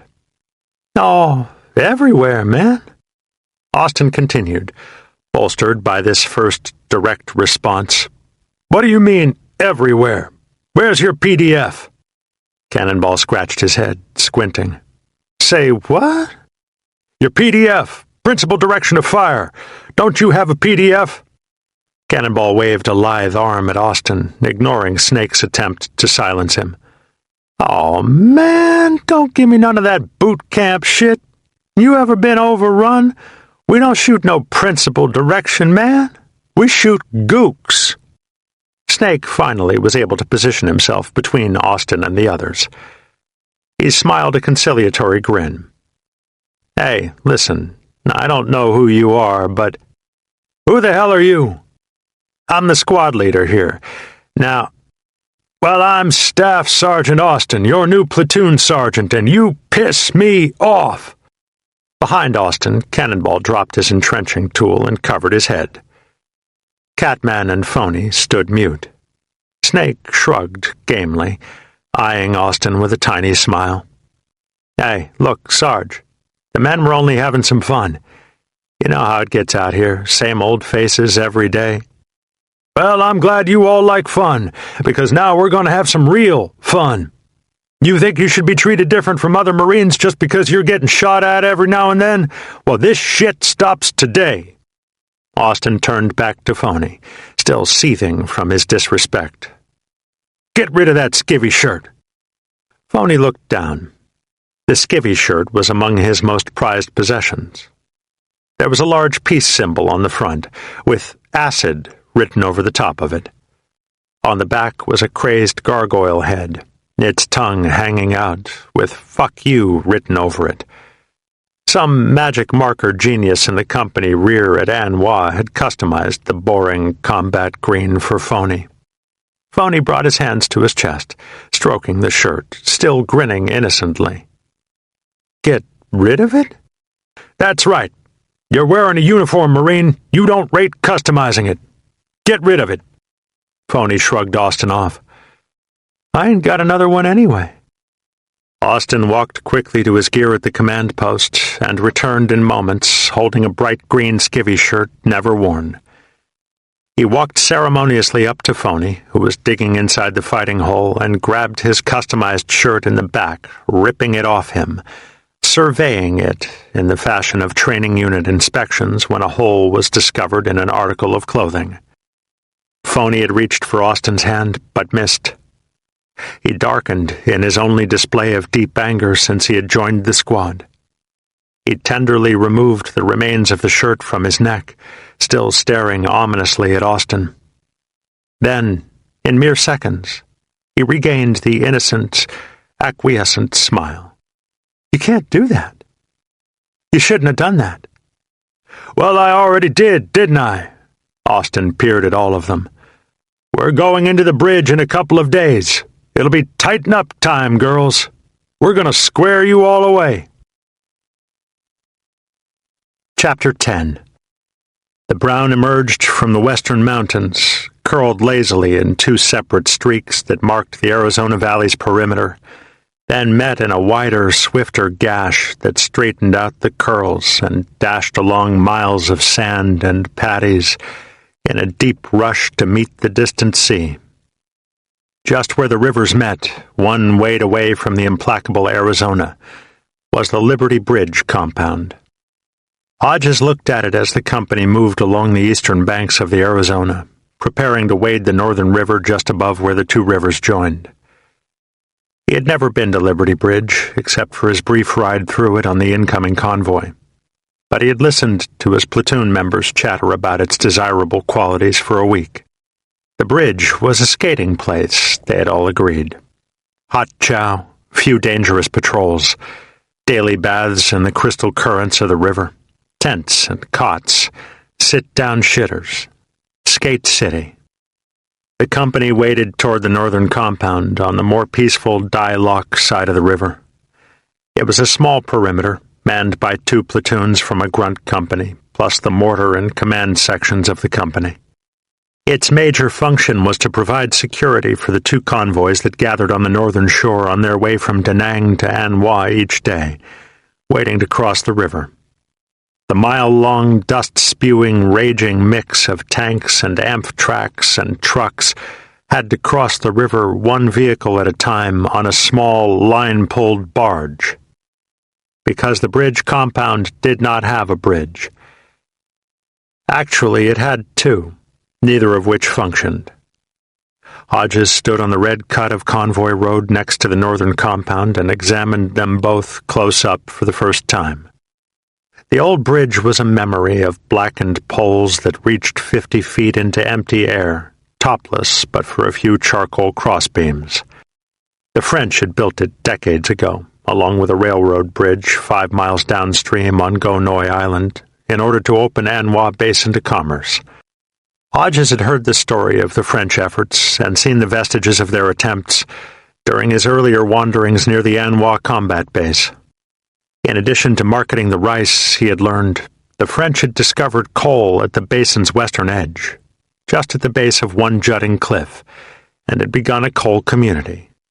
They had also built a brick factory near what was now the outer perimeter of the combat base, turning what was now only clay dust, clouds of powder in the air, into building blocks.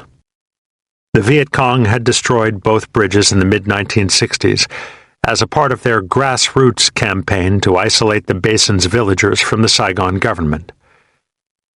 Hodges thought of the desolate Arizona villages he had just left, with their concrete wells that were evidence of attention somewhere in their hopeless past. The grassroots campaign was a winner, he mused, and government officials, the ones who dealt with Americans as village chiefs, now did so from far away Da Nang, sometimes venturing into An Hoa for brief daylight visits.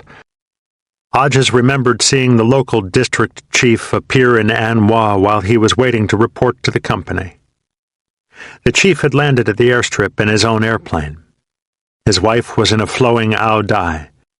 If they had wandered on the other side of An Hoa's barbed wire, Hodges grinned ironically, they wouldn't have lasted 5 minutes. Grassroots. The coal mine was clogged with booby traps. The brick factory sat under clouds of clay dust. The old bridge loomed as the symbol of the basin's isolation. Hodges and his platoon left the convoy road and walked the concrete foundation of the second bridge on their way to the southern compound. Seabees worked busily, occasionally glancing at the string of dirty, unshaved grunts who shambled by. The powers that were had euphemistically christened the new bridge Liberty Bridge. It was low, made of concrete, and as yet incapable of supporting the convoy.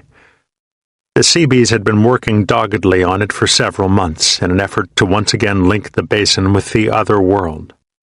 Once completed, it would sink under the monsoon currents of the joined rivers for 2 months of the year, but for the other 10 months, the basin would be privy to communication with the rest of Vietnam, or so the Americans hoped. They left the new bridge and walked toward the southern compound. A truck lumbered past them, covering Hodges with a veil of red dirt. He swore at the driver, spitting dirt from his mouth. For that moment, he felt privileged and awesome, a grunt returning to a safer haven. He strode up a sharp hill. The southern compound sprawled before him.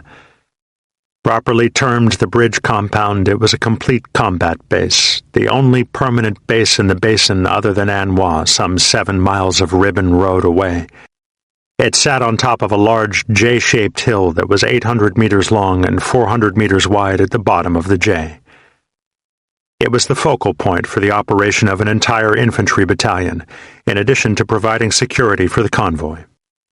Hodges and his platoon walked the road into the compound. Reams of barbed wire and rolls of concertina reached down the hill on both sides of them, Inside the compound, Hodges noticed the dozen artillery pieces on the right side of the road, inside circular parapets.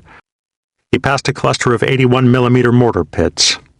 There was a sandbagged chapel next to a similarly sandbagged Command Operations Center bunker.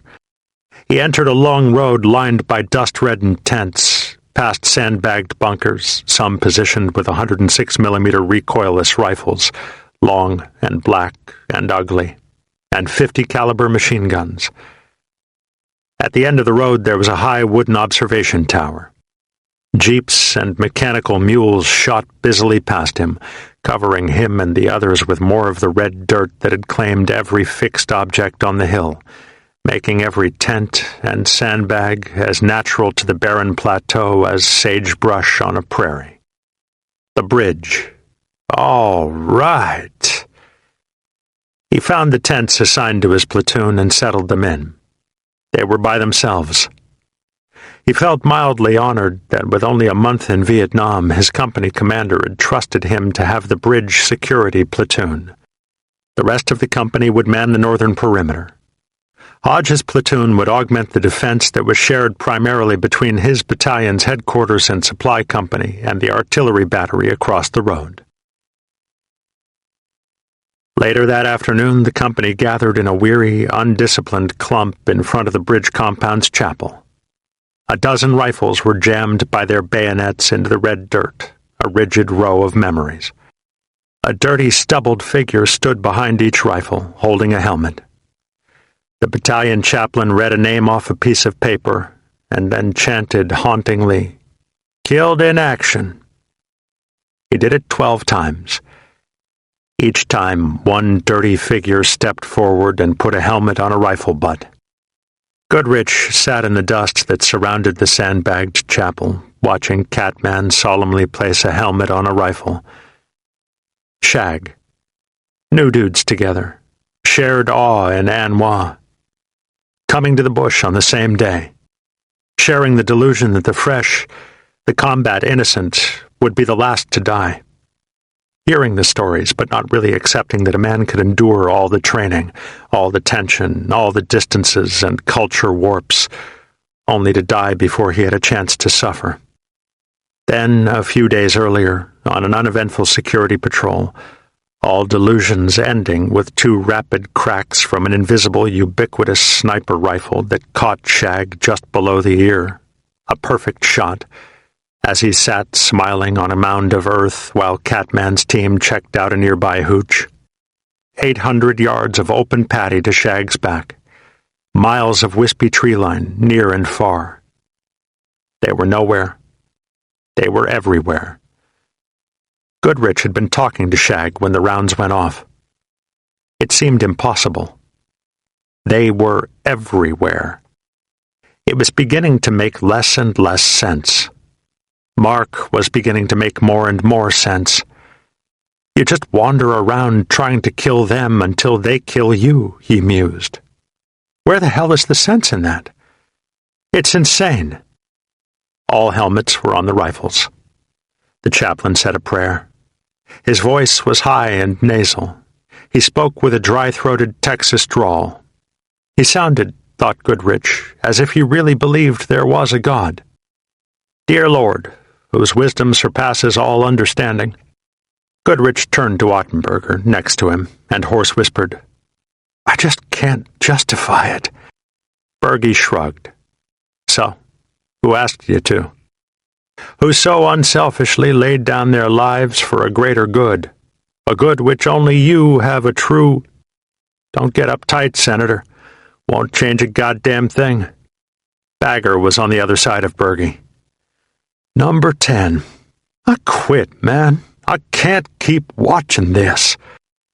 We ask you to look kindly on these young souls who have so recently joined you, fresh from the tribulations of an effort that is to your greater glory. Bagger grimaced. Lord, forgive me, but that man gives me the creeps. I keep wondering who gets the honor of being next. Bergie nudged him. Shut up. Don't even talk about that. Who gave their lives so that other men might live in freedom. Amen. Bagger peered at the chaplain. Fresh clothes, unscarred boots, rolls of fat beneath his chin, a natural repository that seemed drained from the flabby face. Well, what the hell does he know about it? He fretted absently to himself, too numb to feel true repulsion. Get some for God. Goodrich was encouraged by Bagger. He leaned in front of Bergie, anxious to communicate. He felt deeply troubled. It makes me believe in the randomness of things, like existentialism, suffering without meaning except in the suffering itself. Bagger nudged Ottenberger. What the hell is shithead talking about? School. The regimental commander joined the chaplain. He had journeyed from An Hoa in a command and control helicopter, which waited like a setting hen on the small landing pad at the base of the hill. Bagger grimaced at the colonel with a mix of dissatisfaction and fear. He spoke with a tinge of awe. Look at that man up there. He's got more power over me than God. To hell with the preacher. Somebody better run up there and kiss his ass before he sends us back into the Arizona. The colonel stood starched and green and clean beside the row of dangling helmets, looking down at the clump of hollow, weathered faces. I want you to know how proud I am of the way you men have been fighting. Operation Allegheny Forest was a complete success. Good, drawled Bergie in a hoarse whisper. Maybe he'll make a general now. 580 enemy killed. And he's never seen a fucking body. Bergie again. Goodrich joined him. Why doesn't he talk about how many Marines were screwed up? Bagger nudged them both. You guys shut up about my colonel. You want to get us court-martialed? 310 individual weapons. Bergie persisted, the long face smirking. It's the truth. Then think it. Shut up. All was terrible when a man dies, but I want you to know. What does he know about it? He fought in World War II, probably Korea. Bergie grunted, unconvinced. What's he done lately? 1st Battalion continues to lead the way. I've recommended you for another meritorious unit citation. Bergie smiled again, allowing it to melt into a sardonic grin. Get some for the colonel. Goodrich agreed. He leaned forward, his fat face intense. That's it, you see? When meaning becomes purely personal, so does glory. No great cause. It makes less and less sense. Bagger leaned forward, his face suddenly lit. Wait a minute. Did you hear that? We're up for a meritorious unit, man. The ceremony was over. He stood and walked away. God damn! An MUC! Waterbull was back. He walked slowly down the scrape of road along one finger of the compound, counting tents. Dude said 5 tents on the left, right here. He pulled the tent flap and entered the musty oven heat, blinking his eyes after the white bright of noon bake, then focused and grinned. His face full of farm boy freckles danced in the dark. There he is. He crept to the cot and tipped it effortlessly, dropping Snake onto the pallet box floor. Wake up, you little shit! Snake crouched quickly, dwarfed by the massive redhead, then smiled and popped him on the chest. You ugly mother! Thought you'd die to the clap! Waterbull chuckled. Hell, I almost did. How come you're not at the service? Snake scowled. I don't go to those things, you know that. I don't like talking about dead people. What good does it do to talk about it? Won't change it. They didn't die for any goddamn colonel. Waterbull sat on a cot, dropping his pack and rifle onto the floor. Colonel's a good head, Snake. Gave me a ride out here on his chopper. Came down to the LOC and said, who's going to the bridge? And took us with him. Me and another dude. Waterbull pulled out a cigarette. Besides, you better get yourself used to colonels. Being a lifer and all. I'll bite my ass. Yes, sir, you are going to be a lifer. Back here 10 years from now on your fourth tour, some kind of beer-drinking gunny. The war must go on, says Gunny. Yeah, and you'll be back on your farm telling war stories if you can get anybody to listen. Hey, the hell are you smoking? Waterbull grinned pleasantly. Good stuff. Want to run one? You trying to get me in trouble? You know I don't smoke in the bush. Waterbull held it in, then grinned. This ain't the bush. This is the bridge, man. He took another hit. Snake checked his watch.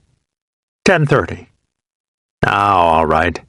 It's been a long goddamn month, I shit you not. He took a deep hit, leaning back on the cot. Waterbull was already high. It was his third joint that day. He slid out of his flak jacket. Lots of dudes gone, huh? Snake nodded. Screw this, he thought. Give me my own. Waterbull complied. He took 2 deep drags. He could feel it already. Hey, this is good stuff, Bull. Number 1. Got it in Da Nang. Bull languished on the cot. How's the new lieutenant? A grit. He burned Corky's boot. What? Remember Corky? Snake felt good, relaxed. He smiled. The top of his head began to tingle. Good old Lieutenant Corky. Lost his leg, man. I had to check his balls. What? He thought his dick was gone, but it was hanging there all right. But I had to check his balls. Snake giggled a little. Hodges comes in, and Corky's boot was laying there, full of foot. Grossed him out. He made Flaky burn the boot. Bad style. Waterbull was incredulous. With the foot in it? My new man Senator threw up. What is he, crazy? Nah. He made it cool, man. Snake laughed, remembering. He was tingling comfortably. Bull glowed in the almost dark. I was dumping on him for it, and he knocked me dead. Don't mess with him, Bull. He's all right. He asked me why I didn't do what I would have done. Oh, wow, I feel good. What? He didn't pull any lifer stuff, and he calls in artillery. He keeps telling Austin to go easy on the games. Jesus. Austin. Who's Austin? You'll find out. That same old face. Hey, how was it in Bangclap? Waterbull chortled, sifting through his pack. He pulled out a string of pictures stuck inside a plastic accordion-style holder. My wife. Snake laughed for 30 seconds. Tears streamed onto the cot. It was the funniest thing he had ever heard. No. Waterbull grinned dreamily. Yeah. Snake still laughed. They'll never understand this in Kansas. His comment seemed hilarious to him. She'll never see Kansas. Oh, we're not really married. I mean, married. She just wouldn't screw unless I married her. Religion or something. So you did. Waterbull giggled deeply. I'd have killed for a piece of that. He stared fondly at the pictures, remembering. Oh, wow. Some kind of woman. Softest boobs. Quit laughing at me. Just check it out. Snake grooved on the pictures in the dark, pondering each one dreamily. The girl smiled to the camera, variously dressed and undressed, shimmering black hair to her waist, rounded breasts inviting, wishing for caresses. Waterbull pointed to a picture of his wife sitting cross-legged on a bed, clad in bikini underpants, her breasts standing above crossed, lithe arms. Tell me you wouldn't marry that. Snake pondered her. I'm taking R&R and bang clap, Bull. He lay flat on his cot, laughing with anticipation. I'm going to marry her, too. He lay motionless, feeling lazy and peaceful. Hey, You got Bagger's team. He don't groove on all this Marine Corps stuff. Only one other dude in it. Wild Man. He's crazy. Had another man, O'Brien, got all screwed up the other day. You didn't know O'Brien. He won't be back. You don't know Wild Man either. Where you been, Bull? Took shots for 2 weeks to get rid of that clap. That was some bad shit. Sergeant Austin held the tent flap in one hairy hand, bracing himself before entering the tent. It was 3 hours later. He took a deep breath, his lips tight, and finally threw the tent flap back and strode inside. Tighten up time, girls. He strode slowly down the aisle of the tent, examining its occupants. 4 men on a near cot took a quick look up from their card game, then ignored him. Cannonball looked up from a letter as he lay on his cot, then returned to it. Bagger and Wildman stared solemnly at him, almost insolent. He felt his blood rush. No respect anymore. He looked around the tent in the semi-darkness. Where's that, what's his name? Snake. He mimicked the word silently. Even Hodges calls him Snake. Like he's some kind of celebrity that can't be called by his last name or his rank. Snake. Snake my ass. Snake was lying back on his cot, recently awakened from a nap, still feeling pretty good. He noticed Austin, and with effort rose and walked up to him. Now there's a same old face if I ever saw it, he joked to himself. Trouble, just waiting to unload. As he neared Austin, the sergeant jerked a thumb in no particular direction, a gesture to indicate everywhere. Shaves! Snake met his eyes, parroting his seriousness. Shaves! Right now! The entire tent looked at Austin in hostile silence. I won't have you people walking around the battalion CP like bums. You're bad enough as it is. Still no response. And by tomorrow afternoon, I want to see skin on the sides of every head in this tent. Skin. Skin, Corporal. Haircuts. There's a gook barber outside the compound. Austin strolled the tent, eyeing its sullen occupants. Fight a war with trash, he griped to himself again. He stopped in front of Phony's cot. Phony was chewing a wad of gum, reading a comic book. Batman. Well, it's a wonder he can read it all. Phony looked up from his comic book for one brief glimpse of Austin, then returned to it. Hey, Sarge. What's going down, anyway? Austin raged inwardly. What's going down, Sarge? Like I'm some kind of blood brother to this bullshit? Like I'm his goddamn buddy? You're going down if you try to grow any more sideburns. Phony guffawed, rubbing a cheek smooth as a baby's. Sideburns? Hey, Sarge, I wouldn't know how to grow a sideburn. The tent filled with muffled laughs. Austin examined Phony's gear, which lay in a heap by the side of his cot. His flak jacket covered his pack. On the back of the flak jacket, Pony had scribbled in tall black letters, "Fuck it. Just fuck it." Austin pointed to the flak jacket. Get rid of that. Phony grinned blandly at Austin for a moment, studying him, then emptied the pockets of the flak jacket. Okay, Sarge. He picked it up and heaved it down the aisle of the tent, where it landed with a heavy thud near the door. Everyone in the tent burst out laughing. Austin balled his fists and screamed at Phony, I'll write you up, God damn it! You wise ass! Now go get that jacket! Phony shrugged calmly and retrieved the flak jacket. You said get rid of it. Not the jacket, stupid! The shit you got scribbled on it, scribble it off it. I thought we went through this the other day. What do you think that jacket is, a letter to a friend? It is a piece of military gear. You treat it that way. Okay, Sarge. Take it easy, huh? Take it easy. Jesus.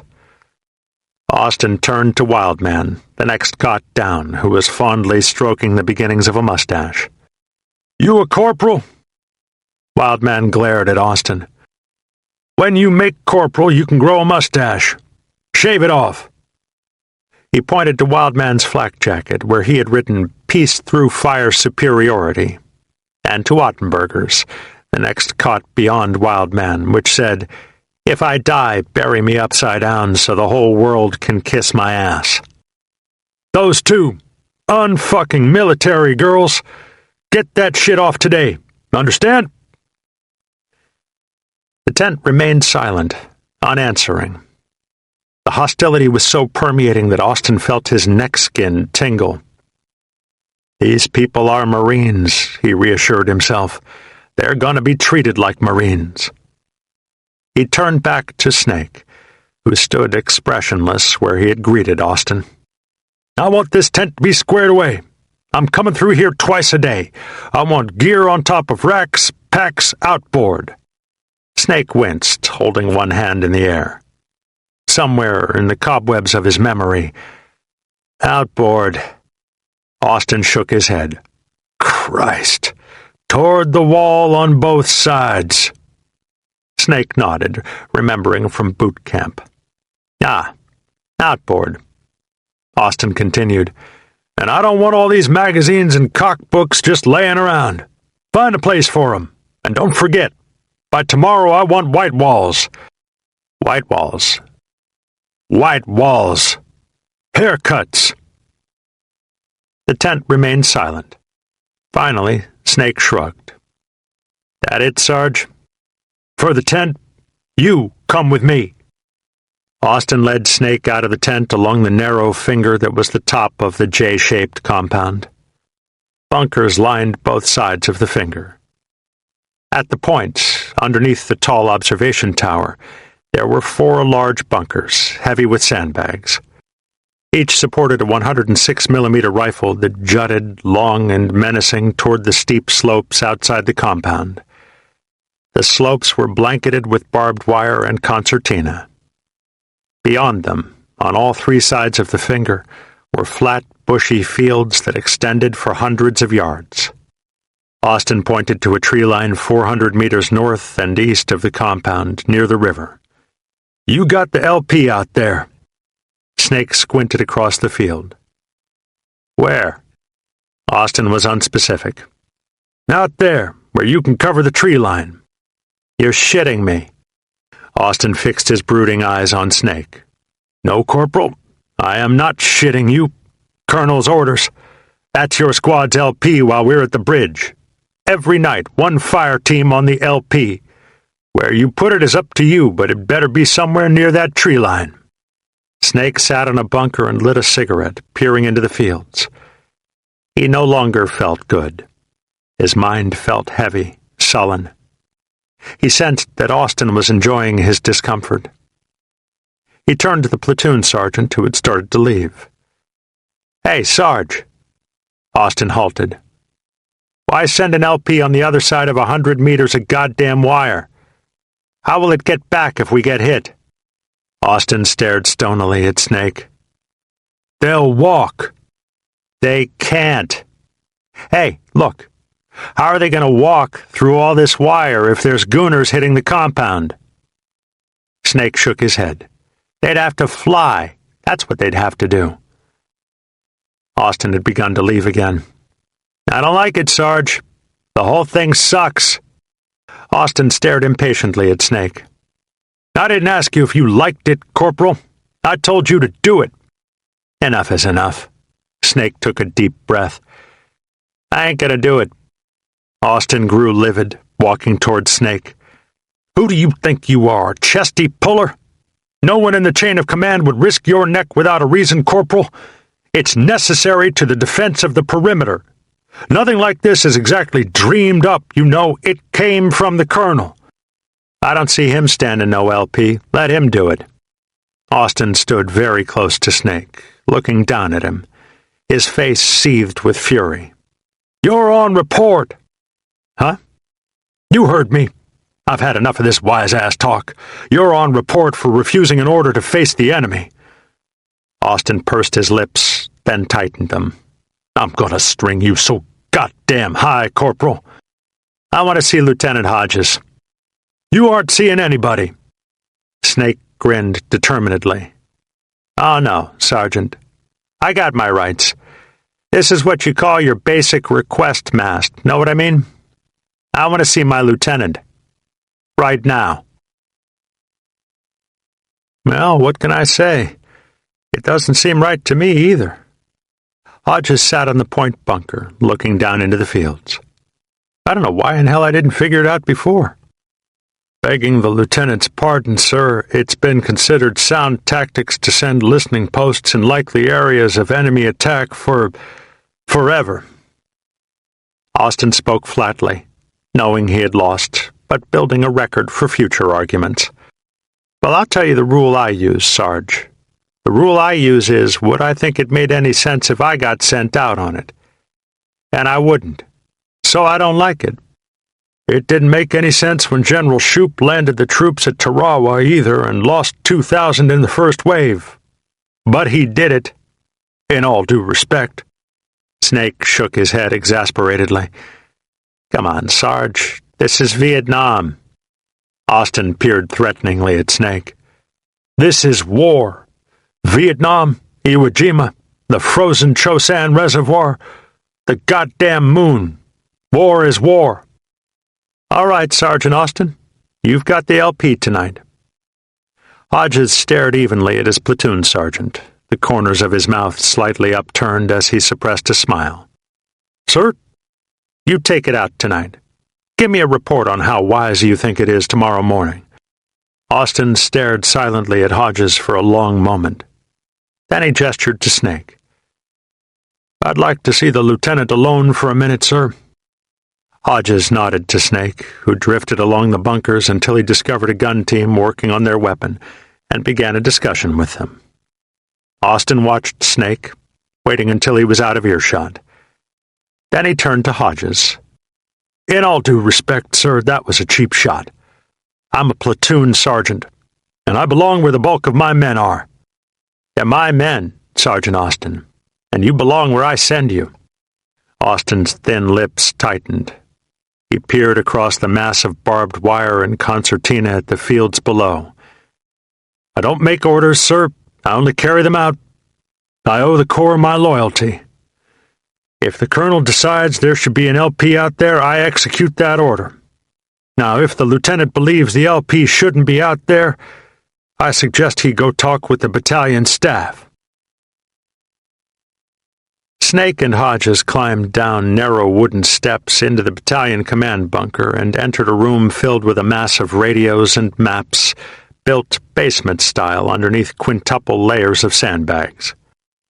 Hodges approached a jowly, stocky first lieutenant who apparently was running the command center, and attempted to explain Snake's reasoning. The first lieutenant glowered impatiently as Hodges spoke, alternating his gaze from him to Snake. Finally, he raised his eyes to the ceiling of the bunker and lifted a hand, cutting Hodges off. How long you been in Vietnam, Lieutenant? He emphasized the lieutenant in an apparent attempt to distinguish his seniority. Hodges shrugged unconcernedly. A month or so. The first lieutenant scowled impatiently. Well, look, we got more than 4 years of Vietnam inside this bunker, just among the officers. We know what we're doing. Don't tell us how to do our job. Look yourself.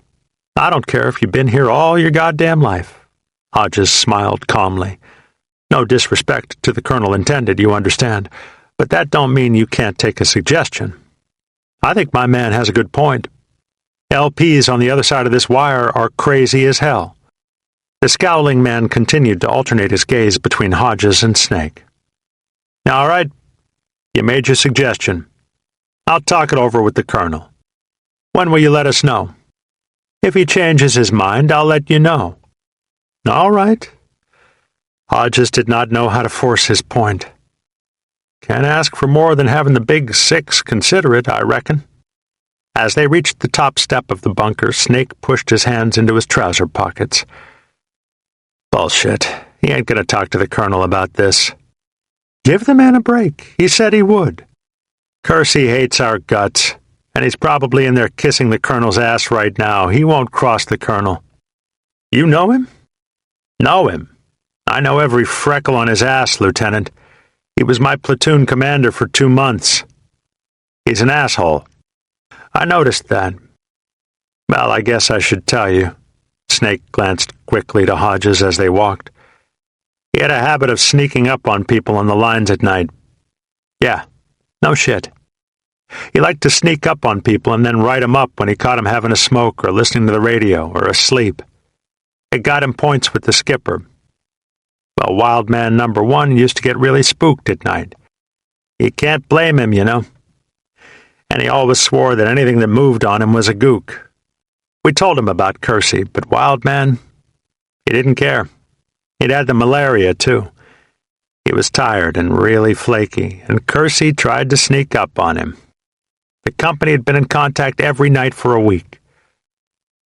Nobody knows for sure what was in Wild Man's head, but when Kersey started creeping up on him, Wild Man turned around and shot the shit out of the bastard.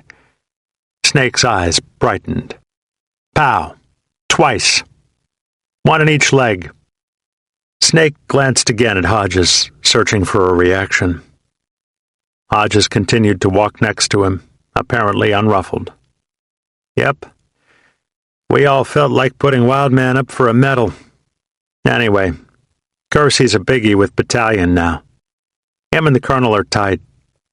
Nobody knows Wild Man did him. Everybody thinks he's a big wounded hero shot by a gook. He knows, though.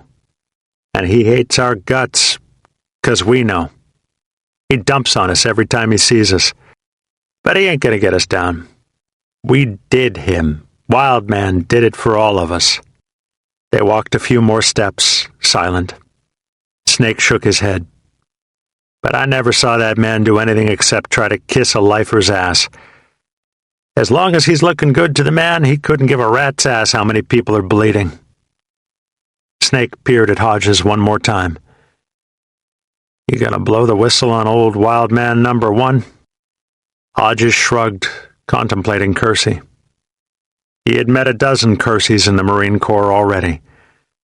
They held all ranks, although to him they seemed to be mostly majors. The Marine Corps exuded a special attraction for charlatans, out of proportion to their numbers in society. Sour-faced, humorless men who actually believed that mere rank made a person more intelligent, compensated for personal deficiencies. Hodges allowed himself a small smile, picturing the hulking Kersey sneaking up on a fighting hole in the black of night inside some steamy jungle perimeter, hoping to catch a malaria-shaken, angry, frightened Marine asleep or screwing off so he could court-martial the man and gain favor with the company commander. He snorted. Hell, I'd have shot the bastard, too. You can check out the lines without playing cat and mouse. Are you? Huh? Gonna blow the whistle on Wild Man. The Major's admonition from his first day, as he left An Hoa for the bush, still addled his reasoning. They go crazy, Lieutenant. You will too. No. He grinned blandly to Snake. I just wish the man had been a better shot. The charred memory of the old bridge loomed above them, rising from the water on its blackened poles. Behind them, 300 meters to the south, the bridge compound sat on a red hill. A few hundred meters upriver, the Seabees busily worked at the finishing touches for the new bridge. The squad had just completed a reconnaissance patrol of the listening post site, and had stopped to cool off on the way back to the compound. They bathed and swam contentedly in the shallows of the river, combat gear and clothing in scattered heaps along the riverbank. Ottenberger sat on the sand bottom in 2 feet of water, holding a tiny mirror in front of his face, meticulously dragging a razor across an unlathered cheek. The others frolicked and washed in deeper currents. Snake leaned against the water's force, feeling its mountain-cooled freshness massage him from feet to neck. He scrubbed his hair absently with a soap bar, and spoke to no one in particular. Now that I've seen it, it's even worse. It's no skin off Kersey's ass if somebody gets stuck out here. Phony chuckled ironically. I bet the bastard planned it. Payback for Wildman #1. He did it on purpose. Nah, other units had it too. That's what he told Hodges. It ain't because of us. It's because he's a dumb shit.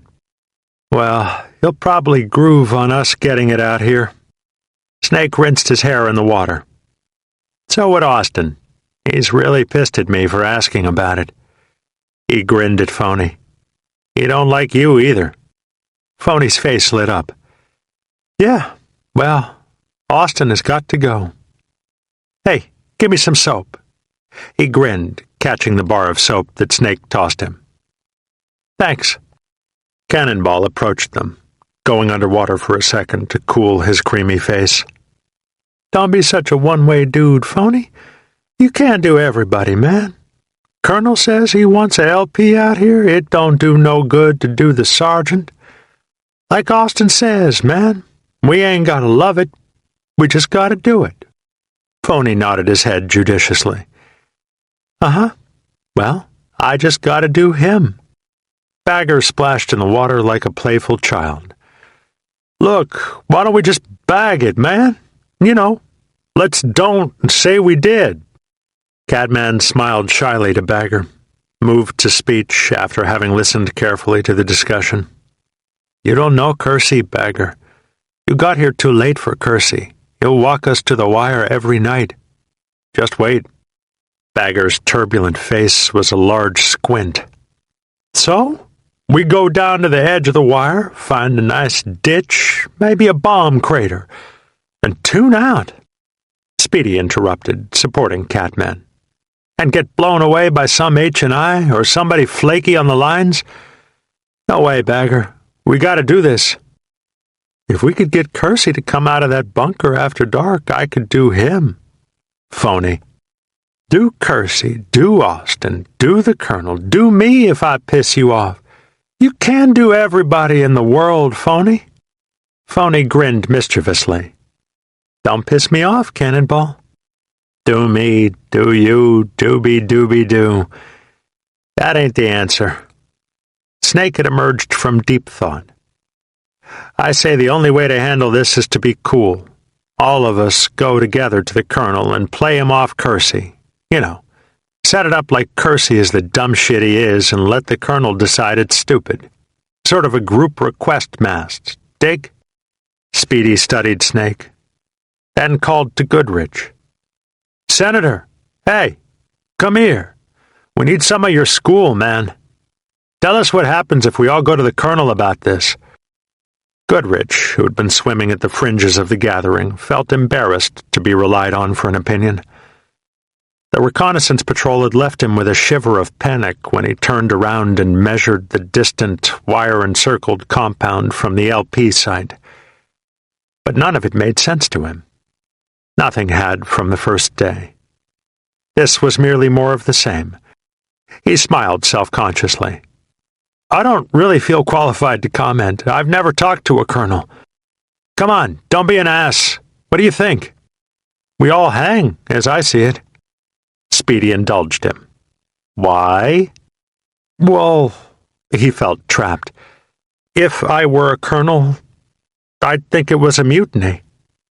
A squad of snuffies trying to tell me how to run my perimeter? The Army may be getting away with stuff like that, but this isn't the Army. We'd hang by our balls. Maybe get bad discharges, too. Oh, bullshit. Snake held his ground. Senator don't know people. The Colonel would only do that if we put him on the spot. The angle is to put Kersey on the spot and let the Colonel play Joe Cool and save us. Am I the kind of guy who looks for trouble? Hey, Snake attacked Speedy. What are you using Senator for, anyway? You're the one always saying how he don't know shit about the bush. This ain't the bush. It's Colonel's, and the man's got school. I don't care. Really, I don't. Goodrich was miserable at being the topic of debate. None of this makes any sense to me. As far as I'm concerned, let's go to the Colonel and demand he send us home. If we're going to get into trouble, let's make it worth it. Snake waved a hand at Speedy. vindicated. "See? Did you ever hear such a bunch of horse shit in your life?" Waterbull waded over, dwarfing them all. "What the hell's got into you people since I've been gone? An LP on Liberty Bridge, skate capital of the 25th Marines, when you just spent 2 months in the Arizona? You all gone dinky-dow? If we argued about every stupid thing, we'd be screaming all day, every day. I think you're all pissed off just because it's Kersey and Austin, that's all." Wildman slapped Waterbull on the back, his thin frame skeletal in contrast to the huge redheads. "Tell him, Bull. We'll take the LP every night." Cannonball concurred. "I say do it." Phony climbed out of the water and dried his smooth, unmarred body with his skivvy shirt. He started to put his trousers on. "Okay, me too." He noticed Snake's disappointed grimace and grinned blandly to his wiry squad leader. "But Austin's going, man. Boom, boom." Hodges called into the tent, and Snake ambled out, joining him on the road. They strode slowly toward the point of the compound, silent for several minutes, yet deeply comfortable with each other. Hodges lit his own cigarette, then Snake's. "Thanks, Lieutenant." Hodges nodded. "How's the LP?" "I don't mind it. Everybody's had it one night, and they're used to it." "Anything new from the Colonel?" "Yeah. He says do it." "Figures. Wonder if he's ever been out there. At night, I mean." "You flat know he ain't. But we never been to amphibious warfare school, either." "What do they teach at amphibious warfare school?" "Korea." "Ah, that's what I thought." Snake dragged silently on his cigarette. Hodges snapped his fingers. "Damn, almost forgot. You remember an operation about 6 or 7 months ago on Gonoy Island, where the company was working with some ARVN unit?" "Oh, Christ, don't tell me we gotta do that again." Hodges chuckled. "No, at least not any time soon. But there's going to be a TV crew in here tomorrow morning. You know, network news from back in the world, and some correspondence. They want to ask some questions about the ARVN from people who were on that operation." Snake grimaced darkly. "Fucking reporters. Goddamn leeches, sucking off other people's blood. Sit like buzzards, watch us die for a fucking news story, then go back to Saigon and celebrate their story with a whore." "You sound like you're not the man I need." Hodges grinned amusedly. "What do you need?" "Somebody from that op." "Well, me and Phony are all that's left, I think." Snake molded. "Baby Cake's an ogre, but they ain't back yet." "Well, the word is, get some people who were on that op and let them talk. And tell them if they say anything bad about the ARVNs, they'll get their asses kicked all the way from here to Hanoi." Ah. They had reached the edge of the compound. "You're right, Lieutenant. I ain't the man you need. But I got just the man for the job." "Phony?" "He'll groove on it." Hodges moaned. "Yeah, but network news will never be the same." The interviewer had a Saigon tennis court suntan and long hair. His utility uniform fit him like someone else's suit. His boots were unscuffed. He looked unbelievingly as Phony traipsed over to the camera, his head bobbing nonchalantly, 3 pieces of gum in his mouth. A first sergeant called angrily to Phony just before he reached the interviewer, and he waved good-naturedly back, in his glory, and held the chewing gum in a dirty hand. The interviewer did a short lead-in. Phony was the third man to be interviewed. The other 2 had given stock answers about the growing abilities of the ARVN. The interviewer addressed the same question to Phony, who scratched his head casually, contemplating it. "Well, what they say is, they're all right. So I guess they're all right." "What do you think, Corporal? You worked with them on Operation Minnesota Lake, which from all accounts was a great success." Phony looked around him, grinning. There were more than a dozen staff NCOs and officers staring expectantly at him. He waved to Austin, then to Kersey. "Hey, Sarge." Well, Minnesota Lake. Yeah. Gonoy Island. That was a couple months ago. Like the other side of my life, you know. I was a new dude. We pulled a sweeping block on this river, and the Arvins, they come up on the other side, and we waited, you know, right on the water for 2 weeks till they come, and we couldn't even go down and get a canteen of water or nothing, except just at first light, 'cause we were the block, and we were supposed to be hiding. But you look at Gonoy sometime, you'll see there ain't even a damn tree, so how can we be hiding? But that was the rules, so we just cooked up there in the sun, looking down at that river. Damn, it was hot. I guess it was about 7 months ago, 'cause Lieutenant Kersey, he wasn't shot yet. Ask him. He remembers, I'll bet. So we all got the ringworm and the hookworm from not washing and drinking all that bomb crater water. It was a bust, you know. Then the Arvins come sweeping up to the riverbank on the other side and just kept right on going, till pretty soon the whole sweep was swimming in that river. I felt like opening up. Wildman number 1, he had an accidental discharge from his machine gun, and it come pretty close to one of them in the water. But it was like watching somebody screw your sister. Well, thank you. But that was the only time I seen him, so I could be wrong. On the way back to the troop tent, Phony was intercepted by Austin. You're a dead man, Lance Corporal. You'll be a private. You breathe wrong, you're going down. You understand? Anything you say, Sarge. Phony shrugged helplessly, his face a bland, innocent smile. They didn't want to know. They shouldn't ask. Chapter 11. The concertina gate cracked open, then latched quickly shut, locking them out. They walked, lonely, naked in the moon dark, through the narrow break the road made in the field of jagged wire. Artillery boomed behind them, 6 howitzers firing far into the Arizona. The rounds crunched distant like a futile, muffled anger. Flares hung over Dialogue, far to the front, like streetlights scattered on a placid hill. Just below, the river glimmered from the flares, narrow streaks of white across it. They moved heavily, bent like old men under flak jackets and helmets and weapons and ammunition. 2 laws apiece, 5 grenades, 3 bandoliers of ammo. Speedy humped an extra 25 pounds. The radio. He whispered into the handset. 3 Charlie, leaving the wire. They followed the outer wire, paralleling the finger that made the top part of the J. Back in the compound, an 81mm mortar mission fired. Tubes thunked and flashed behind them. Rounds landed like firing pistons far to the east, their front, in the Kubans.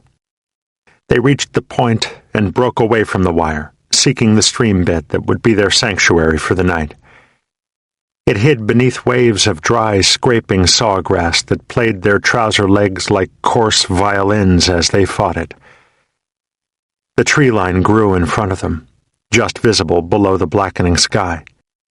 Finally, the sawgrass dipped. Stream bed. The tree line loomed now, a wall of puffy, dark things, wide and impenetrable. Even from this distance, 70 meters, it emanated an ashy, dead odor of burnt-out hooches. They settled quickly into the stream bed, knowing its contours. This was the 3rd time Speedy's team had worked the listening post. Each man spread a poncho liner over the abrasive grass and lay inside the stream bed. Speedy whispered to the hissing handset, 3 Charlie, all set in. Goodrich stretched out on the poncho liner. He took his bug juice from his helmet band and soaked his face and arms. He felt the tingle of it and was almost nauseated by the airplane glue aroma. Phew, he mused. Bugs are almost better. He took a canteen out of his low trouser pocket and drank thirstily to wash the fear out of his mouth. He couldn't quite get it all. It lingered like bile. The compound was a hulking, warded silhouette, fire flashing, boom emanating, an isolated, impenetrable world behind them. Theirs was a four-man other world, of zoo-kept animals turned loose in the wilderness. All stood the first watch together, lying side by side like moonbathers. They watched the tree line through the darkling sky, studying its outer edges when the flares creaked and dropped behind it, muttering to each other about mounds and points and dips. Finally, Speedy leaned across the stream bed. It was 9 o'clock. "We give Smitty first watch. I take second. Bergie third. Senator fourth." Goodrich nodded, thankful. 3 straight hours to sleep. Number 1. Helmet off, beside him in the grass, he slept a fitful doze, face pushed against the poncho liner. Mortar flares creaked and whistled eerily over his head. Persistent mosquitoes orbited his ears, whining. Artillery and mortar missions left the distant compound with intermittent booms. Occasionally he woke from the haunting silence of the dead village just beyond the trees. He smelled the ash that once was Hooch's, and was chased by haunting visions through the reaches of his dozings. It was night, and the villagers, mama-sons and baby-sons and water bulls and dogs crept through the sawgrass toward the stream bed, teeth bared, bent on revenge. But when he would awaken, there was only silent blackness. Dead ash filled the air. Finally, thankfully, he slept. "I don't know what it is, Flaky. Put the actual on. Hurry up, man." Speedy's dark eyes were fixed on the tree line. Goodrich rolled and immediately noticed the tautness that had strained the neck veins, squinched the eyes of the unflappable Speedy. He checked his watch. 11:15. "Roger, this is 3 Charlie. We got noises out here." Pause. Speedy's eyes had not moved. "Sounds like somebody digging in. Right at the edge of the tree line. That's most affirm. No, I can't see shit. I don't know what it is." Goodrich listened carefully, terrified. There were muffled whispers in the trees, clangs of metal in the brick-hard dirt. The metal worked a rhythm as the voices urged each other. Clang, clang, clang, clang, clang, clang. 3 entrenching tools, digging quickly just at the tree line's edge. "About 50, 75 meters. Roger, right where we're supposed to be. That's a firm." Pause, then a hoarse, loud whisper. "Well, listen, man. If you're going to put a fire mission on it, you better let me adjust." "Negative.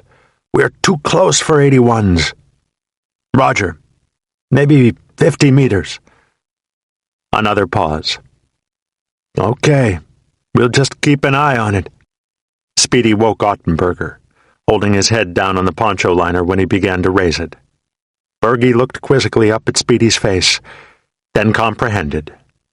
Speedy then woke Smitty on the other side of him, holding him down as well. He whispered as he put his meaty hand on Smitty's head. "Gooks! Shh!" Bergie listened attentively to the spadings and grimaced, deeply upset. They got something big out there, or they wouldn't be digging it in." He nudged Speedy. "Did you ask for a mission?"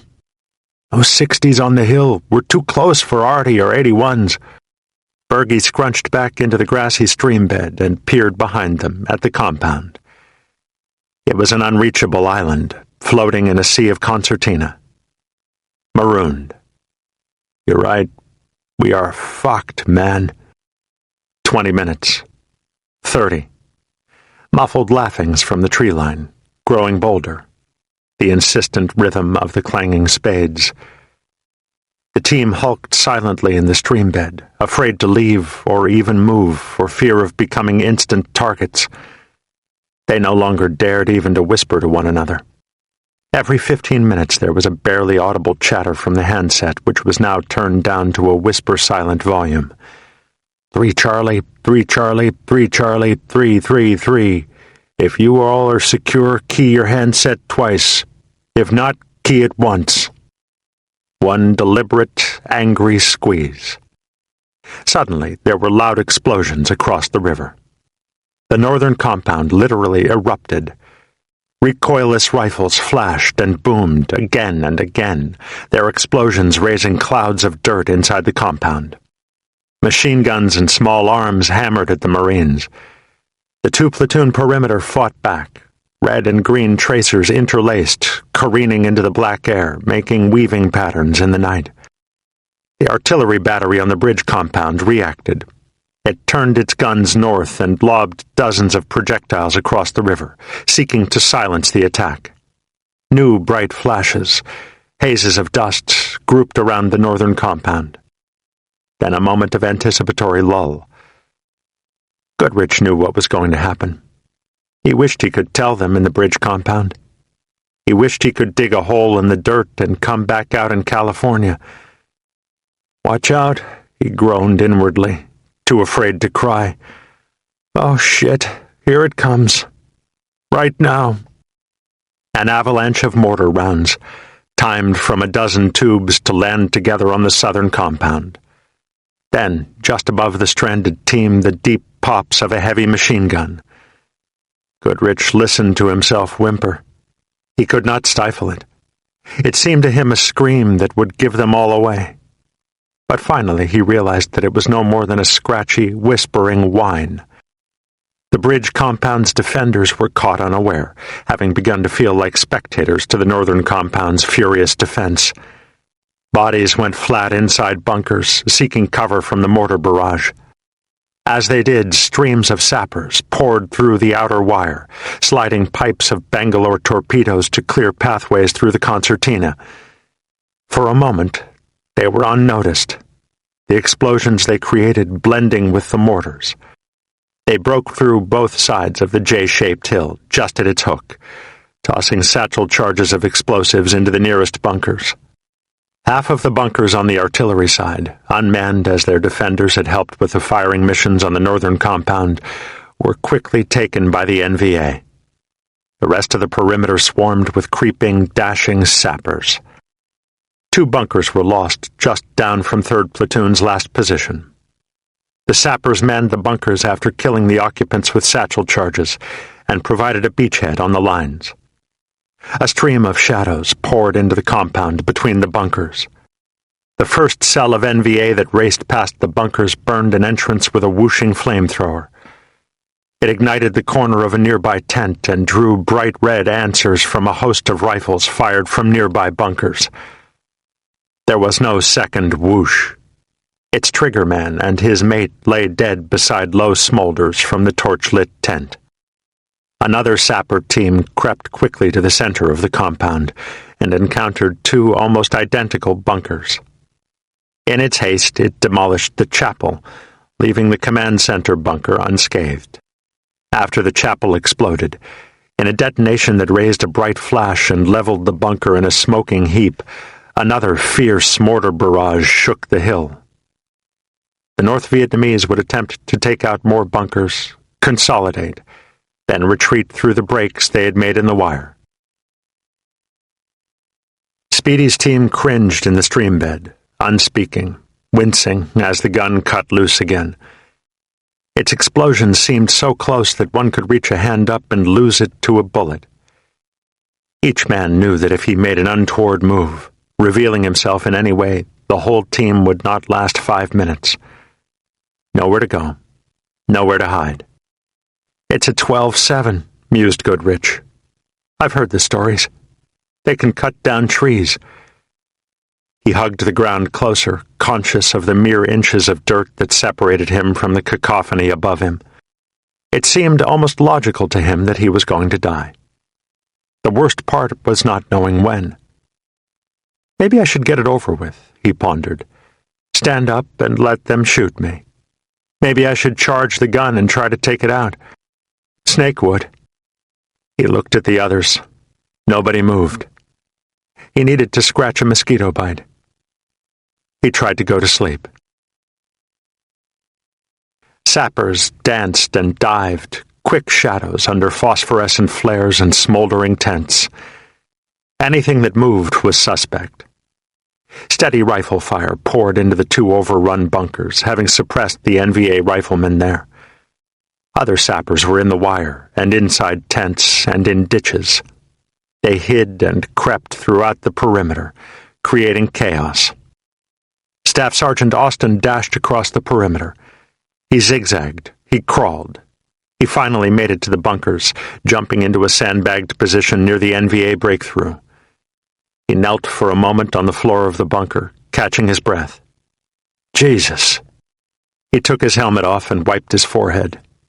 He looked up then and found Phony, Catman, Cannonball, and newly arrived Big Mac casually leaning against the bunker walls. Big Mac was watching tracers pour into the NVA-held bunkers as if it were on television. The others peered down at Austin. Phony grinned, nodding to him. "Woo-wee, Sarge." He gestured toward where Austin had come from. "John Wayne would have been proud of you." "No shit." Austin stood. "How are you people holding up?" Phony shrugged. "A-okay, know what I mean? The gooks in them bunkers been waxed." He pointed toward the command bunker, 200 meters down the road. "Rest of 'em went that-a-way." He smiled unconcernedly. "We get rounds every now and then, but we're skating." Austin nodded importantly, almost melodramatically. His swarthy face flushed. "Keep your eyes open. They're everywhere." Phony bounced his head, nodding. "Sure, Sarge." An explosion echoed on the road just behind the bunker. Austin crouched, then jerked his thumb toward it. "See? That was a mortar round, Sarge." Austin's jowls split in a wincing frown. No respect. He looked both ways, watching creeping, distant shadows. Finally, he jumped out of the bunker toward the next position. He took 5 steps and dove to the earth, searching his front again. Phony held a grenade in his hand. He pulled the pin, then casually let the spoon fly, never losing his bland grin. He tossed it expertly, 5 meters on the other side of Austin. Austin started to rise. Boom! He fell on his face, motionless. Phony yelled loudly, "Corpsman up!" Big Mac stared unbelievingly. "Jesus Christ! What did you do?" Phony shrugged absently, watching Austin writhe. "Nothing." He allowed himself another innocent, bland smile. "What do you mean, man? That was a mortar." The officers inside the command bunker had assumed control of all tactical nets, directing the defense of the compound from their underground haven. Kersey, washed in the bunker's fluorescent brightness, worked from a large composite map of the compound and its surroundings. He communicated to the listening posts and to radios positioned in various bunkers along the perimeter, attempting to determine enemy gatherings and strong points through such reports. With that information, he would advise the battalion commander as to possible artillery missions and airstrikes. Hodges, out on the perimeter, was reduced, in effect, to a radio man. He relayed reports to the command bunker concerning the status of his platoon's sector of the huge perimeter. At other times, he worked his way from bunker to bunker, as Austin had been doing, to check on casualties and ammunition consumption. Behind him dawdled a murmuring, cursing Flaky with the platoon radio. When Austin went down, Hodges was in the next bunker, 30 meters away. With him in the bunker were Snake, Waterbull, Wildman, and Bagger. Austin fell between the 2 bunkers and immediately began to groan madly. Hodges, having been unaware of Phony's designs on Austin, did not read the knowing looks that passed among the bunker's occupants. Snake glanced quickly to Hodges, catching his reaction, then smiled sardonically. "Ain't anybody gonna help Austin?" Austin had tightened into a ball. A burst of AK-47 fire passed just over the bunker. Behind him, the 12-7 tore angry rents in the still night air. 30 meters up the road, 3 more mortar rounds impacted. Wildman snorted. "Let him bleed a little first." Hodges crawled alone to Austin. The grenade had gone off to the sergeant's front and left, peppering him along his whole left side, except where his flak jacket blocked the shrapnel. He bled from his forehead. Several pieces had entered his chest and stomach where his flak jacket hung open. He clutched his stomach, still curled into a tight ball. Austin cursed to himself as Hodges approached, seeming almost to revel in his bleeding. "God damn, Lieutenant! I never heard a fucking thing! Oh, Jesus!" Austin's tight mouth experimented with its own versions of wonderment and disbelief. He managed a small smile and stroked a slippery wet undershirt. "Sorry, Lieutenant. Looks like you're gonna have to get yourself a new Papa Sierra. I won't be back." Hodges dragged Austin by the belt toward Phony's bunker. Austin screamed in painful protest to the tugs. "Hold on, Sarge. I'll get you a dock, man. And you know we're all gonna miss you." Sickening crunches behind them, walking toward them, unstoppable, like a flash flood. Twirl, boom, twirl, boom, twirl, boom. 81mm mortars walking toward the tree line. Twirl, boom, just behind them. Twirl, boom, just in front of them. Twirl, boom, inside the trees. Speedy grabbed the radio handset and whispered urgently, "Cease fire! Cease fire, goddammit!" Pause. "The mortars! 3 Charlie! Charlie! You're blowing us away with your mortars! We're too close!" Pause. "I don't give a fuck about the gun, man! Start giving a fuck about us!" Another pause. Speedy turned wryly to Ottenberger. "It's Kersey, cabron! He says it's for our own good." Bergie grimaced tightly. "Lucky us." A wounded sapper dangled in the wire, wrapped up in the concertina where the NVA had first broken into the compound. He was clearly visible under the illumination flares 30 meters out, dressed in shorts and banded with strings of ropes on his arms and legs that isolated his blood in 8-inch instant tourniquets. Snake studied him. His left leg was off above the knee and his midsection had been pierced. Snake wondered absently what had hit him. They were inside the compound before anybody had a chance, he mused. Stupid shit probably got in the way of his own Bangalore torpedo. The sapper appeared comfortable, not attempting to disengage himself from the jags of metal, occasionally wiggling an arm to ponder its movement, now and again lifting his head to examine the bunkers full of Marines who peered back at him. And every now and then he implored the shadows, almost comically, "Chu-hoi!" uttering those magic words of surrender as if he had ventured all the way to that barbed stopping point in order to defect, as if he had been wrongly demolished while crossing the wired threshold over to the other side. "Chu-hoi!" Snake shook his head, laughing at Chu-hoi on the wire. On the far side of the perimeter, Chu-hoi's comrades fought fiercely, still controlling several artillery bunkers. There were booms, scattered bursts of weapons in the tent section. 106s and artillery boomed at clumps outside the wire. The 12.7 tore angry, ragged holes in the air. "Chu-hoi! Chu-hoi!" Illumination flares dangled over him, and he hung delicately from his bed of wire, the banded stump of leg quivering. Chu-hoi managed to smile. To his right, another fierce eruption as a reaction squad attempted to root his comrades from their bunkers. "Chu-hoi!" he said, with urgent logic. Finally, Snake could endure it no longer. He screamed over to Catman's bunker. "Cannonball! Shut that fucker up!" Thunk. Boom. Blooper. The explosion sprinkled the sapper with new holes. He rocked slightly on his bed of concertina. He moaned now. It was worse. He began a mumbling argument with himself, perhaps cursing the lying pamphleteer who taught him the magic phrase that did not work. He decided to try again. He looked toward the bunkers, smiling hopefully, and instructed them once again. "Chu-hoi!" Then, very quickly, "Chu-hoi!"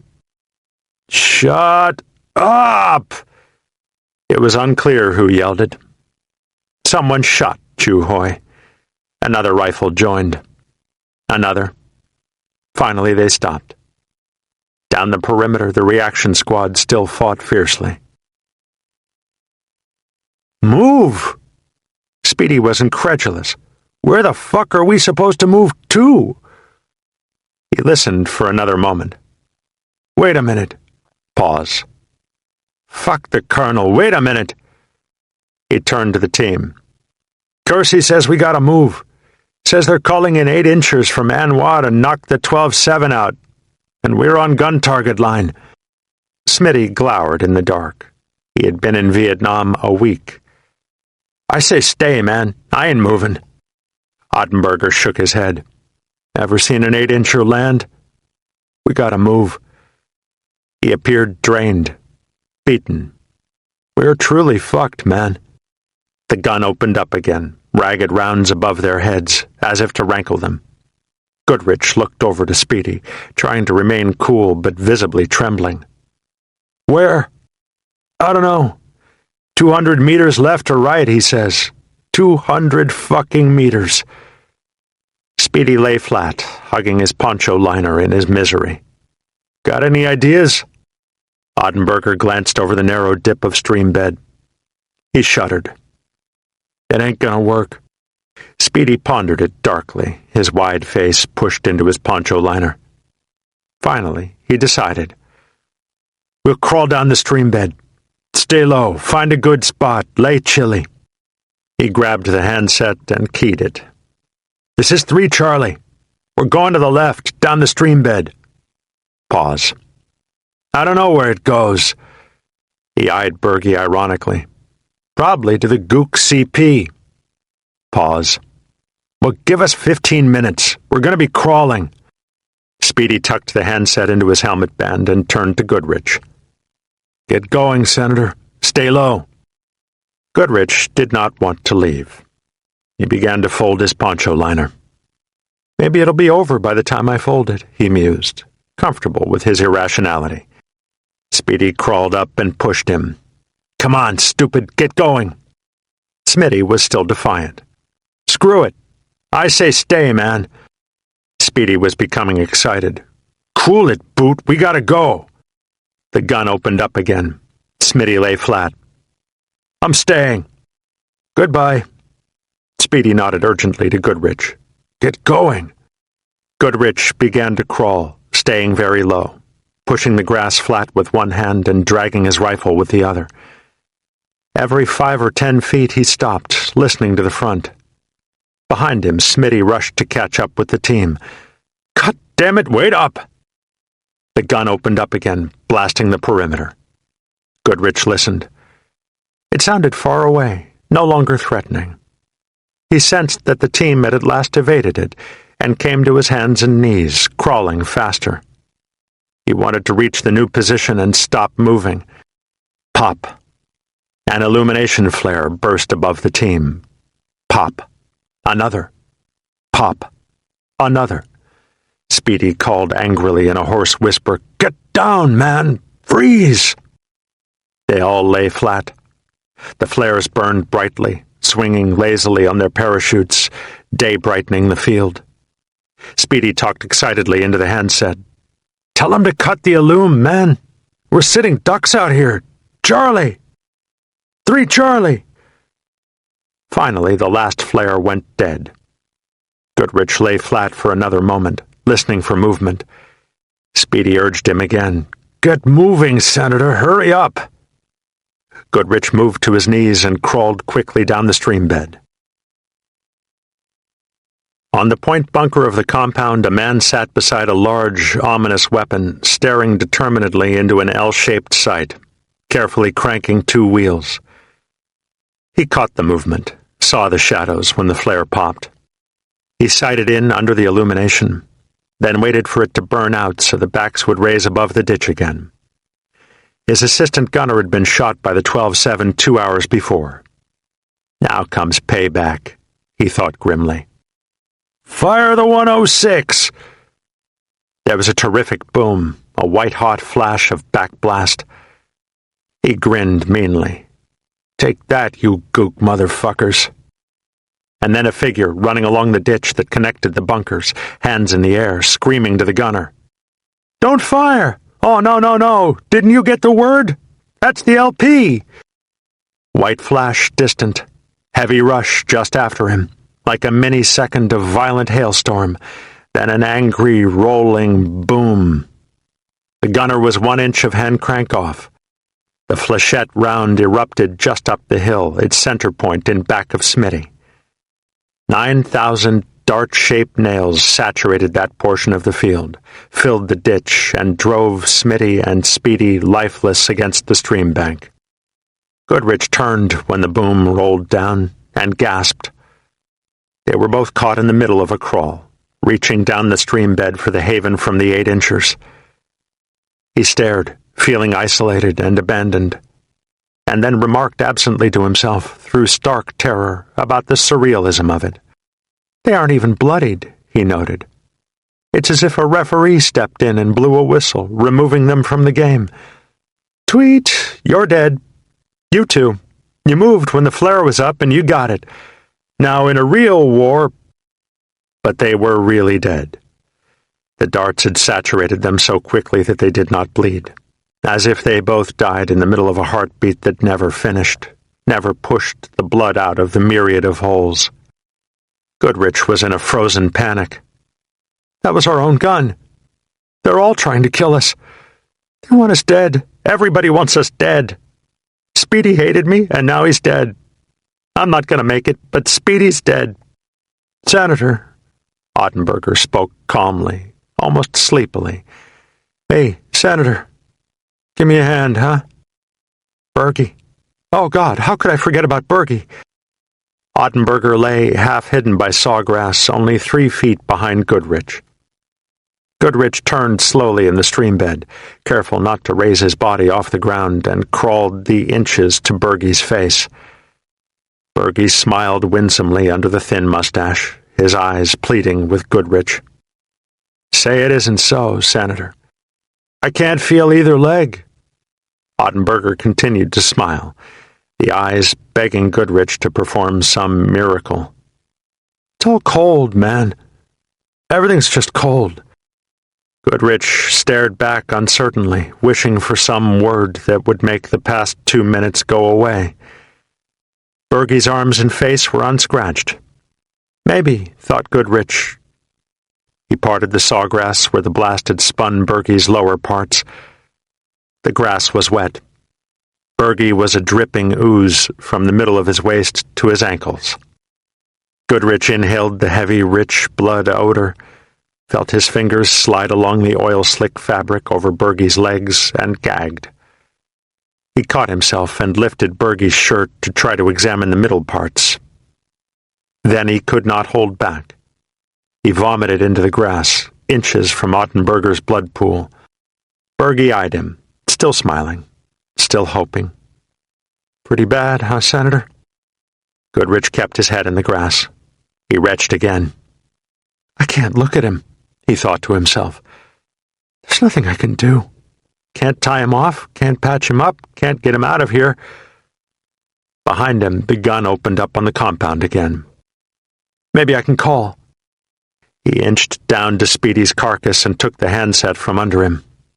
The radio was dead. He had known it would be. "At least I won't have to look at Bergie if I play with it," he reasoned. He turned the knobs, banged it gently, and absently keyed the handset, still petrified of the gun team in the tree line. No effect. The radio was shot to hell. There were a lot of soldiers in the tree line. He could hear them whispering, and he thought he could smell them. He thought they were laughing, celebrating. But he didn't know Vietnamese, so it was just silly gook talk, up and down the music scale. He thought they stank, but it could have been a water bowl pen in the Ville. He thought he was bleeding all over, dripping off his crotch and chests, but it could have been sweat, or Bergie's blood, or his own vomit. His eyes burned, and his arms hurt where they had scraped against the coarse sawgrass blades. He thought his arms bled, too, from the grass blades, but it could have been sweat, or Bergie. "Senator," the same soft, pleading voice. "Hey, help me, man. Help me, Senator." Goodrich turned and crawled back toward Ottenberger, pulling cautiously on the grass and pushing with his toes. Ottenberger eyed him sleepily, then burped up a stream of blood. "Oh, my God," thought Goodrich. "His stomach, too. It's all cold, Senator. Can you patch me up?" Bergie still grinned sleepily. The first 8-incher hit the tree line with a terrifying, huge explosion that rent the earth, sending tree roots and huge clods dancing in the air. Goodrich and Ottenberger were covered with a veil of fresh erupted earth. "Help me, Senator." Then, with numb finality, "I'm gonna die, aren't I? You're just waiting for me to die." Bergie burped again. "Oh, God. Can't you patch me up?" Goodrich peered into the ice-blue eyes, but could not hold them. "You're okay, Bergie. You just need a doc, that's all." There was a moment of silence as all near firing abated. Goodrich felt certain that nearby enemy soldiers would hear them. "Now, hold it down, okay, Bergie? No noise, man." Bergie did not answer. He continued to stare at Goodrich through calm, heavy-lidded eyes. Goodrich was becoming unnerved, feeling damned by the dying Bergie. "Patch me up, okay, Senator? Help me, man. You need a doc." Another earth eruption, an explosion so loud and close that it seemed to come from inside, to be a living part. Bergie still stared, oblivious to the dirt shower. His voice took on a fading, pleading tone, yet he still smiled hopefully. "Can't you stop it?" "I'm in hell," thought Goodrich, over and over. "I'm in hell." He crawled to Bergie's face because he was too afraid to whisper from 3 feet away. His own face was contorted in its fear and anguish. "I can't. I'm gonna die. Oh, Buddhist priest, I'm only 19. It's cold, Senator. You'll be all right. Don't leave me, Senator. Oh, God. Don't leave me, man. I won't, Bergie. I won't leave you. Hold it down, okay?" First light. The rubble of the chapel smoked lazily, little curls of gray still reaching from the heap of blackened sandbags. There was an occasional isolated burst of rifle fire as the last of the sappers were rooted out of the bunkers and tents. The mess hall gunny opened up his supply tent and found an NVA soldier nonchalantly chewing on a loaf of bread, like a stuporous rat. The gunny cut him down, sending bullets through the rations. The soldier lay dead in a pool of sugared water from canned fruit. Along the perimeter's edge, the wire held dozens of charred treasures, blown to bits, scorched, decapitated. A mechanical mule drove along the dirt road, loading bodies to be buried later in a mass entombment outside the compound. The concertina gate creaked open. A column of hulking, exhausted figures filed slowly down the narrow road. In front of them, the river shimmered red with sunrise. The patrol followed the outer wire and passed the inside hook of the J-shaped hill where one string of sappers had broken into the compound. There were more than a dozen bodies caught along the wire, like fish snagged randomly by a wide net. A transistor radio cut into the silence. "Good morning, Vietnam!" Hodges bristled. "Tell Bagger knock off the sounds." The order passed quickly up the column. The radio went silent. The only noise now was the blunt scraping of sawgrass on their legs. Finally, Wildman stopped. He was standing in a short ditch among 4 poncho liners half buried under clumps of dirt and branches. Hodges waved him on. "Left. Down the stream bed." Hodges peered into the looming tree line. The 12-7 lay awkwardly on its side, half buried under riven earth, one leg of the tripod jutting into the air. He felt his lips go tight. Well, they certainly got their 12-7. Just beyond the poncho liners, Smitty's helmet lay in the ditch, abandoned in his frantic crawl to catch the rest of the team. They followed the stream bed for 70 meters more. Finally, the team sprawled before them, surrounded by the buzz of feasting flies and the cooked aroma of drying blood. Wildman halted by Smitty's corpse. The rest of the patrol bunched up behind him.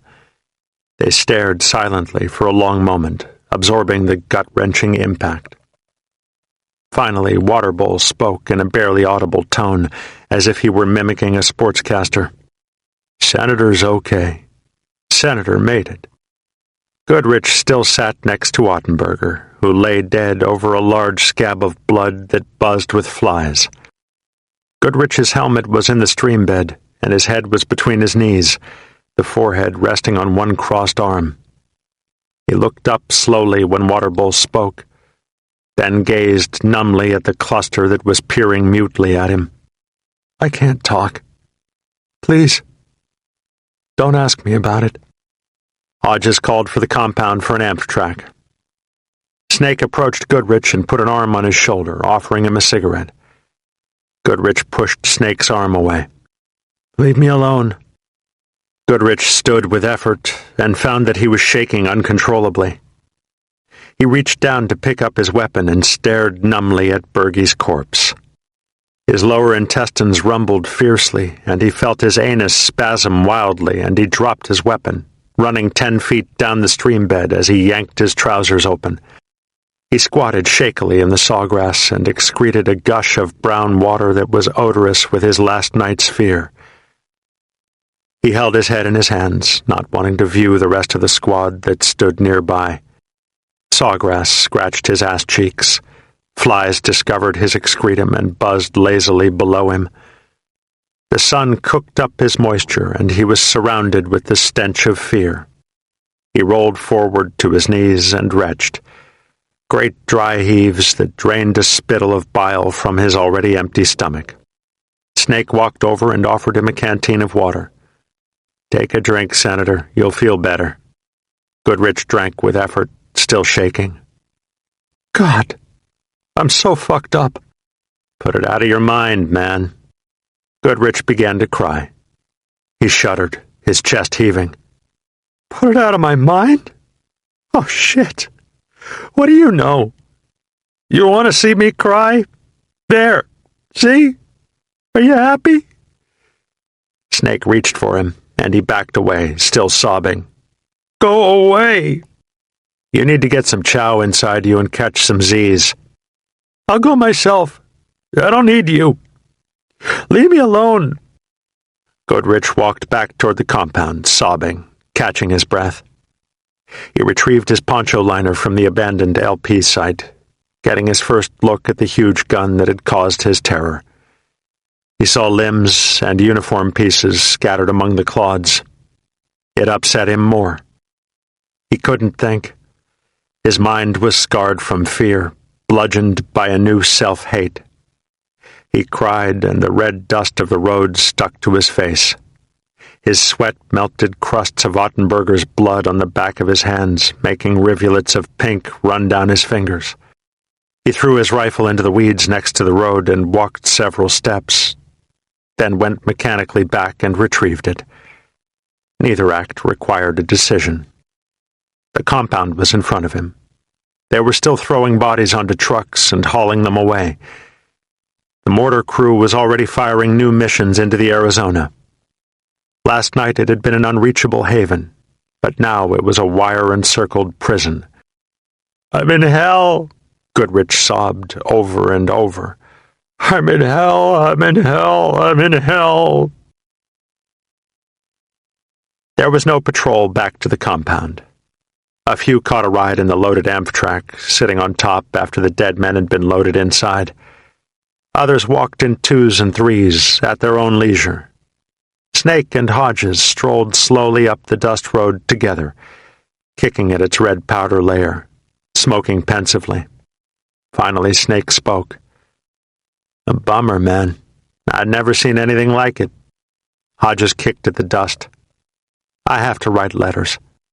Outside the wire, a Caterpillar tractor was scooping up mounds of earth, preparing a mass grave for the dead NVA soldiers. Snake gestured toward it. They better dig a deep one.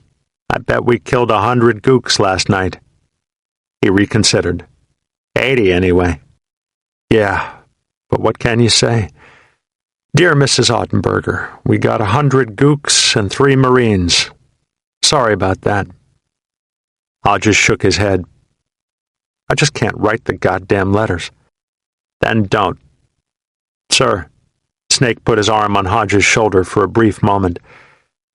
I'll do it. I wrote him for Vitelli and Marston. Hey, don't let it get to you, Lieutenant. If you start crying, we're in the hurt locker. They reached the compound, and Phony was sitting on a bunker at the edge of the road, popping a wadful of gum. Hear the news, man? What's that? Phony grinned ironically to Snake. My man Kersey's going to get himself a silver star. Snake glanced at Hodges. Was I right or what? For last night. That's a firm. Him and the colonel. Snake squinched up his mouth. I'll bet they never left that bunker over there. Phony grinned again. Well, Kersey did. He just went down for chow. The only thing that surprises me is they didn't put each other up for the goddamn Medal of Honor. Snake considered it. Probably didn't have enough casualties. Snake and Hodges walked through the tent area toward the platoon tents along the finger of the compound. Kersey approached, his utility uniform still clean, carrying a mess tray filled with food. He glared at Snake. Snake smiled blandly to Kersey. Hey, Lieutenant Kersey, here you're going to get the big star. Yes, sir. Someday you'll be a general. Yep, it's going to look real nice up there with your Purple Heart. He threw the final words like daggers. Kersey scowled at Snake, his face washed with hate. They passed on the dirt road. Then Snake shrugged ironically. Yes, sir. That's another reason why. Why what? Why, I'd kill that man in a minute if I ever had the chance. Chapter 12. Phony. Knock on the door and hide. If somebody answers, wait until the door is shut and make your bird. If nobody answers, knock again. Loud. Peep the neighbors out. If a neighbor comes to a window, wait until they go away, then make your bird. If nobody answers and no neighbors notice, go on in. Break a pane of glass, shimmy a door loose. Ain't no biggie. Don't take too much, hard to carry, hard to fence. They notice quicker, and they remember more. Find yourself a fence. They're everywhere. Some fences give you skag. Ask for a taste before you trade. If what you got is good enough, they'll give you a taste. But after that, you better trade. If you don't, somebody's going to do you. Or play hitman. So many stupid people. It ain't hard. Catch somebody right, like when their arms are full. Hold you a knife or a gun if you got one and start to take their money. If they move, bonk 'em one. Do 'em quick. Don't cut 'em, don't shoot 'em. Too much trouble if you're caught. If they get the drop on you, run away. Make that bird. If you get caught, play scared. There's room for that, too. No sweat. They'll send you to a home, only it's a jail. Juvie Hall. Be good in jail. They're mean bastards anyway. If they want a piece of you, be sweet. If you're good, they let you out. Foster home again. Be cool for a couple weeks. Then you run away and find a door and knock on it and hide. If you don't get caught, that's cool. Trade you for some skag and bring it back. Throw down a Twinkie and a Coke for dinner and then lean back against the bare wall, right there on the floor with all the dirt and roaches, and shoot up. Rip. Pow. It takes your breath and leaves you there all low and floating. There ain't any feeling like it. That's living. There were a dozen foster homes where he'd learned the smile. The early years of agonizing days spent under disapproving glances when emotions were unveiled, as if emotions other than a pleasant front were unnatural and condemnable, as if a cry for help were a weakness, and more important, an intervention and a bother. The only solution, the only workable attitude, was to keep the smile in good repair, to be careful not to ruffle the man or the bitch, and then to fight like hell any way he could for what was his, or for what he wanted. At 10 he started running. By 13 there was no way in hell they could keep him in. He'd found the freedom of the street, and he'd dealt with its chimeras in the same way. Grin at it until it turns around, then unload and run like hell. By 16 he was in the federal narcotics farm after having come down with hepatitis from a dirty needle. He was the youngest person on the farm. He was good. He played scared and innocent. He knew jails. The other inmates named him Phony. At 17 he was on the street again. Incorrigible. Heavy. Whatever it means. He had a probation officer. The man was worried about Phony's future. Phony had never had a job. He had a civilian record, the officer shuddered, that would make a juvie judge break down and cry. The probation officer decided that the only way to balance out Phony's record, to give him a fresh start, was for him to go into the service and come out with a clean record.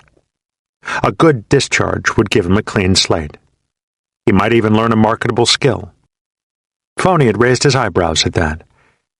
Yeah, like I could be a hitman or something. The probation officer wrote letters.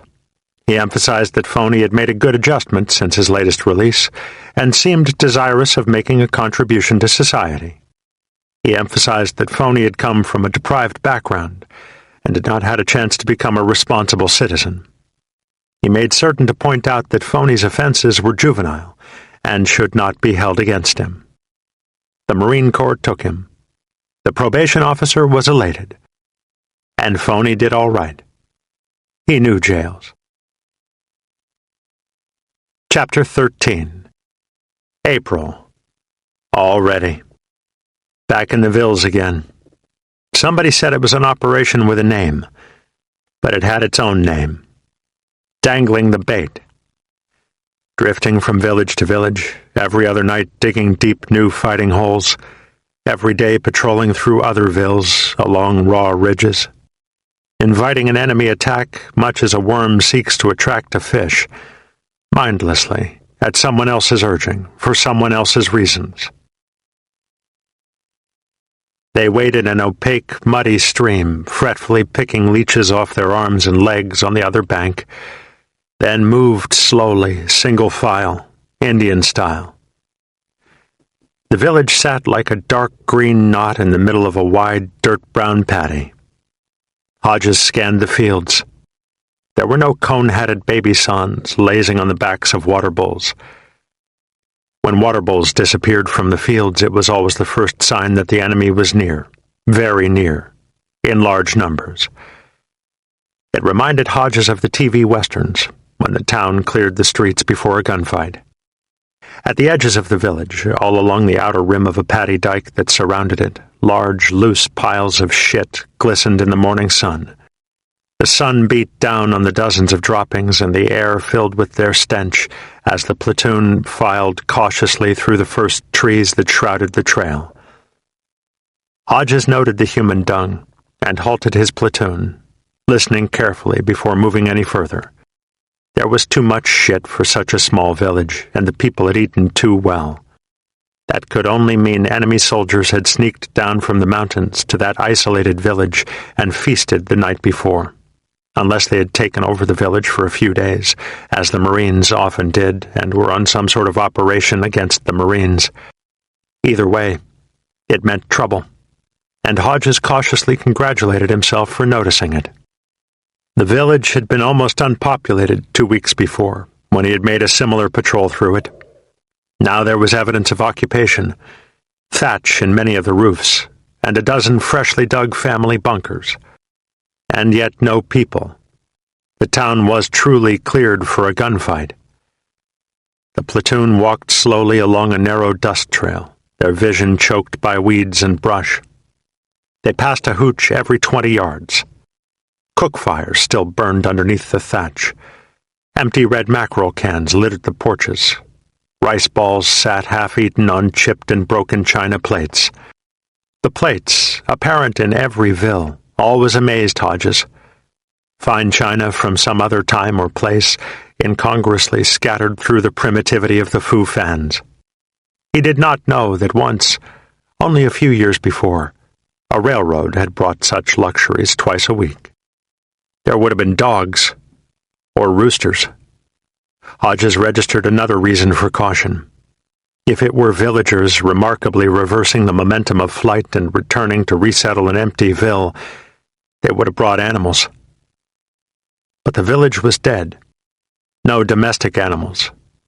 And the others had long ago fled the valley to the mountains that ringed it.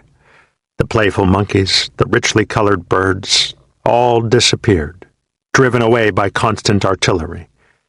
A few rats skittered through the brush near some of the hooches. Only the rats remained.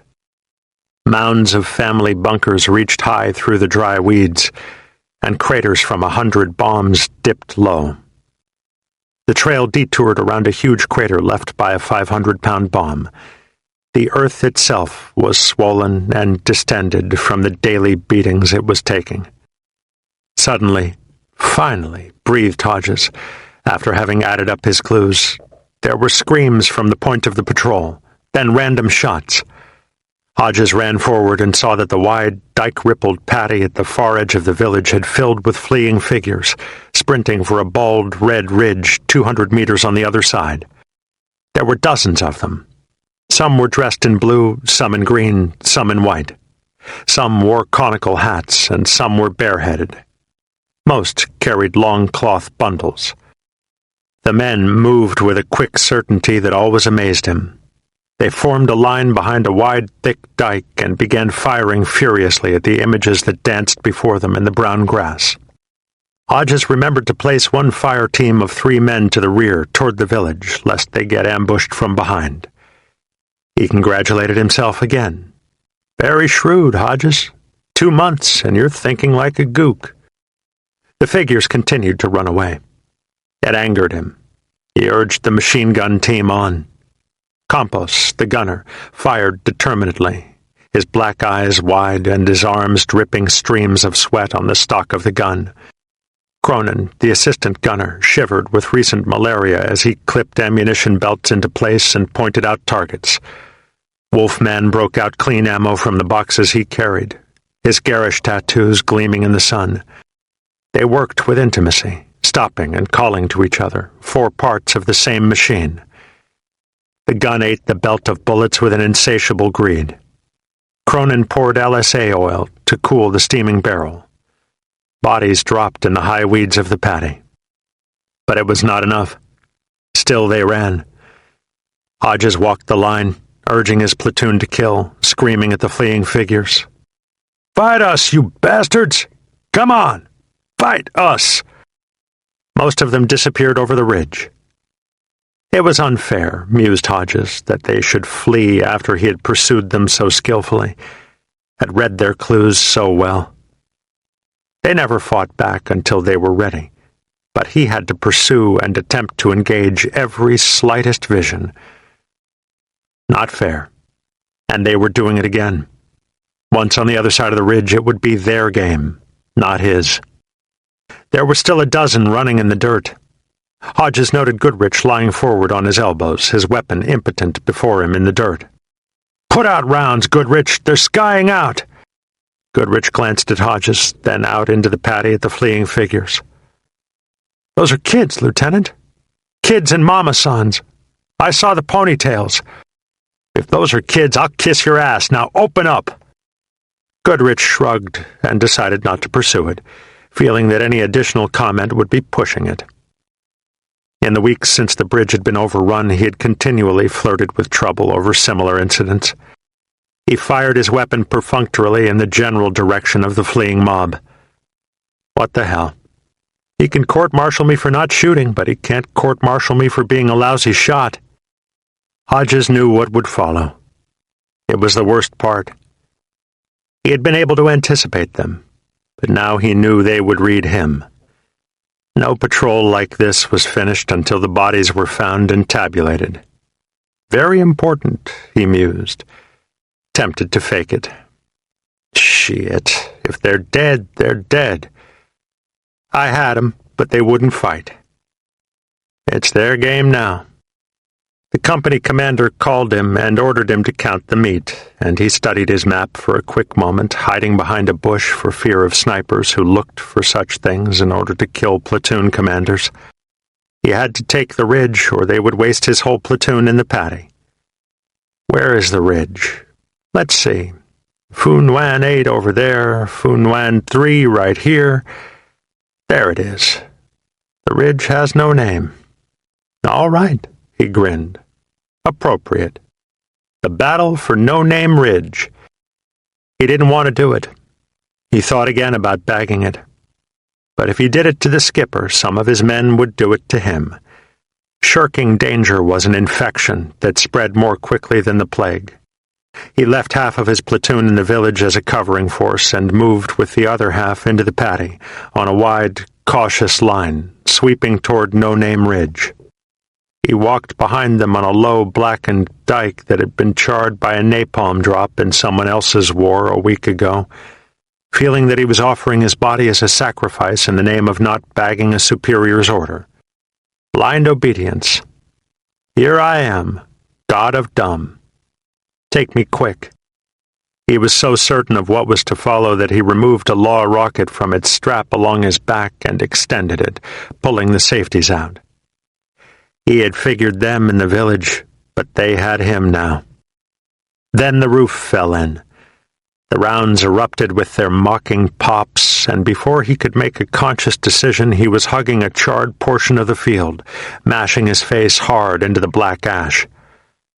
The rounds kicked up little ash spots all around him, and he rolled onto one side and casually fired off his law.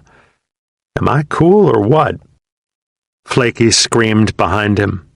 The radio man was shot. Hodges turned his head, keeping his body flat as dust and ash kicked up around himself and Flaky. Flaky peered back, terrified.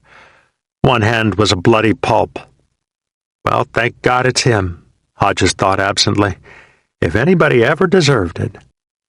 He had to move. The rounds were getting closer. He crept back to Flaky to check his hand. Behind Flaky, at the edge of the village, the other half of the platoon put out a steady rate of fire at the ridgeline. Hodges had brought a 60-millimeter mortar section with him, and the men were free-tubing an inaccurate mortar barrage along the ridge, the gunner grasping the hot tube with a towel. Goodrich was now firing madly at the ridge. Hodges caught his eye and winked to him. Not bad for baby sons, eh, Senator? Doc Rabbit crawled heavily over, helmet on backwards because he claimed he saw better that way, strapped with double bandoliers that held battle dressings instead of ammunition. His corroded M16 dropped to Flaky's feet, useless, unfireable even if Rabbit cared to fire, even if he ever thought to bring ammunition in the bandoliers instead of battle dressings. The rifle and bandoliers were camouflages that misled snipers in their hunts for corpsmen. Or so Rabbit consoled himself. And for all his camouflage, Rabbit now sat exposed against the dike, impervious to the incoming rounds, wrapping Flaky's hand. He looked over to Hodges, who was flat against the dike to protect himself. They shot the radio right out of Flaky's hand, Lieutenant. Some shot, huh? Radio. Supporting arms. Hodges grabbed the handset, still huddled against the paddy dike, and pressed his map into the dirt where the dike met the field, hoping the enemy would not see it. As if they didn't know by now, he fretted sardonically.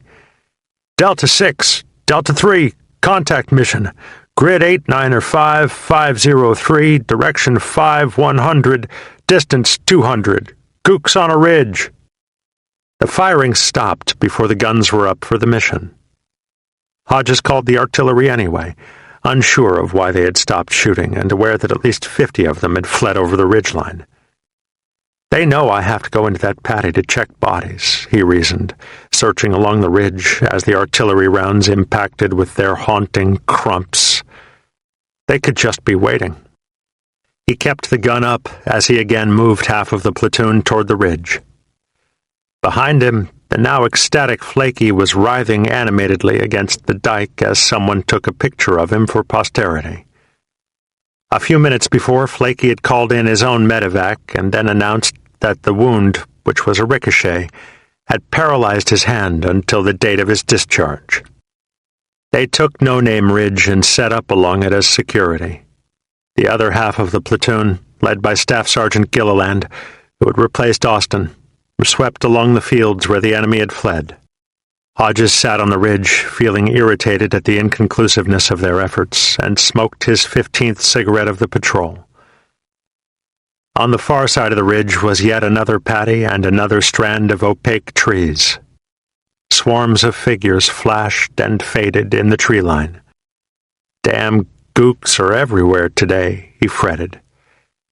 He called another artillery mission on the trees, thinking ironically that if he used too many rounds, the artillery people would demand he take his platoon over into the next tree line to check for more kills, and then he would have to call an artillery mission on the next tree line for his own safety, and have to check it out, and, well, it could go on forever.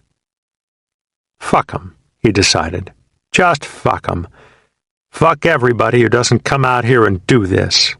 Let them go check that tree line. What do they know? Sergeant Gilliland called up from the paddy. He was standing just below Hodges. He and a few members from Snake's squad held several rifles and had captured a soldier, or at least it appeared to be a soldier, if one used his imagination. "Peep out, Mama-san!" Gilliland was lifting a cone hat off the man's head, then dropping it back on. Gilliland would lift it and reveal the closely shaved head of a North Vietnamese soldier. Then he would drop it, and the hat would cover the man's face, and a ponytail would hang down his back. "And did you see her ditty bag? Poor Mama-san. We drove her out of her home." Gilliland held up a long cloth bundle. He shook it, and an AK-47 rifle dropped out onto the ground. The men on the ridge began screaming and cheering. Down the ridge, one man moved off the wide dust trail, stepped down a paddy dike, and began to call to someone who stood near Gilliland. The clay dirt belched loudly, a screaming roar, and the man slammed to the dirt, legless. He appeared asleep. 20 feet away, someone else now crawled on stumps of fingers, yelling for Doc Rabbit. He peered down at his hands and held them in front of his face, examining them as he squealed in terror. Marines ran immediately to help the two men, stepping cautiously toward them both to avoid possible tripwires from other booby traps. Hodges sat down, burying his head between his knees. He was defeated. The very regularity of the actions, the fact that everyone knew exactly what to do, what words to say, and where not to step, was an indictment. The strained emotion that he kept just beneath his nonchalance was creeping through again. He wanted to cry. They would watch him, and then wonder what kind of an officer he was, how he could give orders to them when he couldn't take it. He couldn't cry. Rabbit walked past him. "How's Boomer, Doc?" "He ain't got any legs, but I got him tied off." Flaky had already called the medevac. A month before, Hodges would have insisted on doing it himself, but it didn't matter. They all knew how. The skipper would call it good training, but to him it was another indictment. The only real test of success anymore was how many came back whole from each patrol, and now he was again a failure. They got us again. They got us. He hated it, and he hated himself. He walked over and tried to talk to Boomer, but Boomer was out of it. He started to walk toward the man who had lost his fingers. It was a new dude whose name he didn't remember, and Doc waved him away. They had bandaged both hands heavily so the man wouldn't have to look at his pieces of fingers, and they were talking rapidly to him about the world, holding his attention until the morphine hooked him. Below him, in the field, the prisoner had done something, said something wrong, and two men were hitting him. It didn't bother Hodges. The prisoner was the only tangible enemy to focus their frustrations on. Boomer was a good man, and now he didn't have any legs, just because he tried to get a better look at the phony mama-san. Somehow a chopper made it to the ridge. Someone popped a smoke grenade and red powder curled acridly around Hodges. Then the helicopter gobbled them up and fluttered off, and he crawled underneath a bush and fought back his sobs and beat the ground, all the time wondering if he wouldn't set off a booby trap each time he pounded the dust. But that was how paranoid he had become, and he thought of all the others who had become raw meat at his direction after only 2 months, and he hated it and himself more deeply, and he pounded the dust some more, making a vow of rage. He would not allow their blood to have soaked into that unproductive dust for some mad, amorphous folly. He rejoined Gilliland in the paddy, and as the patrol made its way among the weeds, he felt a surge of deep, undirected anger and desire to kill. Kill everything, mused Hodges.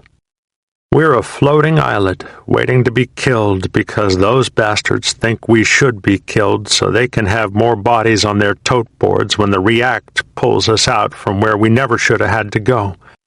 Those bastards sit somewhere with air conditioners around them and Coca-Cola inside them while we drink this goddamn wormy water. We're closer to being gooks than we are to being them, and yet here we are wanting to kill gooks, any gook, because of this ulcerous anger that eats the insides of my guts, and this is only checkpoint 4. Stork humped the radio now. Call in, checkpoint 4. Yes, sir. 6, this is 3. Hello, checkpoint 4, you mother. 2 more of you, and I'm 1 patrol closer to being out of this shithole. Roger, 6. Be advised, we're at checkpoint 4. Shards of earth, broken trees, staring gook mama-sons and kids, they're numb. Look at them, numb from all this. And I look at them and wonder where their old man is. He probably set the trap that just blew Boomer up, the bastard, and the kids would like to kill us. I don't blame them. I'd like to kill them, too, not the kids. But who gives a shit anymore? It's all the same. Too hard to draw lines. Seen too many dead kids. I don't feel bad for them anymore. They hate me. They're pathetic as hell, but their old man's trying to kill me right now. They'd just groove on watching me crumple to the dirt. That's right. Need another cigarette. Here comes another paddy. If they hit us again, it will be in this paddy. It's too wide to cross without prepping. I'm going to put us all online and call a mission battery 3 if they'll give it to me. Open sheaf 3 repeats. I'll blow that tree line all to hell. There's mama-sons and baby-sons in there, I know that, but what the hell, I didn't ask to do this dangling. And if I don't blow them away, I'll hit a goddamn company of NVA and I'll never live long enough to be glad I didn't kill any mama-sons. Besides, they have family bunkers. And anyway, there you are again, it's them or us. And that, my friend, whether you'll admit it or not, isn't any choice at all. Chapter 14. From outside the lines came a racing whoosh, then overhead a wavy string of smoke. The Green Star cluster popped, its burning capsules lighting a phosphorescent patch of scraggly hill inside the perimeter, and in a moment all was pre-dawn dark again. Doc Rabbit squinted toward the middle of the perimeter, where the burning capsules had landed, looking for movement. He grinned sleepily, sitting up in his bed of raw earth. That had to be Waterbull's team coming in, Rabbit mused. Bagger shot that Green Star. Bastard gets closer every time. But if he ever really does set the skipper's hooch on fire... Ah, well, that was his last chance before R&R anyway. Skipper'll have 10 days to forget about it. Hodges had the last radio watch. The handset squawked, and he braced himself, answering the call. This is 3. Go, 6. Hodges held the handset away from his ear, making a pained face at Rabbit. Green stars go parallel to the lines, the radio was saying. Train your men, it continued. Finally, there was a waiting silence. Hodges keyed in. Roger 6, probably was the first time my man ever worked a green star. I'll talk to him. Hodges shook his head hopelessly, sharing Rabbit's grin. A listening post with Wildman, Waterbull, and Bagger. The skipper was lucky they didn't start an imaginary firefight out there just to wake everybody up. He looked across 10 feet of weeds to Rabbit, who had fought his way out of his poncho liner blanket and was sitting in a disheveled lump in the middle of an array of canteens, sea-ration tins, and battle dressings. Crazy bastards. I better find a new game for 'em before we all get in trouble. Rabbit nodded, stretching sleepily, then drank deeply from a canteen. The water was musky, alive with creatures from some leech-infested pool, but was cool from the night air. Rabbit liked to soak his canteen covers with water just before dark. The evaporation and the night air had a small refrigeration effect and made each morning's drink a luxury. He finished drinking and held the canteen like a toy in his huge hands, pondering his choice for breakfast out of the sea-ration tins that were scattered at his feet. Rabbit should have been called Doc Bear. He was large and thick, with a layer of dark hair that covered his limbs and heavily bearded him. He had sad brown eyes and a sleepy growl of a voice that made his comments sound like afterthoughts. But he had been nicknamed Rabbit years before, because his top teeth were prominent and he sported a rabbit tattoo on one bulky forearm. Rabbit selected a can of fruit cocktail and began working a sea-ration opener around its lid. Rained last night, Lieutenant. The sky was gray now. It was almost dawn. Hodges tore off a quarter-sized corner of C4 explosive, lit one ragged edge, and dropped it quickly into a punctured sea-ration can. The C4 ignited and burned hotly. Hodges set his canteen cup over it, heating water for cocoa. I noticed. I dreamed I was taking a shower, and I woke up to turn on the hot water. Rabbit chuckled. Hodges reached over and shook Staff Sergeant Gilliland, who was snoring loudly underneath a poncho. Come on, Sarge, up and at 'em. Today's the big day. Look like you love it, man. Rabbit laughed again, eating his fruit cocktail. On the lines, the first radio clicked on, meeting sunrise, piercing the still air like the first lathe in a factory that would soon be overwhelmed by noise and motion. Good morning, Vietnam! Gilliland's poncho flew into the air, and he sat on the piece of sea-ration cardboard he had scrounged for a mattress. He rubbed his craggy, acne-scarred face, then ran a hand along the wet-packed earth at the edge of his cardboard. Rain! Hodges nodded. Yep, we were just talking about it. A cigarette appeared automatically under Gilliland's bushy black mustache and was lit by hands that needed no guidance from the eyes, which quickly scanned the perimeter, then the field and the village across from it, finally becoming satisfied that this would be a boring, empty morning, like so many others. They lost their molten look, and Gilliland threw his match disconsolately to one side and sat smoking, staring bleakly in front of him. He quickly smoked the cigarette down to a nub, then flicked it in front of him, rubbing his eyes. Yeah, rain. You ain't seen the monsoon yet, Lieutenant. We gotta start checking feet. Why do you see a man take a boot off and leave half his foot in it? Gilliland massaged the ground as if in deep thought. It'll be another couple of months before it's real bad. He pondered the sea-ration cardboard he was sitting on. You know, if anyone ever asked me what the most important development of Vietnam was, I'd just have to say sea-ration cardboard. Rabbit nodded to Hodges. The man's gone dinky-dow on his last day in the bush. No, I mean it.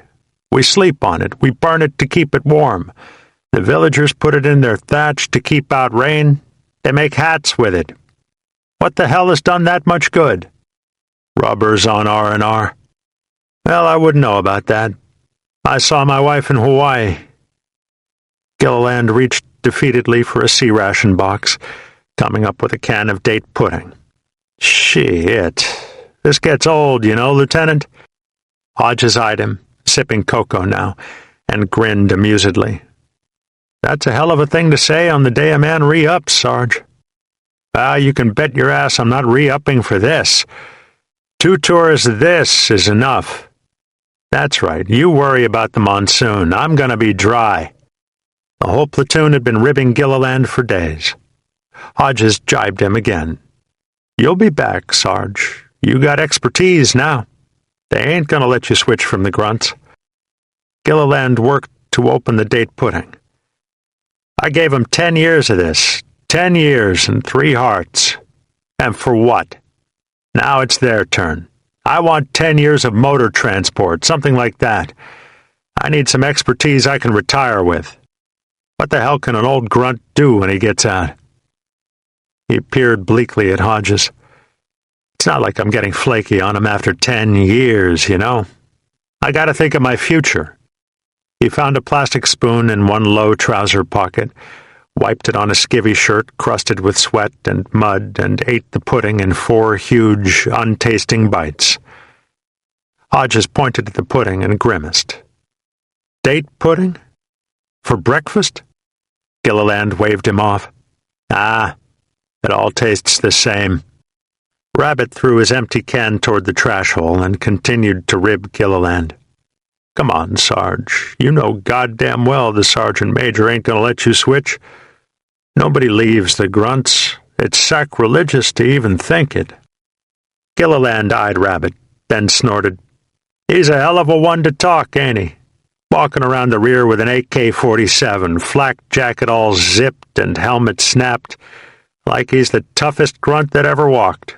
Shit. You know what he did his whole career? You think he was a grunt? Hell no, Doc. He was a damn office pogue. That's right, a Remington Raider. If that fat fucker tells me I can't switch, I think I'll break his head. Gilliland pondered it, his face becoming intense. Hell, no. I'll go you one better. I'll turn that son of a bitch in. Yeah, he grinned sardonically to Rabbit. Yeah, that sergeant major's a real winner. Sitting back there in An Hoa selling off our rations to rear pogues. You ever wonder why we never get beer and soda out here? Gilliland snorted again. Beer and soda, per man, per day, right? That man is making a mint back there on our rations. Hodges nodded absently.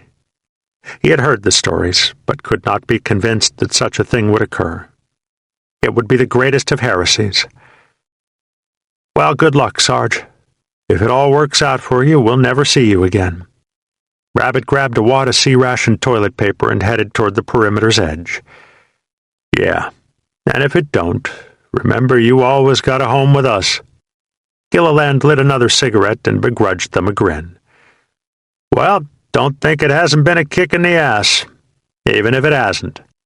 Rabbit walked through wet weeds, stepped over a low paddy dike, and reached Waterbowl's team, just in from the LP.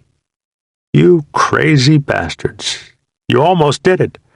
6 more inches and you'd have burned a hole in the skipper's ass.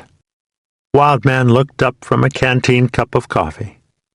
Wasn't me. I was going to use a law. Rabbit grunted.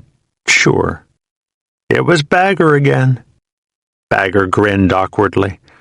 Only 6 inches from getting me a company commander? Hell, I just might stay out here an extra day and try again. He dragged ceremoniously on a cigarette. But I kinda fucking doubt it. Where are you going? Hawaii. Rabbit squinted unbelievingly. Hawaii? You married, Bagman? Waterbowl leaned over to Rabbit, gesturing ironically toward the muscled, baby-faced blonde. Where the hell you been, Doc? You mean you ain't seen Bagger's These Eyes routine? Bagger's face deepened to a scowling blush. Oh, knock it off, Bull! Wildman mimicked the song. These eyes cry every night for you. These arms long to hold you again. Come on, Cool it, turkey. Waterbull guffawed. The pictures, Bagger. Come on now. The flicks. Rabbit rubbed his bearded face. What the hell is going on? Bagger attempted to cut the others off. Nothing, that's what. It's personal, and assholes here ain't got any right to butt in, so butt the hell out. Waterbull ignored him. Every time that song comes on, old Bagger sits down right where he is and breaks out the flicks of his wife. Then he just rocks back and forth and cries like a goddamn baby. Every time, man. We could be in the middle of a ville on patrol and old shithead here would drop everything. Man, I can't believe you ain't seen him, Doc. Hell, we could be in a damn firefight. Rabbit grinned unbelievingly. You're shitting me. No. Hell, it makes you wonder. Last night... Well, what do you know about what it feels like, Bull? Huh? You and the others go off on to Bangkok and get the clap from some damn whore of a wife. Oh, she ain't really a wife. Well, you bet your ass she ain't. And mine is. Bagger took his wallet from its plastic bag and opened it, holding the picture up for Rabbit's perusal. Now, check out what the hell I'm missing there, Rabbit. Tell me you wouldn't miss it, too. Rabbit stared at the picture. It was slightly out of focus and revealed a mildly attractive, rather stocky girl in pigtails and a cheerleader's uniform, kneeling between two pom-poms. He nodded judiciously. Uh-huh. She's real nice, Bagman. I don't blame you. Bagger continued to hold the picture in front of him, as if demanding more. Cheerleader, huh? You better believe... Rabbit began to leave, and Bagger flipped the plastic card holder once more, grasping his shoulder and extending two more pictures. One of them was the same girl with a small baby. A baby? That's right, Jerry Dean Dolan, Jr. Bagger blushed again. He's 2 months old. I ain't seen him yet, but she says he looks just like me. She's bringing him to Hawaii. Don't he look like me? Say what? Don't he look like me? Bagger appeared mildly threatening. Huh? Well, it's hard to tell. I mean... Rabbit eyed Bagger's expression. Sure, Bagger. Rabbit considered the picture again and shook his head helplessly. Good Christ, who'd have believed it? My man Bagger is a daddy. Poor kid. Hey. Now you know why I hate this shit so much, huh?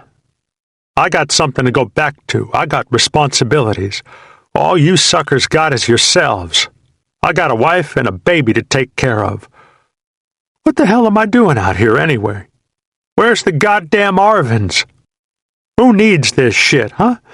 I ain't any hero. Goddamn John Wayne anyway. Bagger appeared spooked, as if he were beginning to hallucinate or remember a nightmare. What if I get killed over here, for God's sake? What are you going to tell my kid? Huh? Anything but the truth. Rabbit waved Bagger off, trekking toward the edge of the perimeter. Don't worry, Bagger. They'll never find out.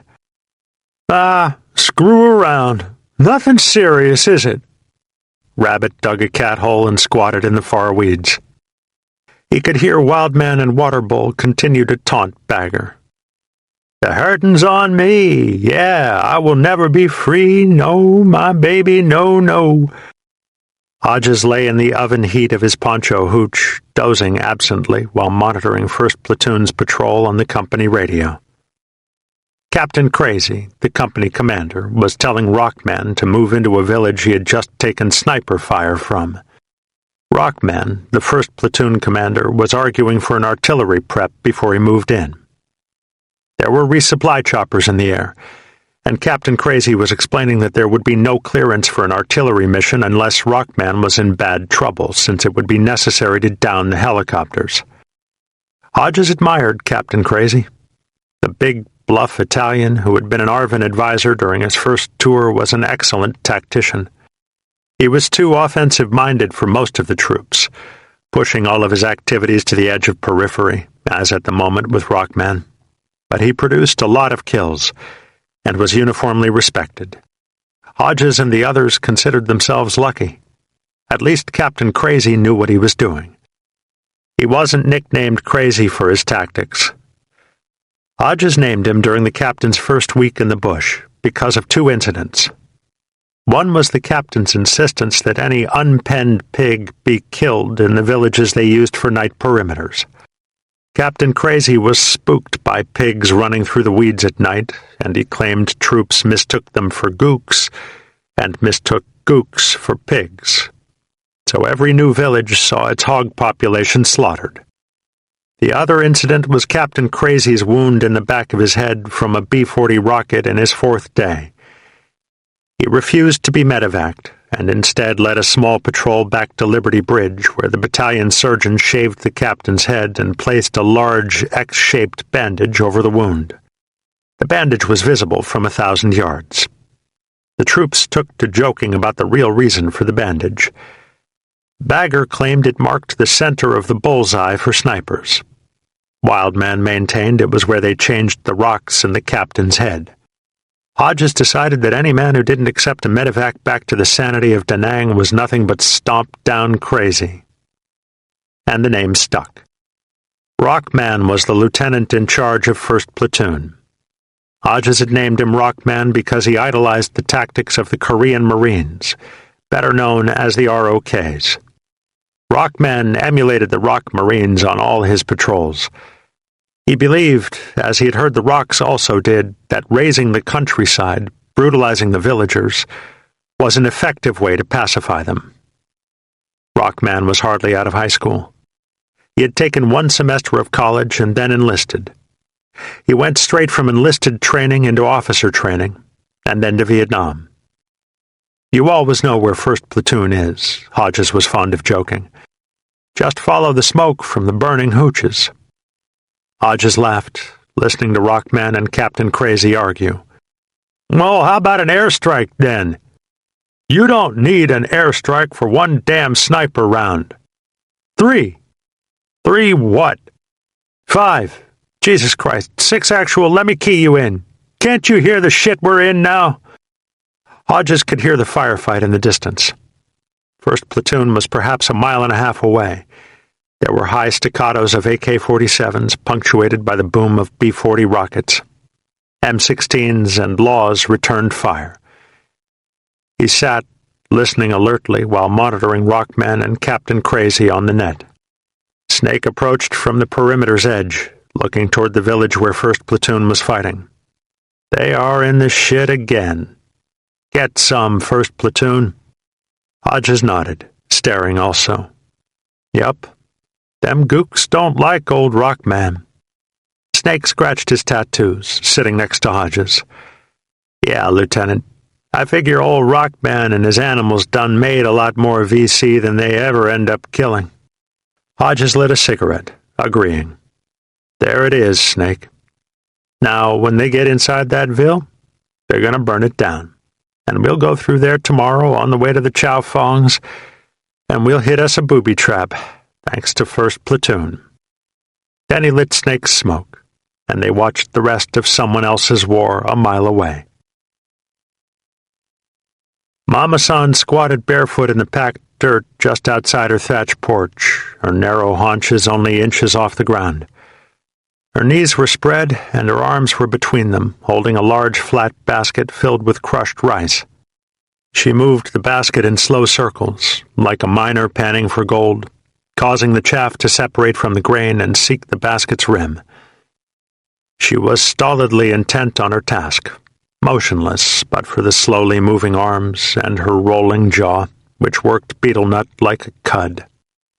She was ageless, somewhere between 20 and 50, though from the 3 dirty, numb, scarred children who played under the thatch, one would estimate her age to be on the low end of that scale. All 3 were younger than 5. Their heads were shaved, but for tiny rectangular patches in the front, even the girl's head. The children huddled on the porch, staring mutely at four Marines who now walked past the hooch, shirtless and laughing, on the way to a nearby well. The hooch and well were both inside this latest 2-day perimeter. The Marines called to her, still laughing. "Hey, what's happening, Mama-san?" One tossed her a C-ration cigarette. She ignored them until they passed. But after they wound around the bushes out of sight, she snatched the cigarette as if she were afraid it would suddenly evaporate as a mirage, and lit it with her pack of C-ration matches, having spit the beetle nut out onto the dust in a lumpy red glob. She rocked on her haunches, smoking contentedly, and Dan appeared. The Kit Carson scout walked along the same dust trail, dressed neatly in camouflage shirt and trousers that had been custom-tailored for him and brought out to the bush by Hi, the other scout who had recently visited his family in Duck Duck. Dan's hair was growing long, and he combed it down in front, in bangs as the early Beatles did, primarily in response to the urgings of some of the company command post Marines who now called him Ringo. Dan had never heard of Ringo. He only knew that his hairstyle amused the Marines, and that they appeared to be mildly envious because they had to cut their own hair whenever the opportunity arose, while he was free to become a Beatle. And if they laugh, Dan mused, it cannot be bad. They appear to like this Ringo. Those who had known Dan intimately would have noticed that he was nervous underneath his calm mask.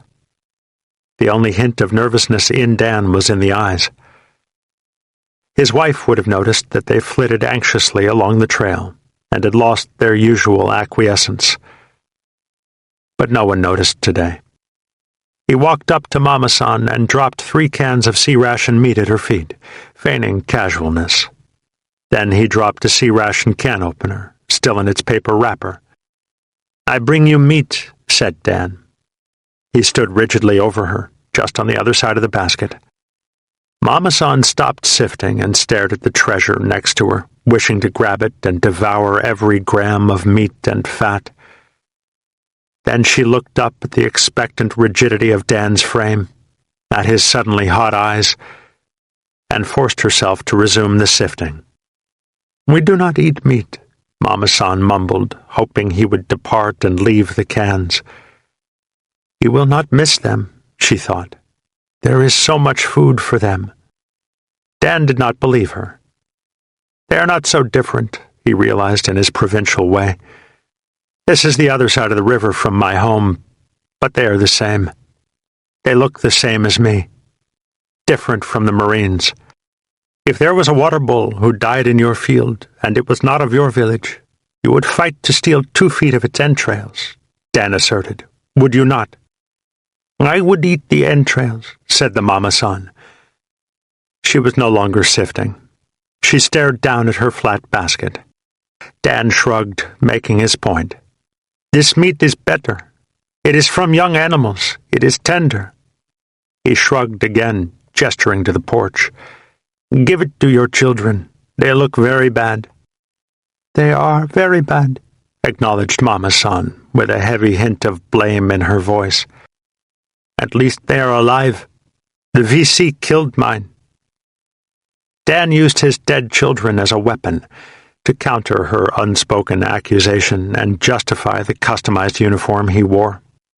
His thrust struck home. Mama-san shook her head, taking an apparently pained drag off her cigarette. She spoke more softly. "I will keep the meat for the children. Thank you. You remind me of my wife." Dan still stood rigidly, peering with hunger at her squatting, wasted hulk. "They killed her, too." Mama-san rocked on her haunches, smoking the last tobacco out of the cigarette, not yet looking at Dan. She flipped the cigarette away, and Dan dropped a full pack of Lucky Strikes at her feet. She did not touch them, nor did she yet look at Dan. "Where is your husband?" Mama-san did not answer. "He is in the mountains, isn't he? Your husband is VC." Dan laughed comfortably, trying to relax her. "I used to hide in the mountains, too. It was very lonely. I would dream of making love, spend all my free hours dreaming of it. Do you get lonely?" Mama-san still rocked. Dan eyed her shrewdly, a tiny grin at the edges of his mouth. "Oh, I spent many months back in the mountains. I remember all the hiding places, all the camps. I could lead the Marines to every camp, even in the dark." Mama-san looked quickly at him, too stolid to appear startled, but nonetheless noticeably awakened from her mask of apathy.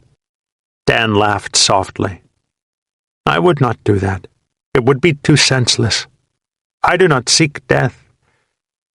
He eyed her once again, suppressing something that almost resembled mirth. "Oh, it would be a great battle, though." Mama-san appeared upset. "But as with these others, it would solve nothing, would it?" He sighed. "It is such a game, this war. Sometimes I wish one side or the other would hurry up and win, just so it will be over."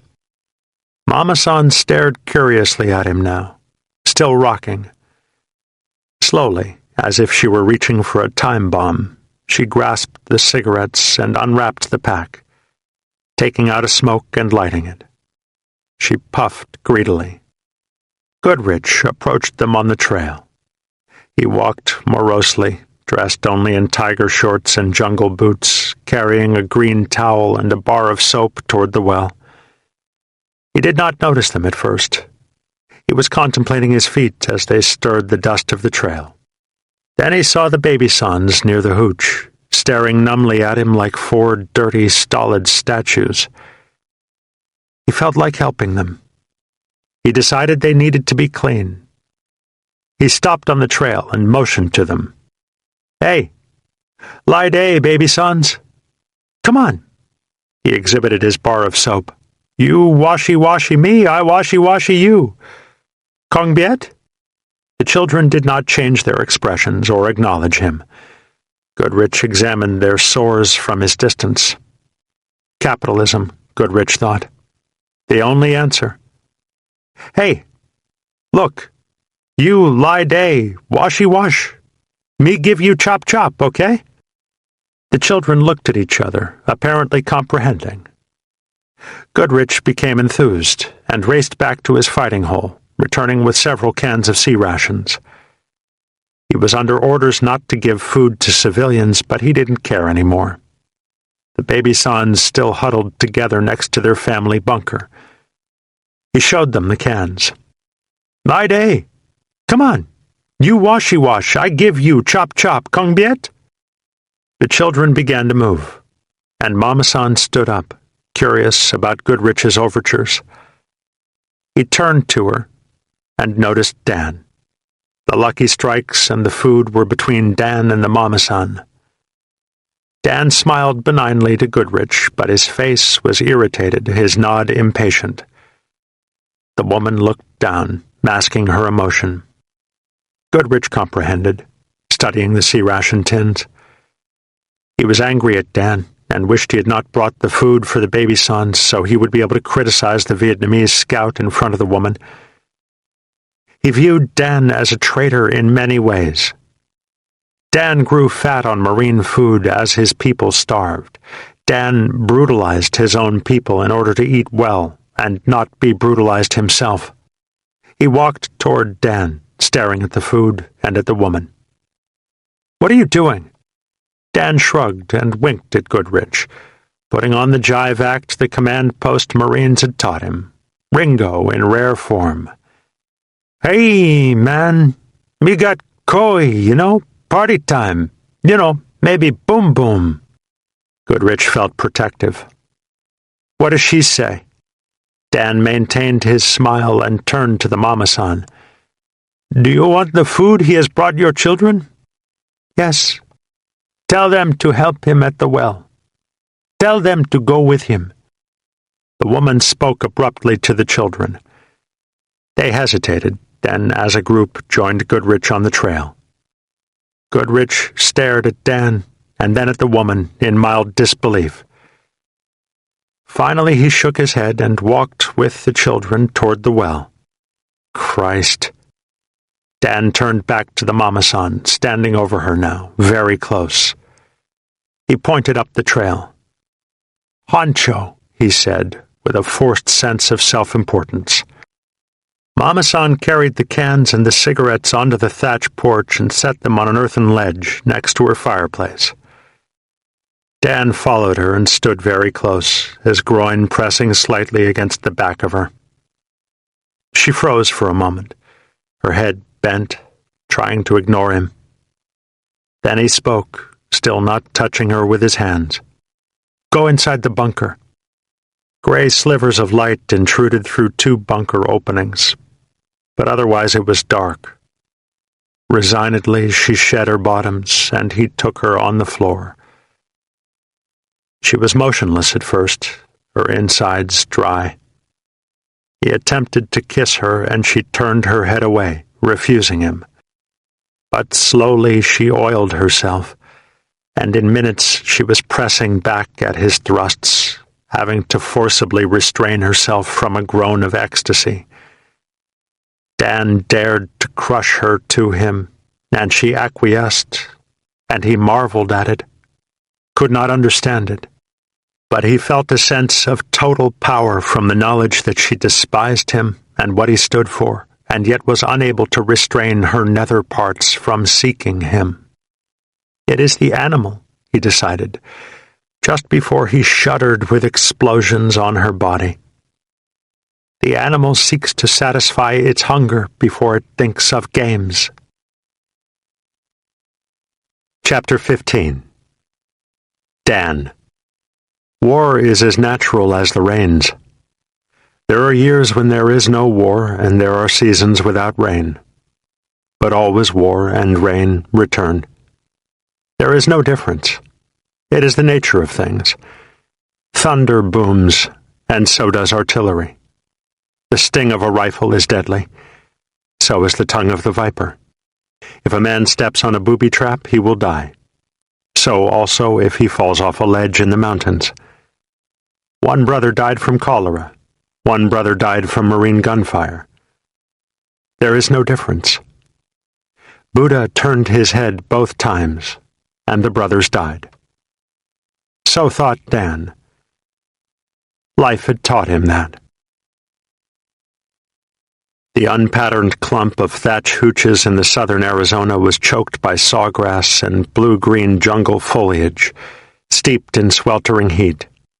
The rains had only recently passed, and the sun cooked out the moisture from the dirt and vegetation, and the wind would not blow in the late morning, and the little field that Dan was working was a steam bath. He stood in the seedbed, dressed only in linen shorts, and leaned against his hoe. He was short and thin, but tight-muscled. The muscles of his back bulged out from the spine, making a deep river for the sweat to pour down as he stood in the steamy heat. His face was the definition of endurance. Eyebrows slightly raised, the brown eyes acquiescent and unquestioning. There was no smile. He had been preparing the seedbed. That afternoon he would plant the seeds.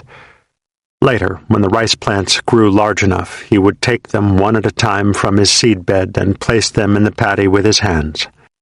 Each plant was a child to him, and in the paddy they would make rice.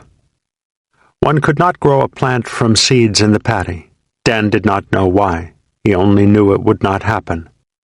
One had to plant the seed and nurture it in the seedbed, and when the seedling was strong, he had to dig it out and cup it in his hands and place it in the paddy. It had always been that way. One did not question why. There were no answers, and answers would not change it. Dan grew tired in the sunbake and walked under the open umbrella of thatch that was his outer home and dipped out a cup of water from a metal pot. The pot was made from a rusted marine gasoline can, and the dipper was an old sea ration can. The thatch was thick above him, and it was cool in its shade, and the water was clouded with dirt and rust, but also cool. Dan dipped out 2 more cans of water, drinking slowly. He spoke softly to his wife, who was sitting on a low wooden plank in the corner of the thatch, nursing a child. His voice was melodious, and as it played the sing-song tones of Vietnamese dialect, one was easily entranced by its strength and resonance. His wife nodded slowly, working betel nut between her teeth, rocking slightly as the baby nursed. Her teeth were beginning to permanently blacken from the betel nut. The baby would not nurse long. There was little milk. His wife was 24, and the milk was almost gone.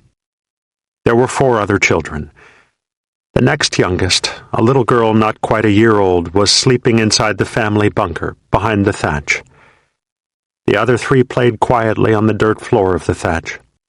2 small boys, scarcely a year apart, were squatting, examining the little pool of urine that a dog had just left on the dirt floor. Dan kicked the dog. Even the boys knew to urinate outside the hooch. Neither of the boys wore bottoms yet. They wore old black shirts. They would not wear bottoms until they learned to control their bladders.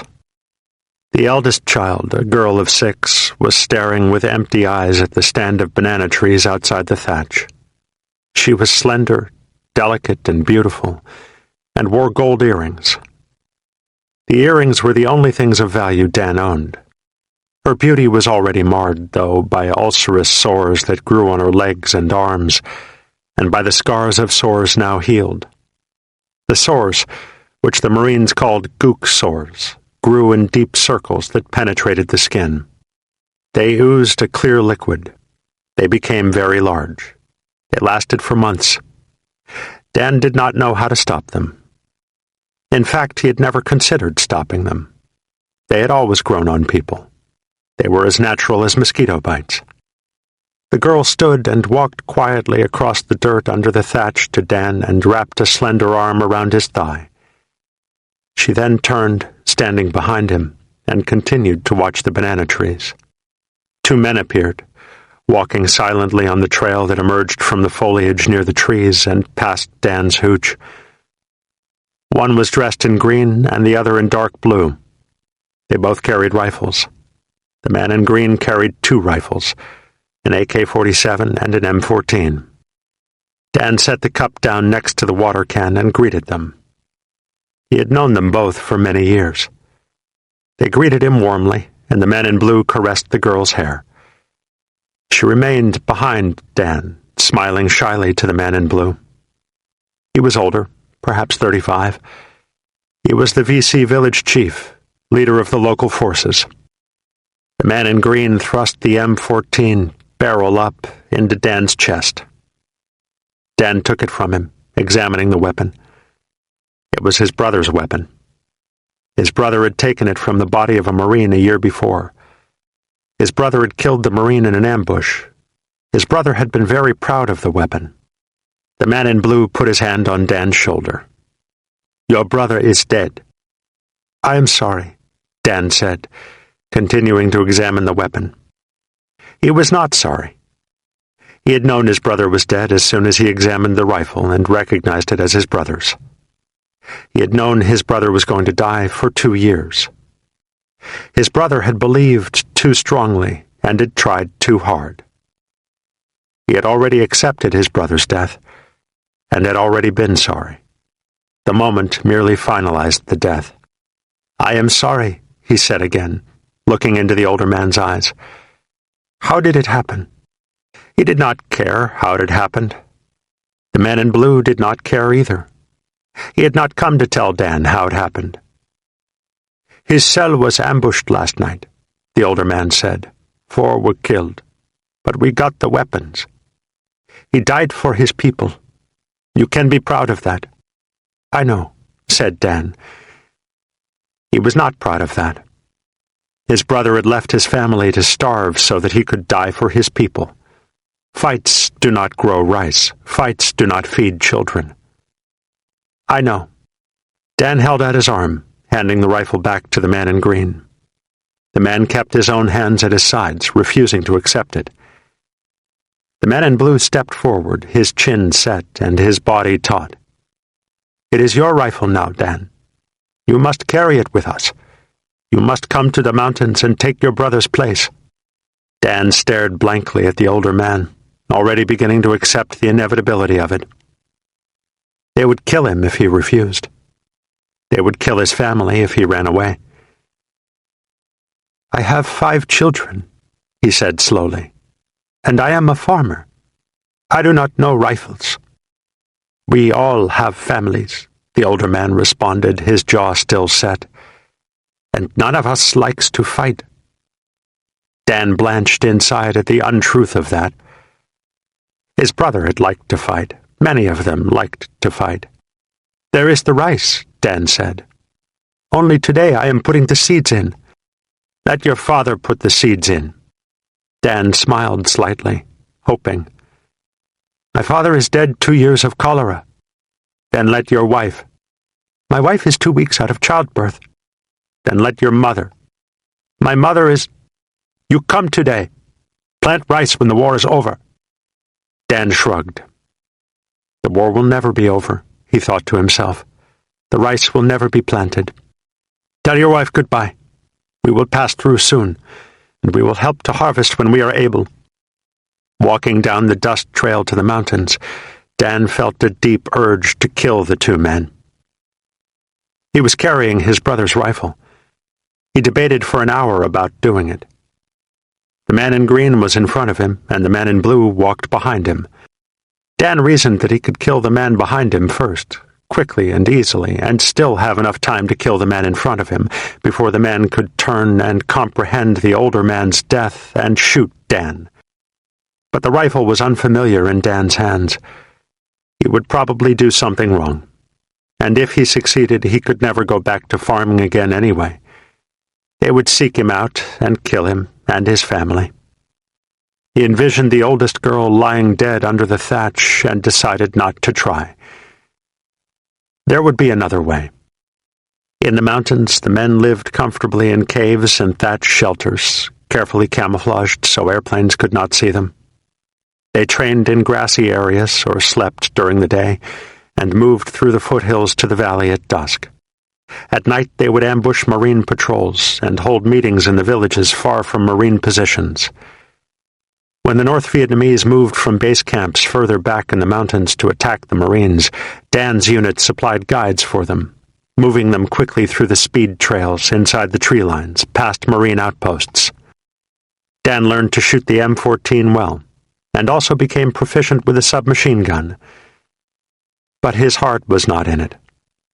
He would never make an adequate warrior. His leaders soon learned this, but they also quickly learned a greater truth.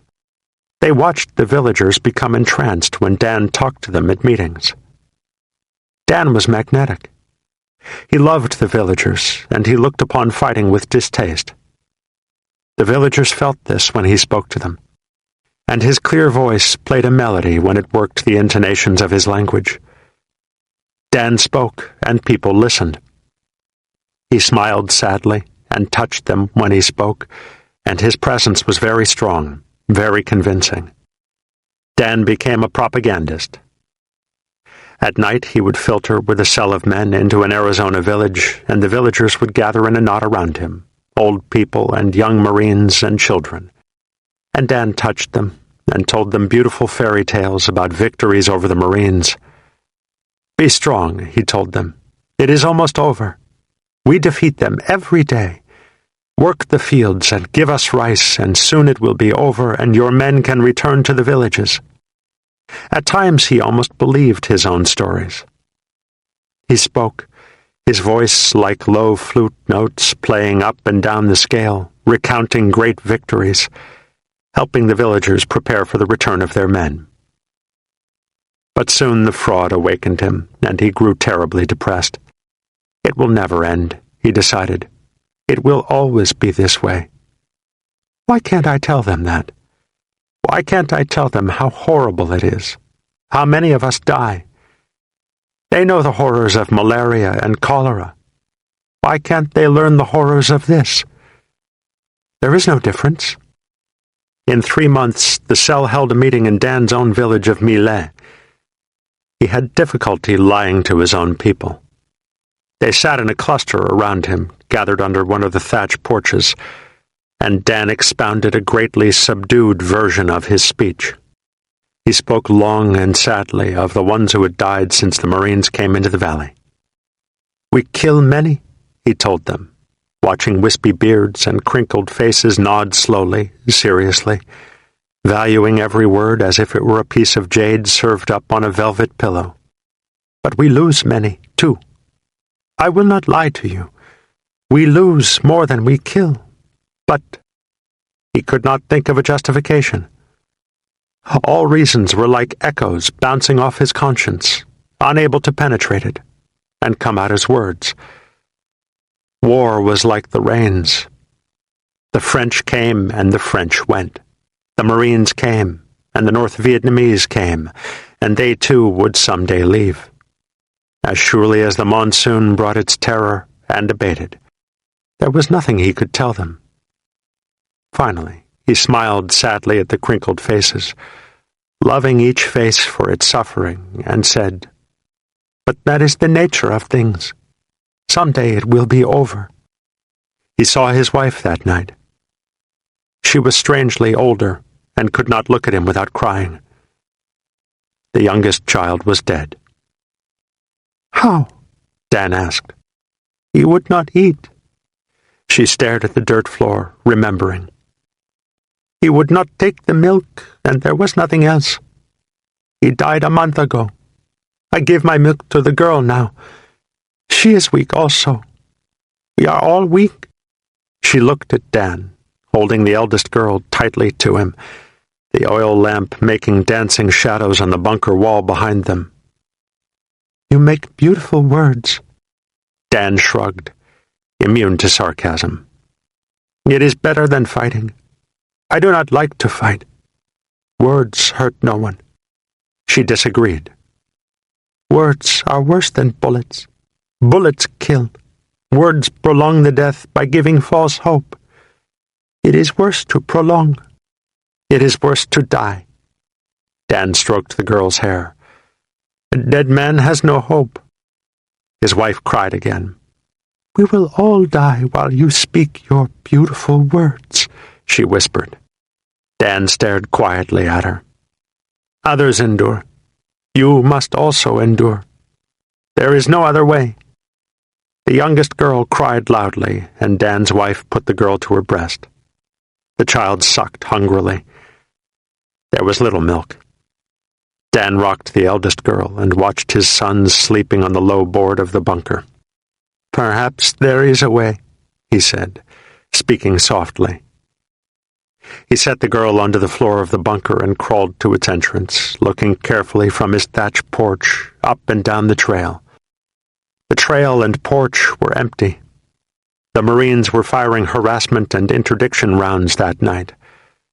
The rounds crashed in unexpectedly all through the village, slowly, one round at a time.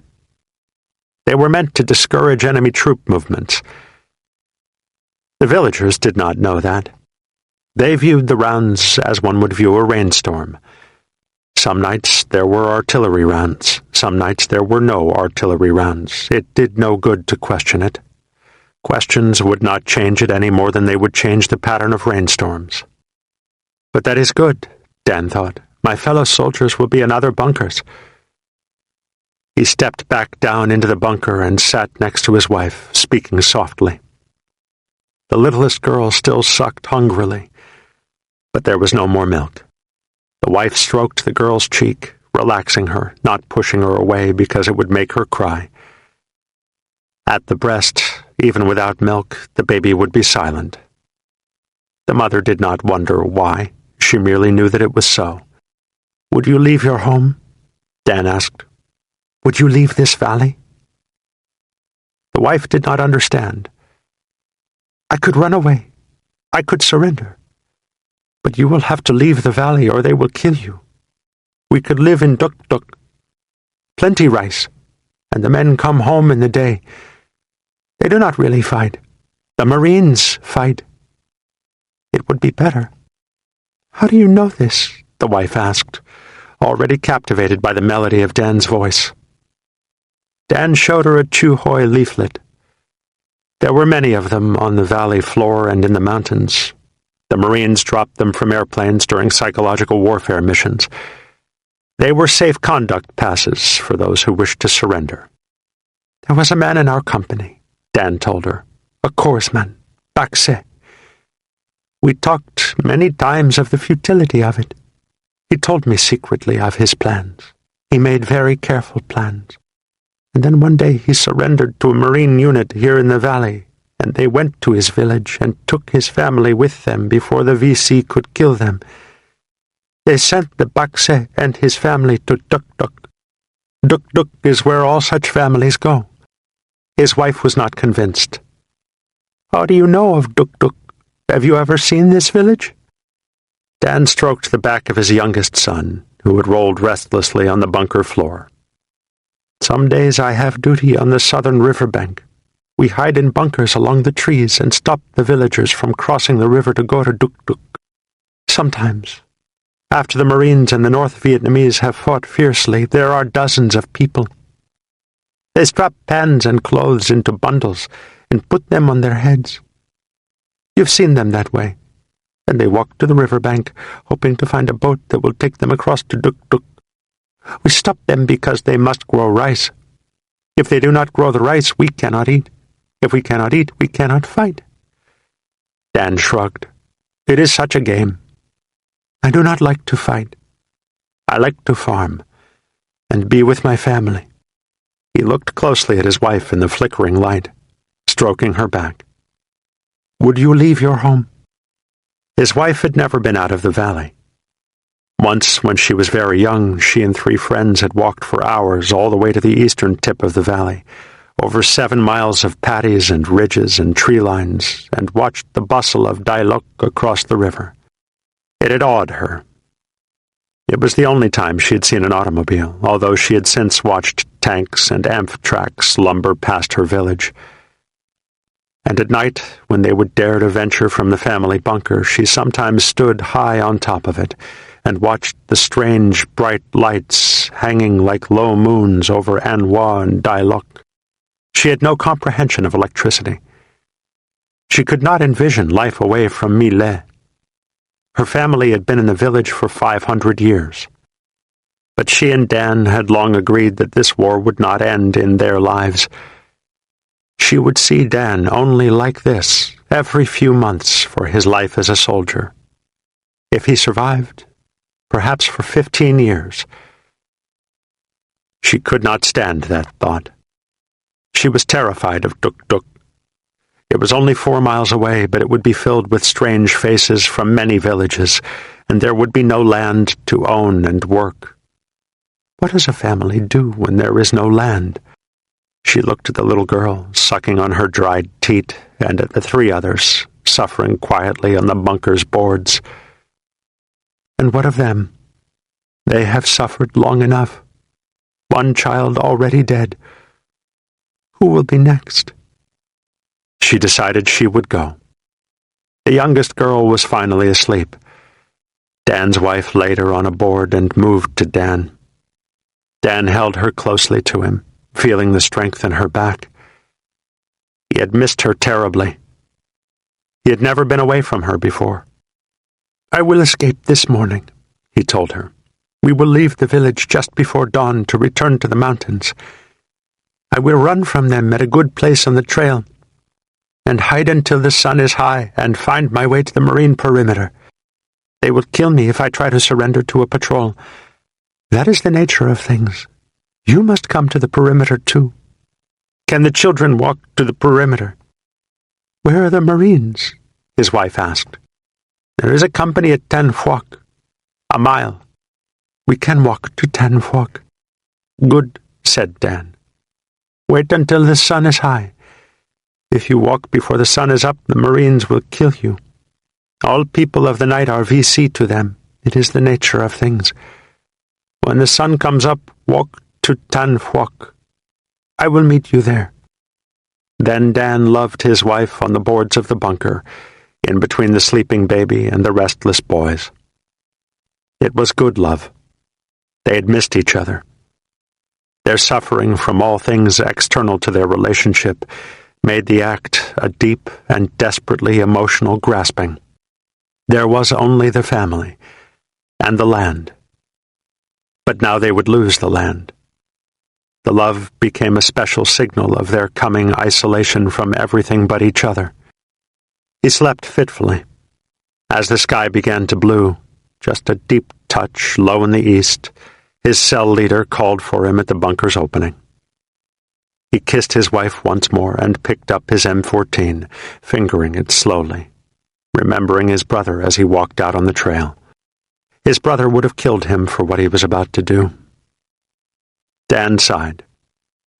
His brother had believed too strongly. Such is the nature of this game, he mused, that a brother would kill a brother who only wanted to be with his family and his land. The cell of 8 men walked quickly up the trail under a half-moon, the sky now dark blue over them. The trail bent close to a stream bed, and Dan broke suddenly from it, sprinting through a dozen yards of jungle thickness, and ran along the stream bed. He knew the stream bed as a man knows the rooms of his own home. He had grown up playing along it.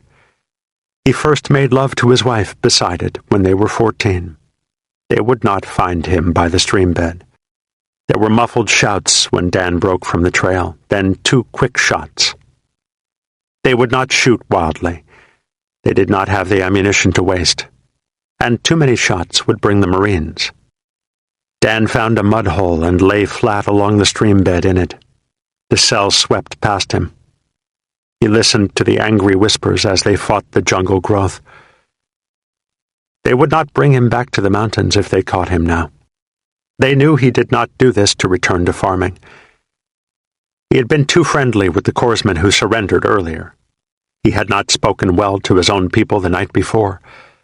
They would kill him if they found him, for the sake of discipline. But they must leave soon, he reasoned, feeling the mud soak through his blue pajamas as he hugged the stream bed. Soon it would be light, and the Marines would be patrolling. They will be trapped if they do not make it to the foothills. They know that, he fretted. They must leave soon. Then, in the distance, a half-dozen shots. Perhaps a few more. They came from Millet. He became bewildered. They would not do that. They will wait until nightfall and return, he thought, the way they did when the Baxais surrendered. They do not have the time to do that. They must make the foothills by first light. He hesitated, shivering in the mud. Then he could no longer bear the tension. He crawled noiselessly along the stream bed, remembering each bend, staying off the bank and away from the trail. He reached Millet, and the sky was gray. Soon it would be hot and blue. The cell would be well toward the mountains now. He left the stream bed and walked through mounds of jungle growth, finding his hooch from the back way. He crossed the still unplanted seed bed, reaching the family bunker before he came to the thatch. It was silent in the bunker. A dog bolted from under the thatch as Dan walked toward the entrance. Around the trail on the other side of the banana trees, a rooster crowed. The village was awakening with the sun. Dan could smell the cook fires from the other hooches. But there was no movement inside his family bunker. Dan walked slowly, unwillingly, to the bunker opening. Perhaps she has already begun to walk to Ten Phuoc, he hoped, knowing she had not. He walked inside the bunker, and the soft gray light that filtered in from the 2 openings confirmed his apprehension. The close air of the bunker was rich with the heavy odor of wet blood. His 2 sons lay dead where they slept. Their heads were blown apart. His wife had been driven into the corner of the bunker by the blast of a rifle. She still held the baby girl tightly to her breast. One of the bullets had passed through the baby and then Dan's wife.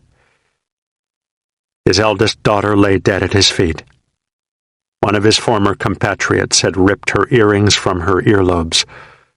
There were 2 straight tears of red where the earrings had been. Dan was sick with rage and grief. He could not bear to look closely at them. He ran out of the bunker and over the dust of the seedless seedbed and through the brush, already hot and close from the morning sun. He found the stream again and lay inside another mud hole, shuddering with misery. Now there was nothing. The land was gone. The family was gone. Some dead of cholera, some dead of war. There was no difference. But slowly the rage grew. There was a difference. They did not have to do that, he thought again and again. They are wrong to think that any belief is worth doing that. What they believe cannot be right if it does this to them. But the difference did not matter. He could not go back to them even if he believed they were right to do it. They would now kill him too, for the sake of discipline. The sun moved high over the trees, and the water in the shallow hole became hot. Dan climbed up the stream bank and began to walk to An Hoa. He carried his rifle for a few steps along the bank. Then he stopped, holding it in front of him, studying it. If I surrender with my rifle, they will believe my story more easily, he thought. But if they see me walking toward them with a weapon, they might kill me. They are like that. They have much ammunition, and they shoot very quickly. He threw his rifle into the stream.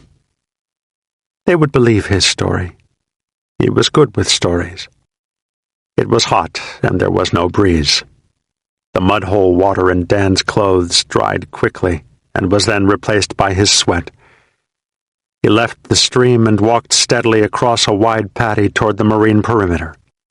The scarred hill before him was covered with a mass of green ants that became tanned, shirtless figures dressed in green as he came nearer.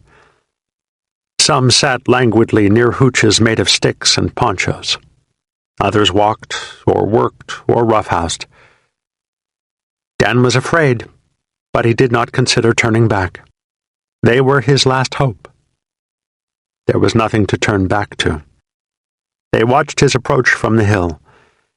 He was a lone, steadily striding, stolid figure who was soon recognizable by his clothes and haircut as VC. They sent a patrol down to the paddy with an interpreter and apprehended him outside the perimeter. Dan squinted his eyes from the sun, still walking with steady, measured steps, and walked up to the interpreter. He was relieved to see a Vietnamese face. He stopped abruptly in front of the interpreter and slapped his muddy Chu Hoi leaflet into the man's hand. Then he spoke with melodious tones, looking stonily at the dirt of the paddy. "It is such a game," Dan said. "What did he say?" the Marines asked anxiously. The interpreter smiled. "He say, 'VC full of shit.'" Everyone laughed, and the Marines slapped him on his back. They were very big and very friendly. Dan was surprised at their humor. One of them gave him a cigarette and lit it for him. Dan smiled softly, thanking him. The Marines brought Dan to the company command post in the center of the perimeter. He was amazed at the little city of fighting holes and poncho hooches and whip antennas from the many radios. And there was so much food, cans of it scattered about each hooch and hole. That is why they are so big, he thought to himself. So much food. He squatted respectfully in the dust where the patrol left him. The interpreter asked him if he was hungry. The interpreter was tall for a Vietnamese, and spoke with a nasal laziness that marked him as a learned man. He did not look like a soldier, Dan noted. He wore his uniform uncomfortably. Somewhere he has a business, or perhaps he teaches. He is not meant to be a soldier. But then neither am I. I am like the water bull. I am strong, but I prefer to use my strength in the fields. I am happiest with my children, and I startle when the gun fires, like the water bull. But there are no more children, and no more fields. Yes, Dan responded. I am hungry. He ate greedily, unheated sea-ration meat straight from the can. He had not eaten meat in a very long time. Perhaps a year, he thought, trying to remember. A little fish, but no meat. Much rice. Without the rice, we would all die. Another Vietnamese approached Dan while he was eating. He was short like Dan, but heavier. He greeted Dan warmly and asked him many questions about the VC in the valley. He was quite familiar with their operations. He told Dan that he had served with the VC in the valley for 2 years. He was from Phu Loi, to the north.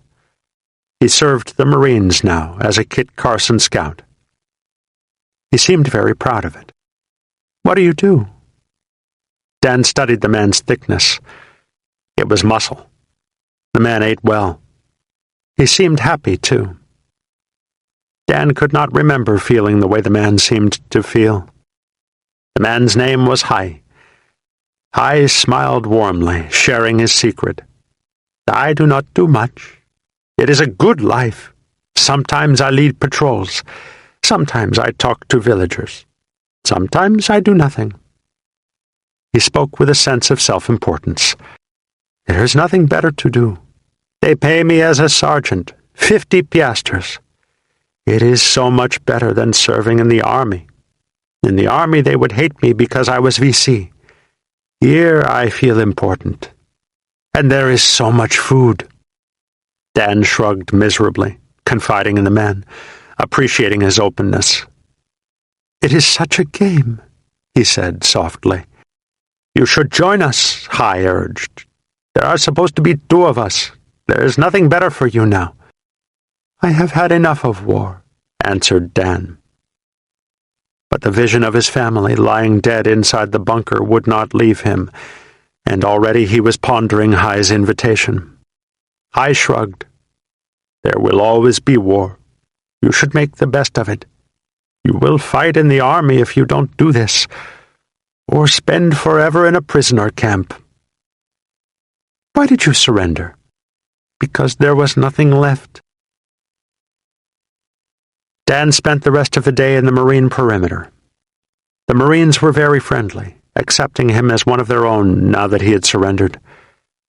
"They are so naive," he thought. "The world is so simple to them. Yesterday I served the VC. Today I serve them. I would rather serve neither. They do not understand that." But, he thought, hating the increasing redundancy of his conclusions, that is the nature of things.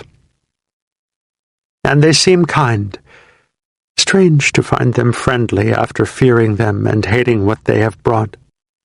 Dan was flown to the rear and interrogated and processed. It was easy for him because he had surrendered. The intelligence people were friendly, and he cooperated fully with them. They asked him a series of control questions, ones they already had answers to, and found him to be honest. He did not feel guilty when he gave information about his former unit. He hoped secretly that they would all be killed. He was processed quickly and took the oath of allegiance to the government of Vietnam. He raised his hand and renounced the National Liberation Front in his clear, melodious tones, making the oath a song. "It is such a game," he thought, singing the oath. "Governments are not real. Rice is real." He remembered Hai and the Marines, and the memories gave him an embryo of warmth. Nothing else did. He asked to join the Kit Carson Scout program. The interviews were easy for him. He was well versed in propaganda. He told the interviewers the same stories he used to tell the villagers. The only difference was the identification of the culprits.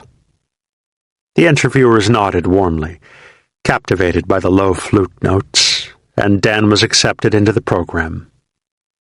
After a brief course of training, he was assigned to the same company he had surrendered to. There was friendship for him in the company. The Marines liked him. Dan was a warm person who smiled through his sadness. He soon proved to be a shrewd interrogator. He was fierce with prisoners. He was effective, if somewhat unpredictable, with the villagers. There were times when he remembered the valley as it was before a brother would kill a brother for the sake of discipline, and he was gentle and loving, one of them. But there were other times when he could not view a villager but as the wife or child or parent of one of the soldiers who had killed his family and driven him from his land. All the men are in the mountains. Your man kills families. Shall I kill you?